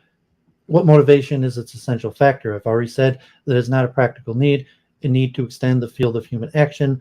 There is, to be sure, particularly in James, a liking for risk, a need for adventure. He prefers an uncertain, malleable world to a fixed and immobile world, but it is a world in which there is something to do. There is certainly the ideal of the strong man who wishes to expand the field of his activity, but how then can the same philosopher show us an ideal, the aesthetic who renounces the world and turns away from it? Actually, pragmatism has not been concerned with picturing a particular ideal for us. Its dominant trait is the need to soften the truth, to make it less rigid, as James said, to free it, in short, from the discipline of logical thought. This appears very clearly in James' The Will to Believe. Once this is positive, everything becomes clear. If thought had its object simply to reproduce reality, it would be the slave of things and chained to reality. It would simply have to slavishly copy the reality before it. If thought is to be freed, it must become the creator of its own object, and the only way to attain this goal is to give a reality to make or construct. Therefore, thought has as its aim not the reproduction of a datum, but the construction of a future reality. It follows that the value of ideas can no longer be assessed by reference to objects, but must be determined by their degree of utility, their more or less advantageous character. We can thus see the scope of the pragmatist thesis. In a classical rationalism, thought has the character of rigidity, for which pragmatism criticizes it. It is because its rationalism truth is conceived as a simple thing, a thing quasi-divine that draws its whole value from itself. Since it is seen as sufficient unto itself, it is necessarily placed above human life. It cannot conform to the demands of circumstances and different temperaments. It is valid by itself and is good with absolute goodness. It does not exist for its own sake, but for its own. Its role is to let itself be contemplated. It is, so to speak, deified. It becomes object of a real cult. This is Plato's conception. It extends to the faculty by means of which we attain truth, that is reason. Reason serves to explain things to us, but in this conception itself remains unexplained. It is placed outside scientific analysis. To soften the truth is to take from it this absolute and, as it were, sacrosanct character. It is to tear away from it the state of immobility that removes it from all becoming, from all change, and consequently from all explanation. Imagine that instead of being thus confined in a separate world, it is itself part of reality and life, not by a kind of fall or degradation that would disfigure and corrupt it, but because it is naturally part of reality and life. It is placed in the series of facts in the very heart of things, having antecedents and consequences. It poses problems. We are authorized to ask ourselves where it comes from, what good is it, and so on. It becomes like an object of knowledge. Herein lies the interest of the pragmatist enterprise. We can see it as an effort to understand truth and reason themselves, to restore them to their human interest, to make them human things that derive from temporal causes and give rise to temporal consequences. To soften truth is to make it into something that can be analyzed and explained. It is here we can establish a parallel between pragmatism and sociology. By applying the historical point of view to the sort of things, human sociology is led to set itself the same problem. Man is a product of history and hence of becoming. There is nothing in him that is either given or defined in advance. History becomes nowhere and it ends nowhere. Everything in man has been made by mankind in this course of time. Consequently, if truth is human, it too is a human product. Sociology applies the same conception of to reason, and that constitutes reason. Its principle and categories has been made in the course of history. Everything is a product of certain causes. Phenomenon must not be represented in closed series. Things have circular character, and analysis can be prolonged to infinity. This is why I can accept neither the statement of the idealist that in the beginning there is thought, nor that of the pragmatist that in the beginning there is action. Both, but if sociology poses the problem in the same way as pragmatism does, it is a better position to solve it. The latter, in fact, claims to explain truth psychologically and subjectively. However, the nature of the individual is too limited to explain alone all things human. Therefore, if we envisage individual elements alone, we are led to diminish unduly the amplitude of the effects that we have to account for. How could reason in particular have arisen in the course of the experiences undergone by a single individual? Sociology provides us with a broader explanation for truth, reason, and morality are the results of becoming that includes the entire unfolding human history. Thus, we see the advantage of the sociology over the pragmatist point of view. For the pragmatist philosopher, as we have already said several times, experience can take place on only one level. Reason is placed on the same level as sensitivity, truth on the same plane as sensations and instincts. But men have always recognized in truth something that in certain respects imposes itself on us, something that is independent of the facts of sensitivity and individual impulse. Such a universally held conception of truth must correspond to something real. It is one thing to cast doubt on the correspondence between symbols and reality, but it's quite another to reject the thing symbolized along with the symbol. This pressure that truth is seen as exercising on minds is itself a symbol that must be interpreted, even if we refuse to make of truth something absolute and extra-human. Pragmatism, which levels everything, deprives itself of the means of making this interpretation by failing to recognize the duality that exists between the mentality which results from individual experiences and that which results from collective experiences. Sociology, however, reminds us that what is social always possesses a higher dignity than what is individual. It can be assumed that truth, like reason and morality, will always retain the character of being higher value. This in no way prevents us from trying to explain it. The sociological point of view has the advantage of enabling us to analyze even that august thing, truth. Until now, there has been no particularly urgent need to choose between the points of view of sociology and pragmatism. In contrast to rationalism, pragmatism sees clearly that error does not lie on one side and truth on the other, but then reality, truths, and errors are mixed, the latter having often been moments in the evolution of truth.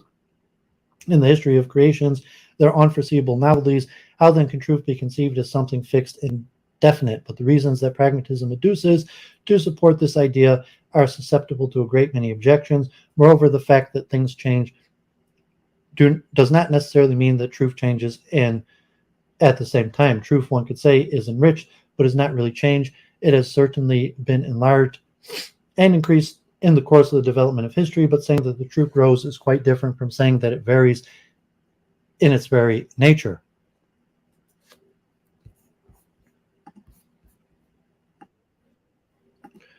The variations of truth. Let us return to the reasons that pragmatism gives in order to prove that truth is subject to change. There are really two. Truth cannot be immutable because reality itself is not immutable. Hence, truth changes in time. Truth cannot be one because this oneness would be incompatible with the diversity of minds. Hence, truth changes in space.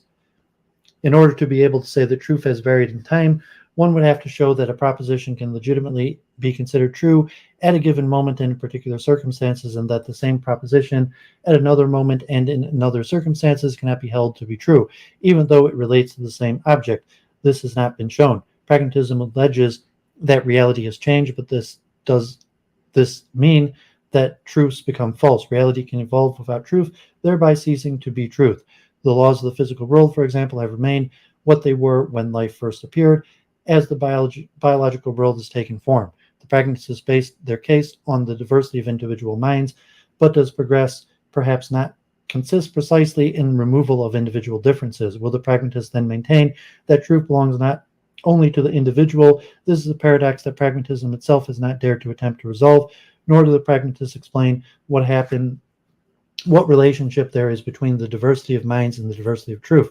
From the fact that the penetrating individual minds, truth takes on diverse forms, does not follow that truth is itself multiple. In short, pragmatism offers no proof of the thesis that it advances, the thesis that truth is amorphous.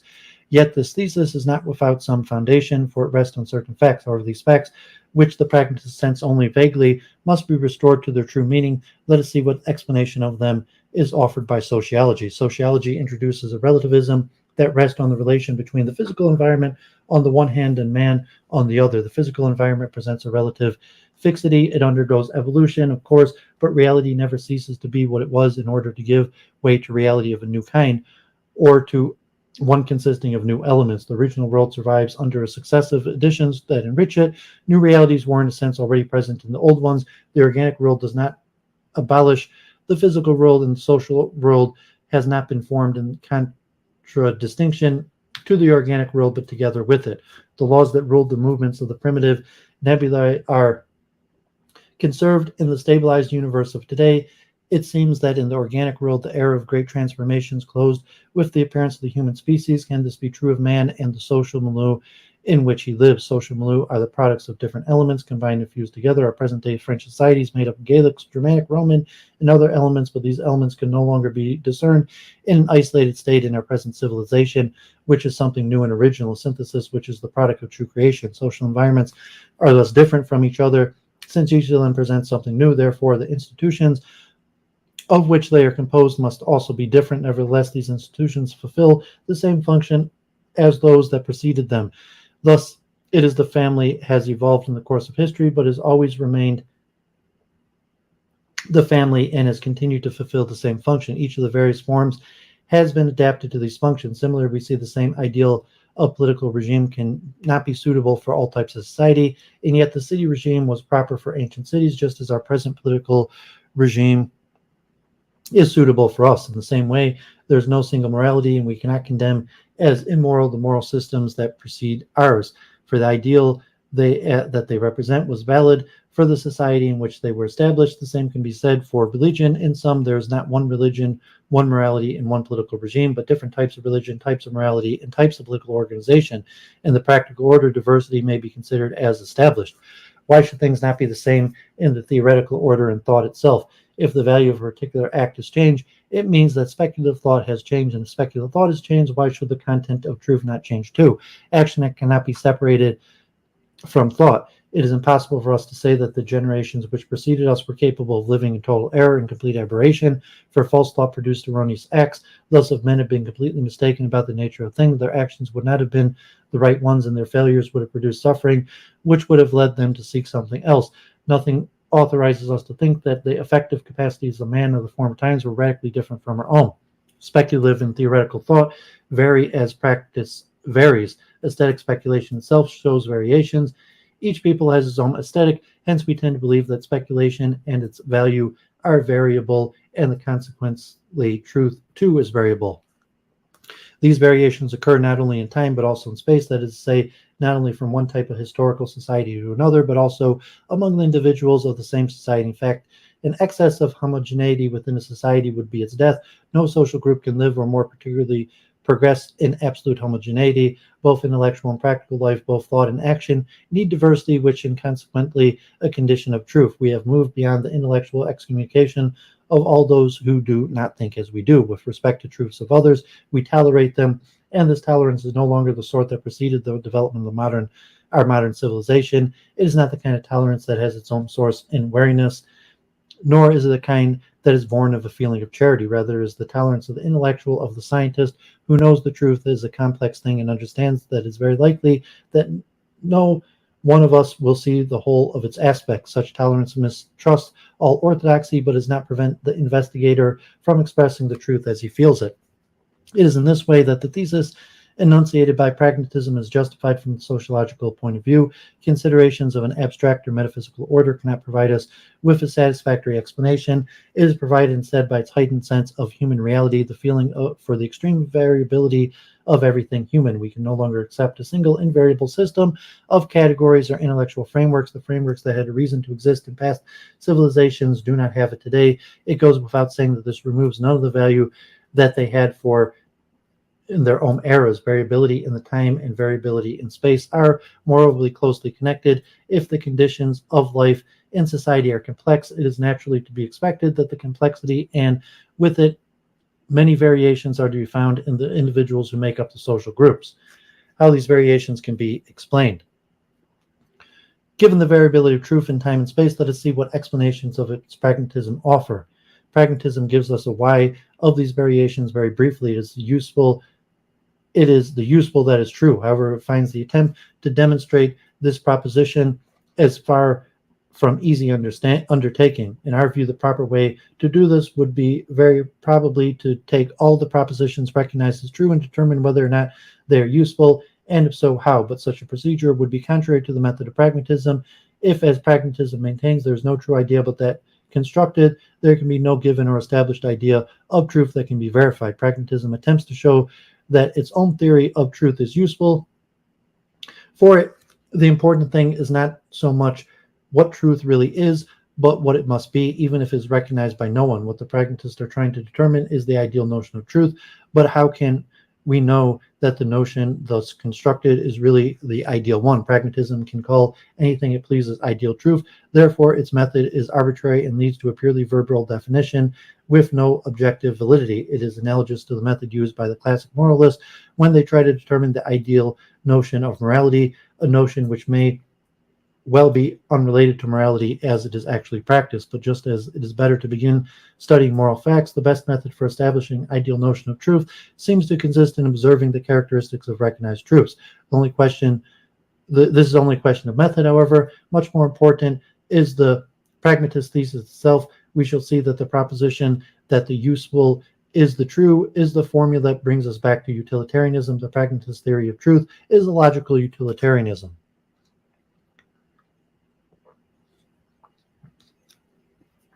Truth and utility. Before examining the value of pragmatism as a form of logical utilitarianism, let us look at the characteristics of truth. We see at once this is linked to a moral obligation. Truth cannot be separated from certain moral character. In every age, men have felt that they were obliged to seek truth. In truth, there is something which commands respect and moral power to which the mind feels properly bound to assent, a de facto necessitating power. There is more or less physical impossibility of not admitting the truth. When our mind perceives a true representation, we feel that we cannot not accept it as true. A true idea imposes itself upon us. It is a character that expresses it in old theory of the evident nature of truth. There emanates from truth an irresistible light. In pragmatism, as a formal logical utilitarianism capable of explaining these two characters, it can explain neither of them. Seeking the useful is following nature, not mastering it or taming it. There's no place here for the moral constraint implied in the ideal of obligation. Pragmatism indeed cannot entail a hierarchy of values, since everything and it is placed on the same level. The true and the good are both on our level, that of the useful, and no effort is needed to lift ourselves to it. For James, the truth is what is expedient, and it is because it is advantageous that is good and has value. Clearly, this means that truth has its demands, its loyalties, and can give rise to enthusiasm, but at the level of the useful, this enthusiasm is only related to what is capable of pleasing us, that which is in conformity with our interest. Nor is it possible to see how pragmatists could explain the necessitating character of truth. Pragmatists believe that it is we who construct both the world and the representations which express it. We make truth in conformity with our needs. How then can it resist us? Pragmatism, no doubt, accepts that beneath those intellectual constructions which make up truth, there is nevertheless a prime matter which we have not created. For pragmatism, however, the prime matter is only an ideal limit which we never reach, although we always tend towards it. It is wiser, says Schiller, to ignore it, since absolute truth could give us no aid. It is rather an obstacle to a more adequate knowledge of realities which are in effect accessible to us. Besides the prime matter, there is, of course, the whole system of mental organization, acquired truths and previous truths, but that is a much less obdurated resisting factor, which often ends by giving way. Ideas are soft things which we can twist as we like when there is no objective reality which prevents us from doing so. In short, when pragmatists speak of truth as something good, desirable, and attractive, one wonders whether a whole aspect of it has not escaped them. Truth is often painful and may well disorganize thought and trouble the serenity of the mind.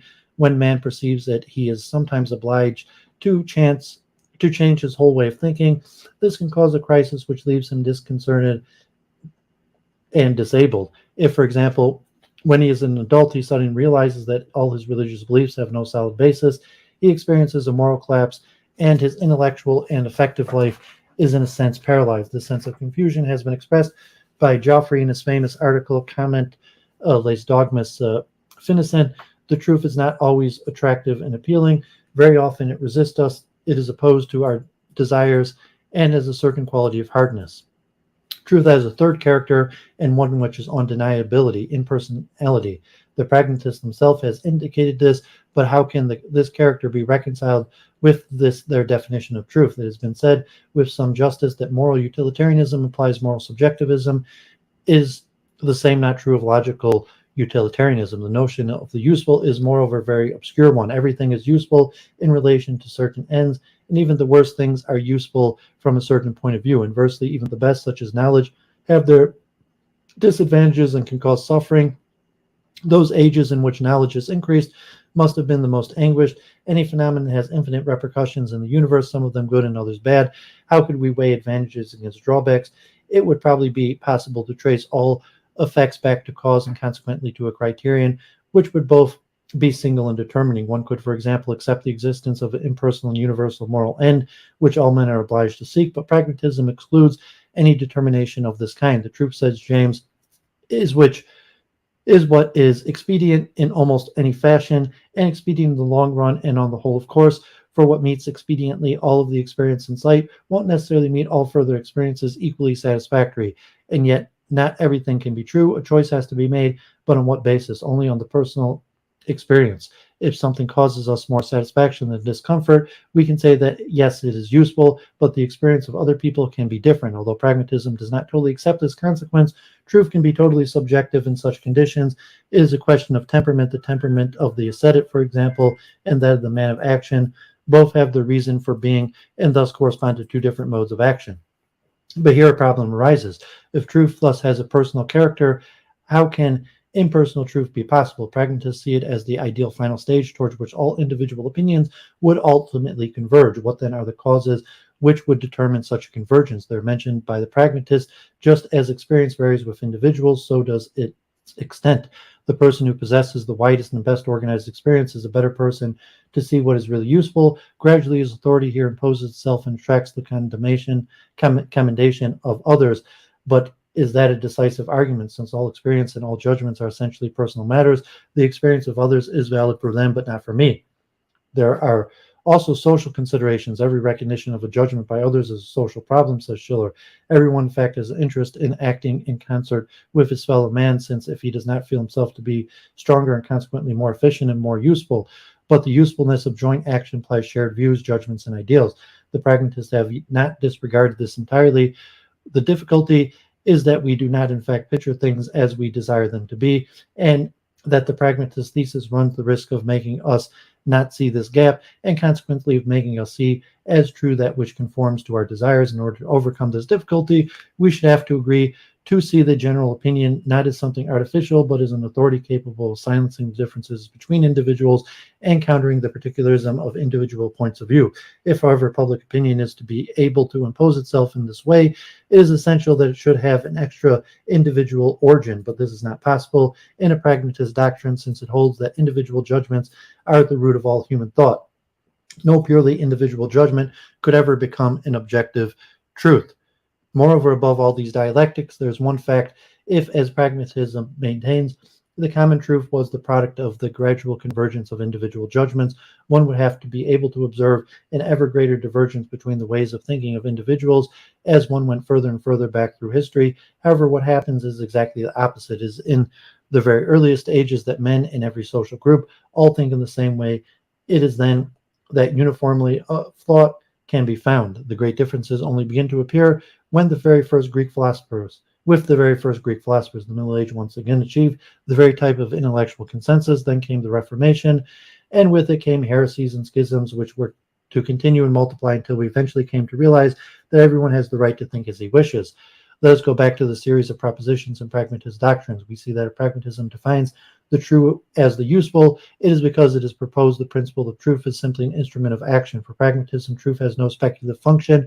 All that it concerns is practical utility. For pragmatists, the speculative function is present only in play and dreams, but for centuries humanity has lived in non-practical truths, beliefs which were something quite other than instruments of action. Myths have essentially no practical character. In primitive civilizations, they are accepted for themselves and are objects of belief. They are not merely poetic forms. They are groupings of representations aimed at explaining the world, systems of ideas whose function is essentially speculative. For a long time, myths were the means of expressing the intellectual life of human societies. If men found a speculative interest in them, it is because this needs corresponds to a reality. Speculation and practice. The pragmatic philosophers, and Schiller in particular, deny that thought has a speculative value. How valid is this opinion?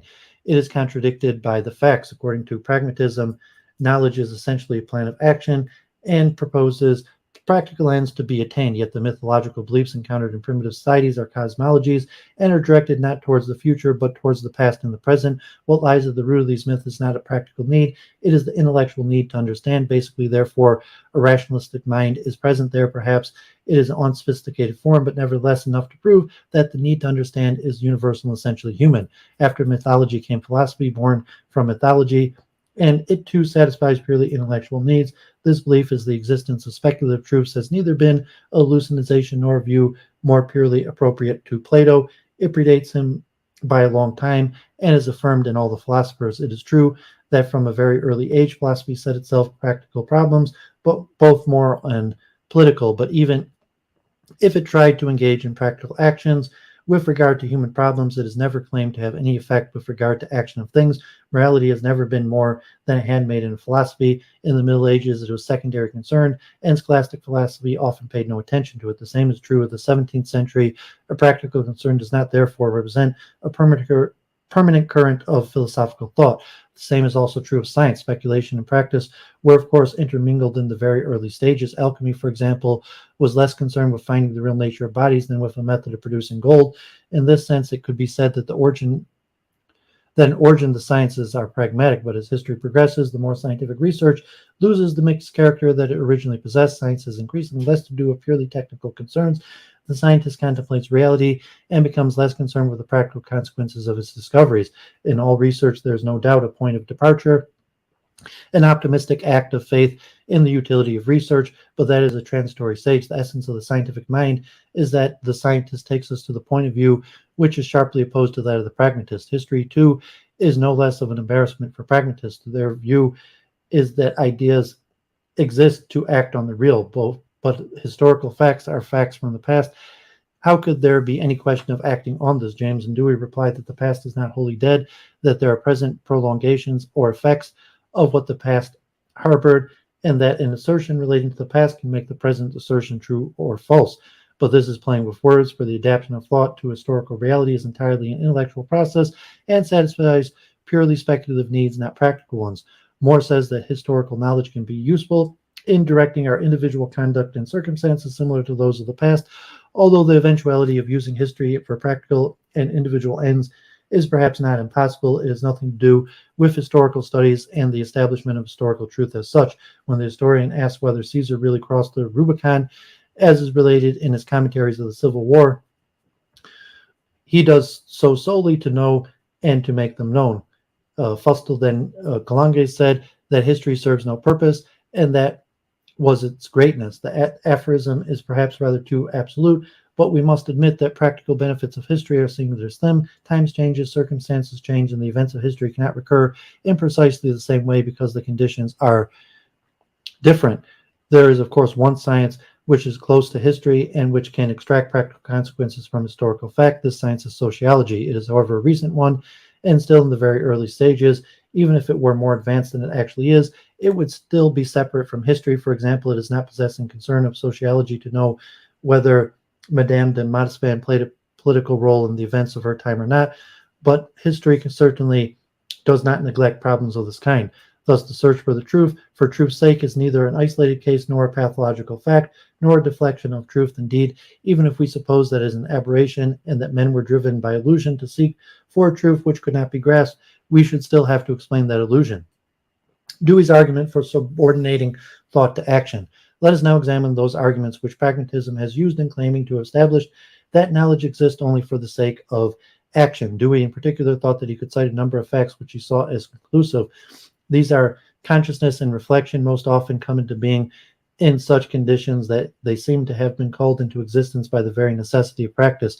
When balance is disturbed in a living organism, consciousness awakes, it begins to question itself, the subject becomes aware of the problems. Consequently, it can be said that the appearance of consciousness is a response to practical ends, for it comes into being to reestablish the disturbed equilibrium. The same applies to habits of all kinds. Consciousness disappears when it no longer serves a purpose. It only awakes when habit is disrupted, when a process of non-adaptation occurs. This is also true of human society. When a political or social regime is functioning smoothly, it is accepted passively and men do not reflect on it. It is when it does not function smoothly that we seek remedies and think of getting to the cause of the trouble. These facts are clearly undeniable. What provokes argument, however, is the way in which they are interpreted. For them, it is concluded that since consciousness appears only for the sake of action, it is simply a substitute for it. In this view, an idea is no more than a representation of an end to be achieved, the movement itself being the representation expressed as an act, but there are facts which contradict this assertion of the pragmatist and which show that there can be antagonism between thought and action. In some cases, consciousness can hinder action instead of facilitating it. For example, a pianist who can play a given piece perfectly will make mistakes if he thinks about what he is doing. Similarly, someone who searches for words instead of speaking naturally will stutter. In both cases, consciousness slows down, overloads, or paralyzes action. Inversely, action can paralyze thought, and this has constantly happened. The psychology of attention indicates that attention is a concentrated form of awareness. Consciousness sharpens in this way is what enables us to understand better what the constitutive characters of consciousness are. Attention implies attention to organic functions, a suspension of movement, and that suspension of movement is, even as Ribbett has shown, an essential condition for it. That is why it has been said that in order to think deeply, it is necessary to abstain from all movement. To think it is to refrain from acting. It is impossible to think intensely while walking, playing, and so on. Hence, it is a difficult fact that there are two very different human types. The man of action and the intellectual are so diametrically opposed. What is dominant in the man of action is overall sensations, which are synthetic and confused, but sharp and strong. With this, representations are associated motor mechanisms, which he confines appropriately and adapts almost unthinkingly to circumstances. If what you want his advice, do not ask his reasons for giving it, for more often than not, he does not know what they are, and thinking about them would disturb him and make him hesitant. On the other hand, the intellectual, the thinker, always tends to put off decisions he has to take. He hesitates because he never finds satisfactory reasons for acting. For him, the time for reflection is unlimited, and when he finally decides to act, he violates his intellectual temperament. We never, of course, encounter the two types in absolute or clear-cut form as that which I have just described, but it is quite true that there are in fact two contrasting casts of mind. Why is there this sharp contrast?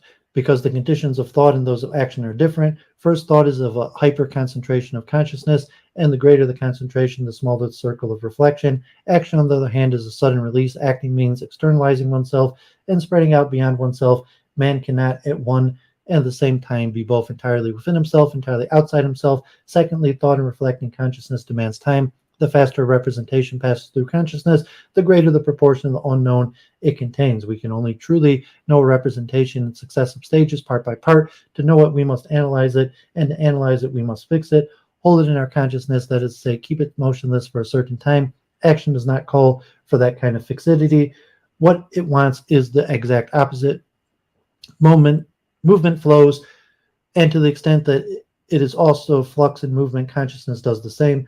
But if it is to exist truly, to manifest itself, it must stop, and this also supposes a halt, a suspension of action. By way of contrast, when there is an equilibrium between our dispositions and the surrounding environment, our vital movement occurs automatically and passes so quickly that we have no time to know them, since they merely skim over consciousness. Consciousness does not therefore move off stage like an actor whose part is over. It disappears because the conditions for existence have not been met. And in the same way, if the movement is stopped and consciousness appears, it is not only because something must fill the gap which movement no longer occupies, but also because the suspension of movement has made consciousness possible. We can conclude that, contrary to the pragmatist thesis, thought and action are not akin in nature. It is therefore very surprising to see the pragmatists maintain that knowledge has only practical ends. Since the opposite is the case, it has demands radically different from practice. The role of truth. The antithesis noted in the last lecture between truth and action is all the more marked when one considers higher form of thoughts. Knowledge ascends in a series of stages. Sensation is the lowest. It provides us with a mere fleeting knowledge and is barely sufficient to set off necessary reactions. This is apparent in the working of instinct. Images, like sensations, are closely connected with tendencies to action. We cannot imagine something called desire with movements making themselves felt to some degree. These movements remain, however, in a state of potentiality and are, as if it were, unfinished sketches. Nevertheless, representations at this stage begin to take on an appearance of having life of their own. Concepts have a very low motive power. If we are to think in concepts, we have to put aside the emotions which cause us to act and reject feelings which would prevent us isolating the intellectual element. Concepts are isolated from acts, and they are positive for their own sake. The error of pragmatists is precisely that of denying the specific nature of knowledge and consequently of thought and even consciousness. The role of consciousness is not to direct the behavior of a being with no need of knowledge. It is to constitute a being who would not exist without it. This seems to me to be proved by the role played in psychic life by co-anesthetic sensations, which emanate from all parts of the body and are, so to speak, the kernel of our personal consciousness. This is what caused Spinoza to say that the soul is the idea of the body. Consciousness is therefore not a function with the role of directing the movements of the body, but the organism knowing itself, and solely by virtue of the fact that the organism knows itself, we can say that something new occurs. For consciousness to come into being, there must be gaps or spaces in action, and it is through these that the beings become aware of himself. A being who knows himself is one who stops movement and then starts it again. Consciousness, far from having only the role of directing the movements of beings, exists in order to produce beings. Pragmatism tends to deny this function of consciousness, which it sees as part of the external world, simply a movement in the series of movements which make up this world, and is lost in them. Yet pragmatism claims to be a spiritualist doctrine. It is a strange kind of spiritualism which claims to deny the specific nature of consciousness. It is no doubt quite natural that when the unthinking play of movements is disturbed, thought should intervene to stimulate those which are deficient. This practical role of thought is not unimportant, but is neither the only nor perhaps the chief one. Indeed, a conscious being, a being which knows itself, cannot act completely like a being which has no knowledge of itself. Its activity will rather be of a new kind. It will, of course, still consist of movements, but these movements will now be directed by ideas.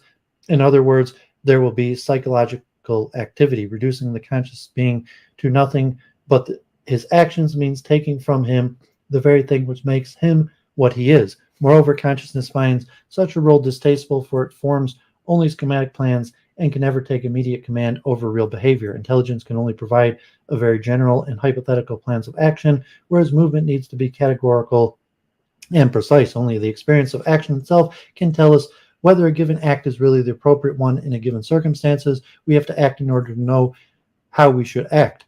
What really shows us that consciousness is in some measure obliged to do violence to itself when it attempts to direct attention is the fact that once it is freed from the task or escapes from it, movements gradually become established in the organism and consciousness itself disappears. This is what occurs in the formation of habit. The initial error of pragmatism is thus to deny the proper nature of consciousness and subsequently of knowledge. It does, however, have the merit of causing us to reflect on the questions of how the notion of truth should be constructed. As I've previously said, the reply to that question is that one must look at truths which are recognized as thus and examine why it is that they are accepted. A representation is considered to be true once when it is thought to express reality. I'm not concerned here with whether that is a correct view. We may hold it erroneously. It may be that ideas are held to be true for other reasons. That is of little consequence for the moment. Let us simply say that we believe an idea to be true. It is because we see it as adequately conveying reality. The problem is not to know by what right we can say that a given proposition is true or false. What is accepted as true today may quite well be held as false tomorrow. What is important to know what has made men believe that a representation conforms to reality. Representations which have been accepted as true in the course of history are of the same interest to us. There is no privileged ones. If we wish to escape from all that is too narrow in traditional rationalism, we shall have to broaden our horizons by freeing ourselves from our point of view. Generally nowadays, when we speak of truth, we have in mind particularly scientific truth, but truth existed before science, and to answer the questions properly, we must also consider pre-scientific and non-scientific truths, such as mythologies. What were mythologies? They were bodies of truths which were considered to express reality and which imposed themselves on men with an obligatory character which was just as marked and as powerful as moral truths. What then caused men to consider these mythological propositions or false beliefs as true? What was it because they had tested them against a given reality, against spirits, for example, or against divinities of which they had had real experience? Not at all. The world of mythological beings is not a real world, and yet men believed in it. Mythological ideas were not considered as true because they were based on objective reality. The very opposite is the case. It is our ideas and beliefs which gives the objects of our thought their vitality. Thus, an idea is true not because it conforms to reality, but by its virtue of its creative power. Collective representations.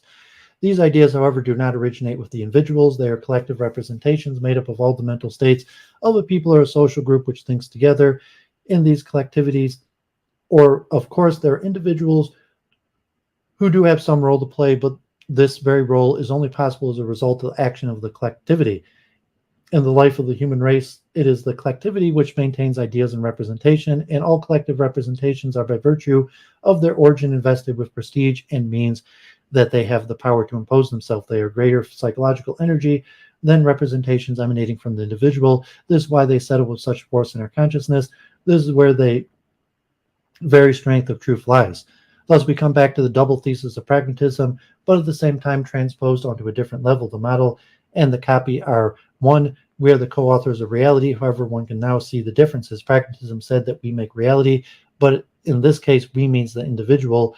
But individuals are different beings who cannot all make the world in the same way. And the pragmatists have had great difficulty in solving the problem of knowing how several different minds can know the same world at once. If, however, one admits that representation is a collective achievement, it recovers unity, which pragmatism denies to it. This is what explains the impression of resistance and sense of something greater than the individual, which we experience in the presence of truth, and which provides the indispensable basis of objectivity. In the last analysis, it is thought which create reality and a major role in the collective representations to make that higher reality, which is society itself. This is perhaps an unexpected role for truth, but one which indicates it does not exist simply in order to direct practical affairs. The different types of truth. In the history of human thought, there are two kinds of mutually contrasting truths, namely mythological and scientific truths. Mythological truths. In the first type, all truth is a body of propositions which are accepted without verification as against scientific truth, which are always subjected to testing and demonstration. If they are unproven, from where do they acquire the character of truth attributed to them? It is the representations which create the character of objectivity, which mythologies have, and it is their collective character which confers on them the creative power that enables them to impose themselves on the mind. Collective representations carry with them their objects and entail their existence. Mythological truths have been, for those societies that have believed in them, the conditions necessary for their existence. Communal life, in fact, presupposes common ideas and intellectual unanimity. By the very fact that the collective accepts them, mythological ideas are no longer subject to individual contingencies. Hence the objective and necessitating character. But are peoples completely free to create truth as they will? Can society transform reality just as it wishes? If this were the case, we should be able to adopt a more or less attenuated version of pragmatism, giving it a more or less sociological slant. But a correction of that kind would not be enough. Ideas and representations cannot become collective if they do not correspond to something real, nor can they remain divorced from the conduct of individuals, for experiencing failure, disappointment, and suffering tells us that actions correspond to an inadequate representation, and we immediately detach ourselves from both of these. Indeed, it is untrue to say, as the pragmatists do, that an idea which brings us satisfaction is a true one by the fact that it does so. But although it is false to think that any idea which satisfies us is a true one, the reciprocal idea that an idea cannot be true without bringing us some satisfaction is not false. It is the same with truth as with moral rules. Moral rules are not made with the purpose of being useful to the individual. However, we could not do what we ought to do if duty contained no attraction for individuals or if they found nothing satisfying in it. Truth is similar to moral rules in having an impersonal, necessitating character. But if that were the sum of all its characteristics, we should constantly tend to reject or ignore it. In order to become really a part of ourselves, it must serve us and to be useful to us. At the practical level, any collective representation must serve individuals in the sense that it must give rise to acts which are adjusted to things, to the realities to which representation corresponds. Hence, if it is to be able to give rise to such acts, the representation itself must be adapted to these realities. Mythological creations therefore have the connection with reality. They must be a reality of which the representations are the expressions. The reality is none other than society. The forces that religions and myths believe that they recognize as mythological creations are not mere illusions, but forces which are collective in origin. What religion expresses in its representations, its belief, and myths is social realities and the way in which they act upon individuals. Monotheism, for example, is the expression of social groups' tendency towards greater concentration, as a result of which particular groups increasingly disappear, just as the co-anesthetic sensation are the central core of consciousness for the individual. Collective truths are the basis of the common conscious for society. Society cannot become aware of itself in the absence of any relationship with things. Social life demands agreement between individual consciousnesses. In order to notice it, each one must express what it experiences. It can only do so, however, by means of things taken as symbols. It is because society expresses itself through things that it has managed to transform and transfigure reality. That is why its representations in the form of myth, plants, for example, become beings capable of expressing human feelings. Such representations are false with respect to things, but true with respect to the subjects who think them. It is for this reason that truth has varied historically. We have seen that the pragmatists have been well aware of the idea, but they express it by taking of the truth as neither fixed nor definite, as being constantly formed.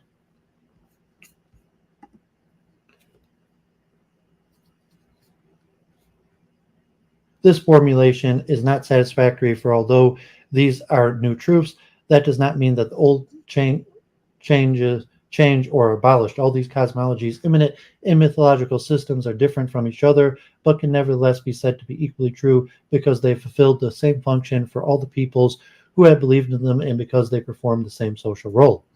Scientific truths. Nowadays, we see scientific truths as being the very type of truth. At first glance, scientific representations seem very different from mythological ones. The latter expresses ideas which society has about itself. The former expresses the world as it is.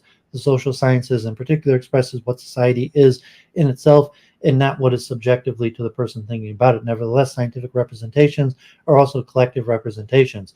It will be objected that scientific representations are impersonal, but perhaps so too are collective representations. We can answer in the affirmative if they express something which is outside and above individuals. Scientific ideas have all the characteristics necessary to become collective representations. Scientific truths help to strengthen social consciousness, as does mythological thought, though by different means. One might ask how individual minds can communicate if two possible ways, either by uniting to form a single collective mind or by communicating in one object which is the same for all, which each, however, remaining in his own personality, like Leibniz's monad, each expressing the entirety of the universe while keeping its individuality. The first way is that of mythological thought, the second that of scientific thought.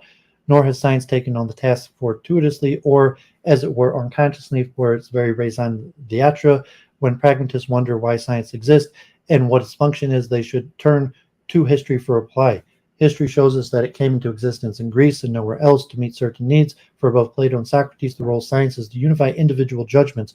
The proof is the method used to construct it is dialectics, the art of comparing and contradictory human judgments with a view to finding those in which there is agreement. If dialectics is the first among scientific methods and its aim to is limit contradictions, it is because the role of science is in turn turns minds towards impersonal truths and to eliminate contradictions and particularisms. Science in the collective consciousness. We have seen that the great thinkers of Greece tried to ensure intellectual unity and understanding among men. The means they used was to take objective reality as their object, since it must necessarily be the same for all men, given its independence from the observing subject. This aim will therefore be achieved if one can obtain a representation of things in the manner in which an impersonal understanding would represent them. But the object of science as we see it today is precisely to represent things as they were seen by a purely impersonal understanding.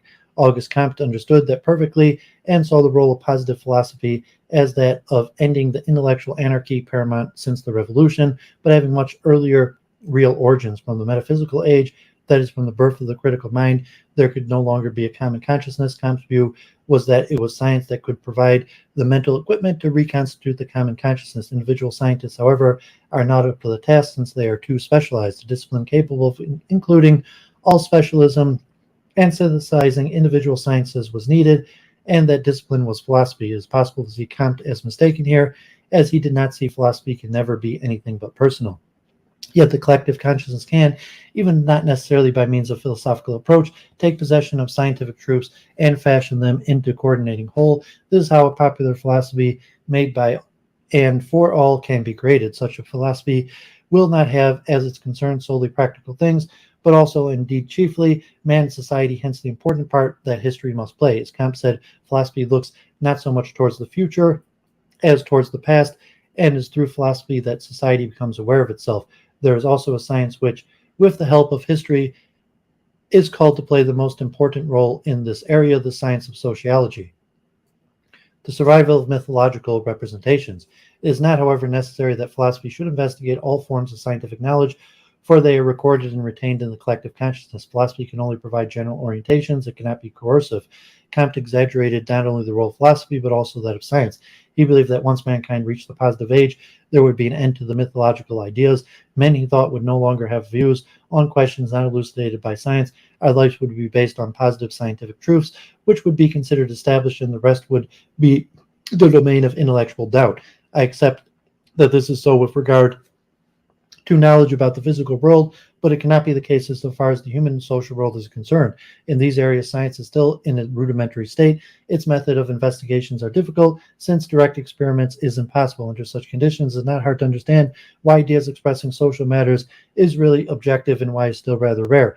If Comte could believe that sociology would one day be able to provide guidelines for the public consciousness, it is because he had simplistic ideas about social development, or rather an essentially philosophical concept of it. His sociology was really a philosophy of history. He was fascinated by the law of three stages and thought that in enunciating it, he had established the whole of sociology. This was, of course, far from being the case. Sociology, as he himself recognized, has a more complex object than other sciences. It can only express fragmentary hypotheses, and so far these have had scarcely any effect on popular consciousness. What action should we take in these circumstances? Should we take refuge in doubt? That would certainly be a kind of wisdom, at least with regard to the physical world. But as we have said, it is difficult to extend that attitude to the social and human world. In that world, we have to act and live, and in order to live, we need something other than doubt. Society cannot wait for the problems to be solved scientifically. It has to make decisions about what action to take, and in order to make these decisions, it has to have an idea of what it is. Where can we find that representation of it, which is indispensable for its action and its life? There is only one solution. If there is no objective knowledge, society can only know itself from within, attempt to express this sense of itself, and to use that as its guide. In other words, it must conduct itself with reference to a representation of the same kind of those which constitute mythological truths. What characterizes such mythological representations is the fact that they express a unanimous conception, and this is what gives them a force and authority which enable them to impose themselves without their being subject to verification or doubt. This is why they are formulae in our societies, which we imagine are not religious, but which nevertheless do have the character of dogma and are not questions of this kind of ideas such as democracy, progress, the class struggle, and so on. Thus, we can see that the scientific thought cannot rule alone. There is, and there will always be, room for social life, for a form of truth which will perhaps be expressed in a very secular way, but will nevertheless have a mythological and religious basis. For a long time to come, there will be two tendencies in society: a tendency towards objective scientific truth and a tendency towards subjective perceived truth, towards mythological truth. This is also one of the great obstacles which obstruct the development of sociology. Impersonal truth and individual diversities. We are now faced with further problems. So far, we have seen truth as characterized by its impersonal nature, but should we not keep a place within it for individual diversity? As long as mythological truths hold sway, conformity is the rule. Once scientific thought becomes paramount, however, intellectual individualism appears. Indeed, it is the very individualism which has made scientific truth necessary, since social unanimity can no longer center on mythological beliefs. This impersonal truth developed by science can leave room for everyone's individuality.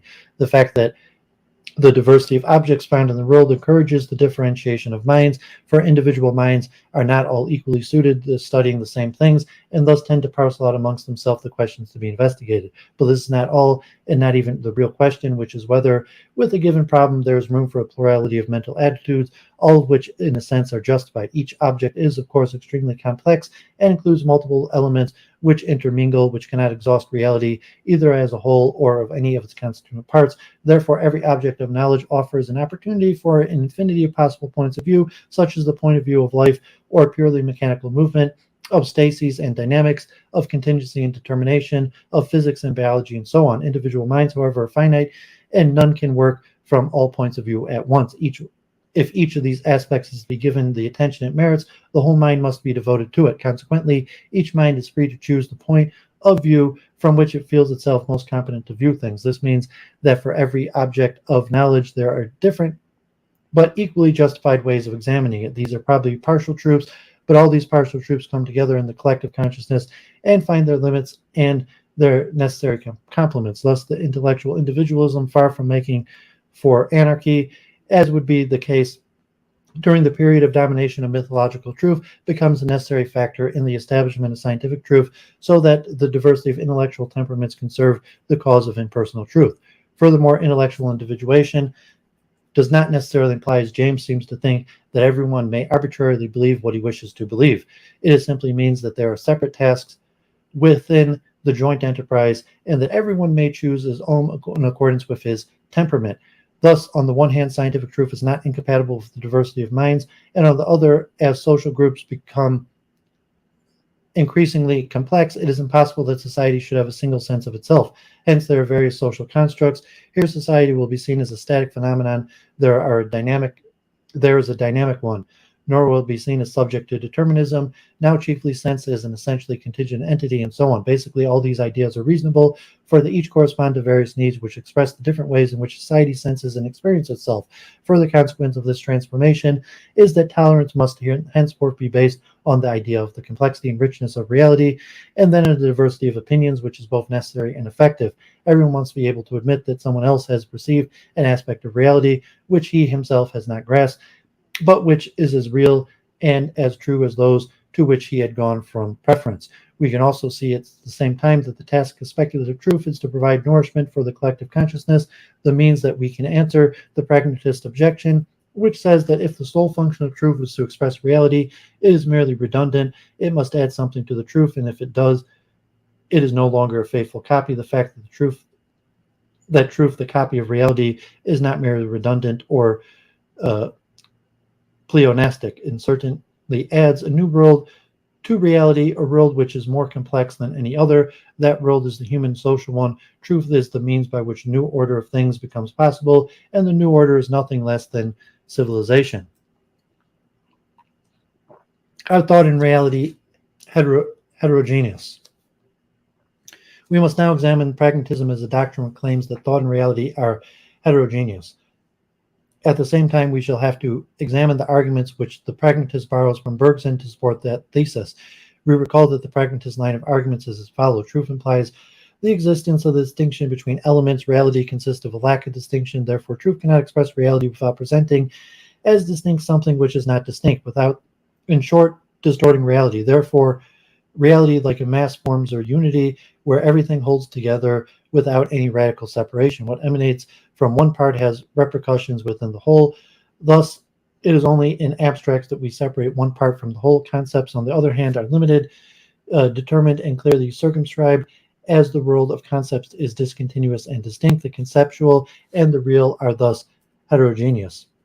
The heterogeneity is heightened when we try to express not the universe as a whole, but to change movement and above all life. In order to express change, we have to break it down into its components, split it up into its elements, and each of these elements necessarily becomes something fixed. A series of fixed elements, however, will never restore the mobility of change, just as the inert matter one can never create life. Concepts express only the coagulated, the ready-made, and never what is being made or is becoming. But in reality, everything is continuous, complex, and moving. There is nothing simple about the world. Everything can be broken down indefinitely, and in its pluralism, as a negation of simplicity and as an affirmation of diversity, which is all affirmation of the true. That is the pragmatist line of argument. But because reality is continuous and undivided, doesn't necessarily follow that what is distinct is simply a product of thought and that alone. Because there are no absolute distinctions, does it follow that there is a lack of distinction and absolute confusion? There is nothing absolute in the universe, and absolute confusion is impossible as absolute separation in things that are already in a relative discrimination. If the real were in fact totally indistinct, if confusion were paramount in it, we should have to admit that the principle of contradiction would not apply there. In order to be able to say that A is A, it is necessary that A should be determined, must be what it is and something and not something else. Pragmatism itself rests on reasoning, which involves concepts and which is based on the principle of contradiction. Denying this principle would mean denying the possibility of any intellectual relationship. We cannot make a judgment of or understanding anything at all if we do not first agree that it is the object and not another that is at issue. Similarly, in discussion, we first have to agree that we're talking about the object and not another. But it may be objected with Bergson that the natural state of life is precisely one of undividedness. Life is a unity, a concentration, in which nothing is properly speaking outside of the other parts. Our answer is that reality, whatever it is far from resistant to any form of distinction, and to some degree tends of itself towards it. When Spencer says the universe moves from the homogeneous to the heterogeneous, the expression is inexact. What exists originally is also heterogeneous in nature, but it is the heterogeneity entailed in a state of confusion. The initial state is a multiplicity of germs or of ways and means and of different activities which are not only intermingled, but as it were lost with each other, so that it is extremely difficult to separate them. They're indistinct from each other. Thus, in the cell of monocellular organisms, all the vital functions are, so to speak, included. They're all there, but not separately, and the function of nutrition and the sensitivity seem confused, and it seems difficult to distinguish them. The same is true of the embryo in the human fetus. All the functions of the human organism are already present. The child who is born carries with him all the hereditary tendencies, although it is not possible to see them clearly at this stage, and it is not until later that they are really separate. In social life, the primitive undivided state is even more striking. Religious life, for example, contains rich abundance of forms and thought and activities of all kinds in the field of thought. These include myths and religious belief and embryonic science and a certain poetry. In the sphere of action, we find rites, a morality, and form of law and arts. All these elements are gathered up in the whole, and it seems extremely difficult to separate them. Science and art, myth and poetry, morality, law, and religion are all confused, or rather fused. The same observations could be made about the early family, which is one at the same time, for example, a social, religious, political, and legal unit. Thus, the primitive form of any reality is a concentration of all kinds of energies, undivided by the sense that they are only various aspects of one and the same thing. Evolution consists of gradual separation of all these various functions, which were originally indistinct. Secular and scientific thought has moved away from religious thought. Art has moved away from religious ceremonies. Morality and law have moved away from ritual. The social group has been divided into the family group, the political group, the economic group, and so on. We are thus brought round to the view that what we are told is the major form of reality, that is, the non-separation and interpenetration of all its elements, is reality the most rudimentary form. Confusion is the original state, distinct thought, and the life force. But here, once again, we encounter Bergson's objection. Life is seen as essentially an undivided force, and this life force, struggling with rigid, fixed, inert matter, is obliged to diffract and subdivide. Matter itself is also seen as slackening and intermission and an inversion of this rising force. We do not see, however, if matter is a still life and slowed down, and so to speak, a condensed form, how both can engage in a struggle, or why they should be opposed to each other. The hypothesis of life and matter has two mutually hostile forces is inadmissible. Life does not break up or subdivide in spite of itself. It does so spontaneously to achieve its potential more fully and to emancipate itself. In the beginning, all forms of activity and all functions were gathered together and were, in a manner of speaking, each other's prisoners. Consequently, there were obstacles for each other, each preventing the other from achieving its nature fully. That is why, if science is to come into being, it must differentiate itself from religion and myths. If the link which originally united them slackens and weakens, it is not a fall or a collapse, but progress. The need for distinction and separation thus lies in things themselves, and not simply in a mental need. Things are rich in potentiality, diverse elements, separable parts, and varied aspects. Consequently, they are discernible elements, since they tend of themselves to separate, although they never manage to free themselves or each other completely. In social life, individuation is simply one of the forms that a movement towards distinction. Such a distinction probably cannot be a mere abstraction, as we can know that every element that we isolate keeps its relations with all the rest. Nevertheless, the isolation of one element from everything to which is connected is a legitimate action. We have the right to say that A is A, provided that we are aware that we are doing so in abstracts and conditionality, insofar as we are considering A not as absolutely distinct from B and C, but in itself we are making concept of it. Isolating the real aspect of things is not doing violence to the nature of things. We're all doing is to follow the natural articulations of each thing. Using concepts to think about things means establishing a quite relative distinction. The concept certainly expresses a reality, and if the distinction, it is because it expresses distinctions which are in no way purely mental ones. Thought and reality are thus not all heterogeneous. There remains an objection which sees concepts as unable to express changes in life. Becoming, we are told, is something which occurs, not a series of ready-made states. Concepts are unable to express the transition from one stage to another.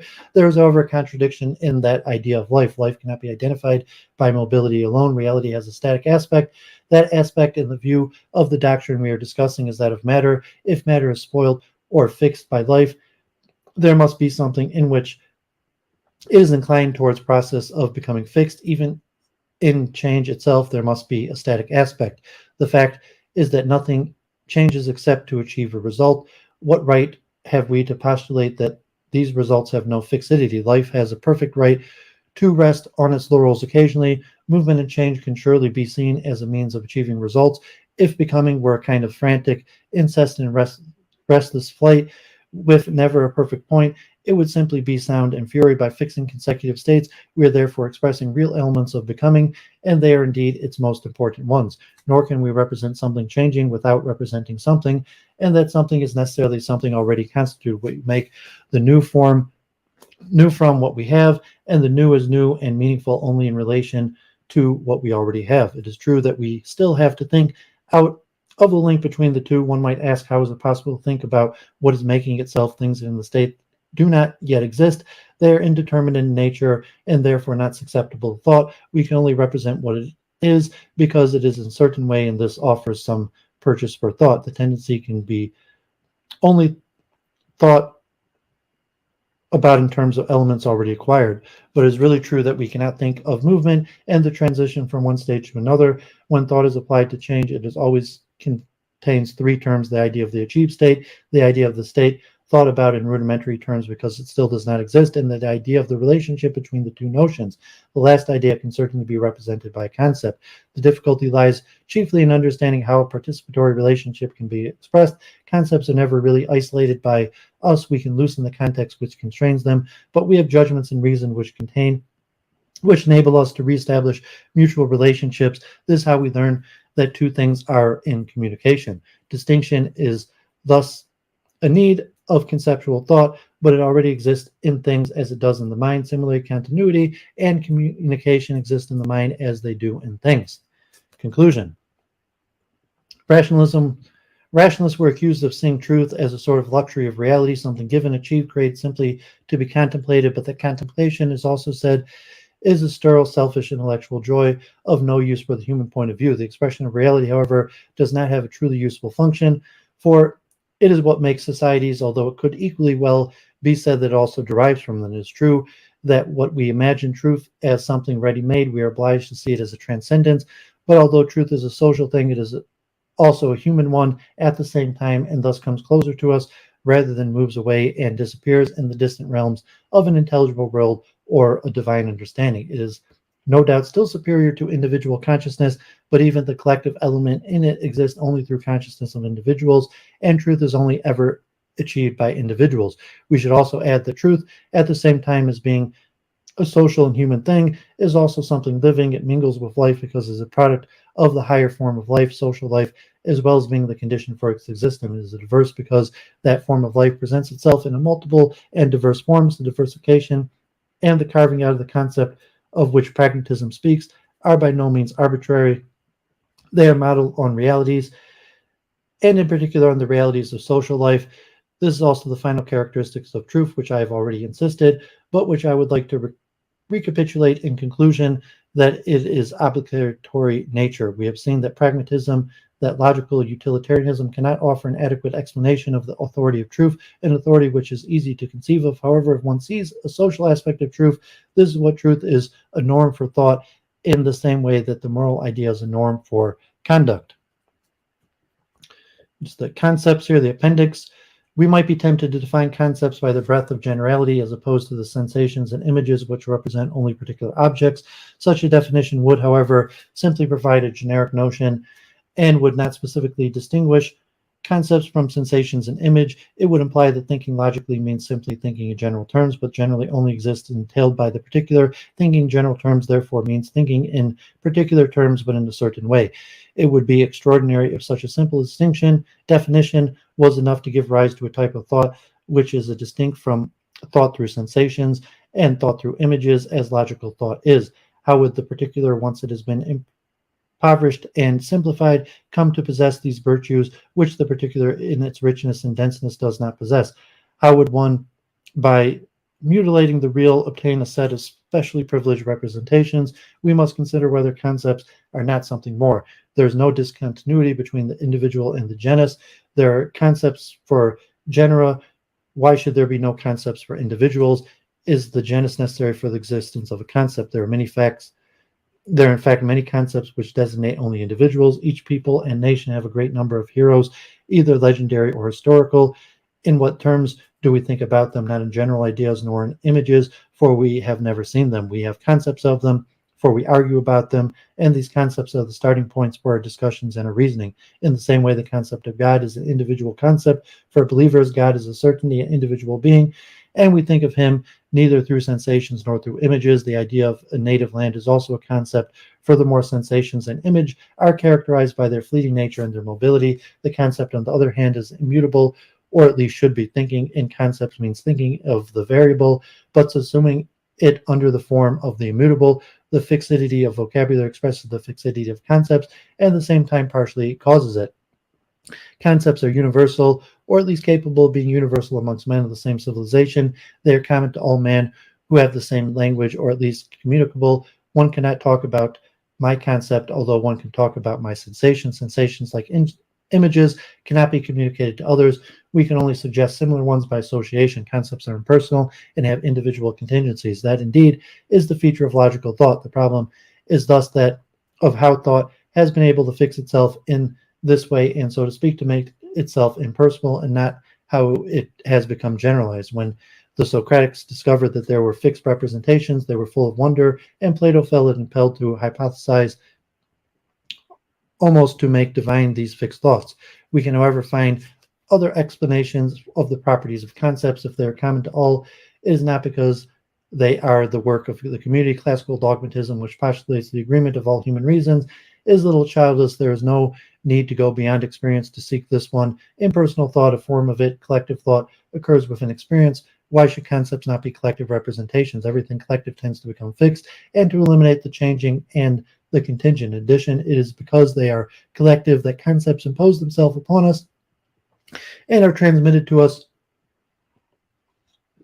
Words too play a major role where concepts are concerned, and words are collective things. Collective thought is only feebly and incompletely represented in each individual consciousness, as we have already seen in the case of moral thought. The same is true intellectually. Each of our words goes beyond the individual experience and often expresses things about which we know nothing whatsoever. And some of the objects connotated by the word are known to us. They are only examples. Concepts themselves go even further beyond our own personal experience, for they are formed by what a whole series of generations has experienced. What is superimposed on our individual experience and assumes by its means of concepts is thus collective experience. In addition, concepts are systematized because collective thought itself is systematized. In relation to the collective thought, we stand in the same relation as Plato's nous to the world of ideas. We never manage to see it in its entirety or its in reality. We do not know all the concepts worked out by our own civilization. And in addition, we individualize them and give words a particular meaning which they do not have. Hence the many differences which arise amongst individuals. Hence do lie the lies which are said to be necessary. One can make an objection to the sociological theory of concepts as we have defined them here. Concepts ensure agreement between individuals. One might ask, however, where their agreement with reality comes from. We tend to think that if concepts are collective, they are likely to be true, but only scientific concepts present their character. The others are worked out without method.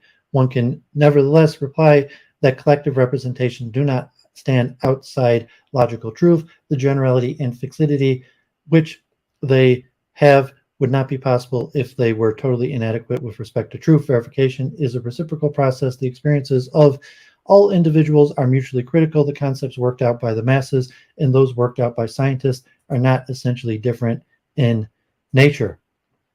Okay, so that was a big read there. I was going to read this. I got to wake up early tomorrow in like 6 hours. I was going to read this also, but I'll have to put it off for next week. And this is the Truth Test, Education and Philosophy of 5 Models of Philosophy and Jewish Law, translated from Hebrew. So look forward to that next week. So making a lot of progress. I'm hemorrhaging viewers. So anyone watching this, hope it's useful to them. Minimally just putting out my own research, doing my own due diligence, and hopefully something's coming from this. I think at the end of the summer, I will have finally formulated all, because I really have a large task ahead of me and a lot of stuff to cover. So, pounding away week in review, doing a lot of reading. And, this week I covered stuff very close to the multiple truth hypothesis, a lot of statistical stuff. I went over the review of Chamberlin and the method of multiple working hypothesis to multiple hypothesis testing and statistical methods, and then a look at pragmatism and truth. And so next week I'll get more into truth theory, and I'm not sure, like, if Michael contacts me, it'll be possible that next week, that sometime this week, I mean, possibly tomorrow, but not likely tomorrow.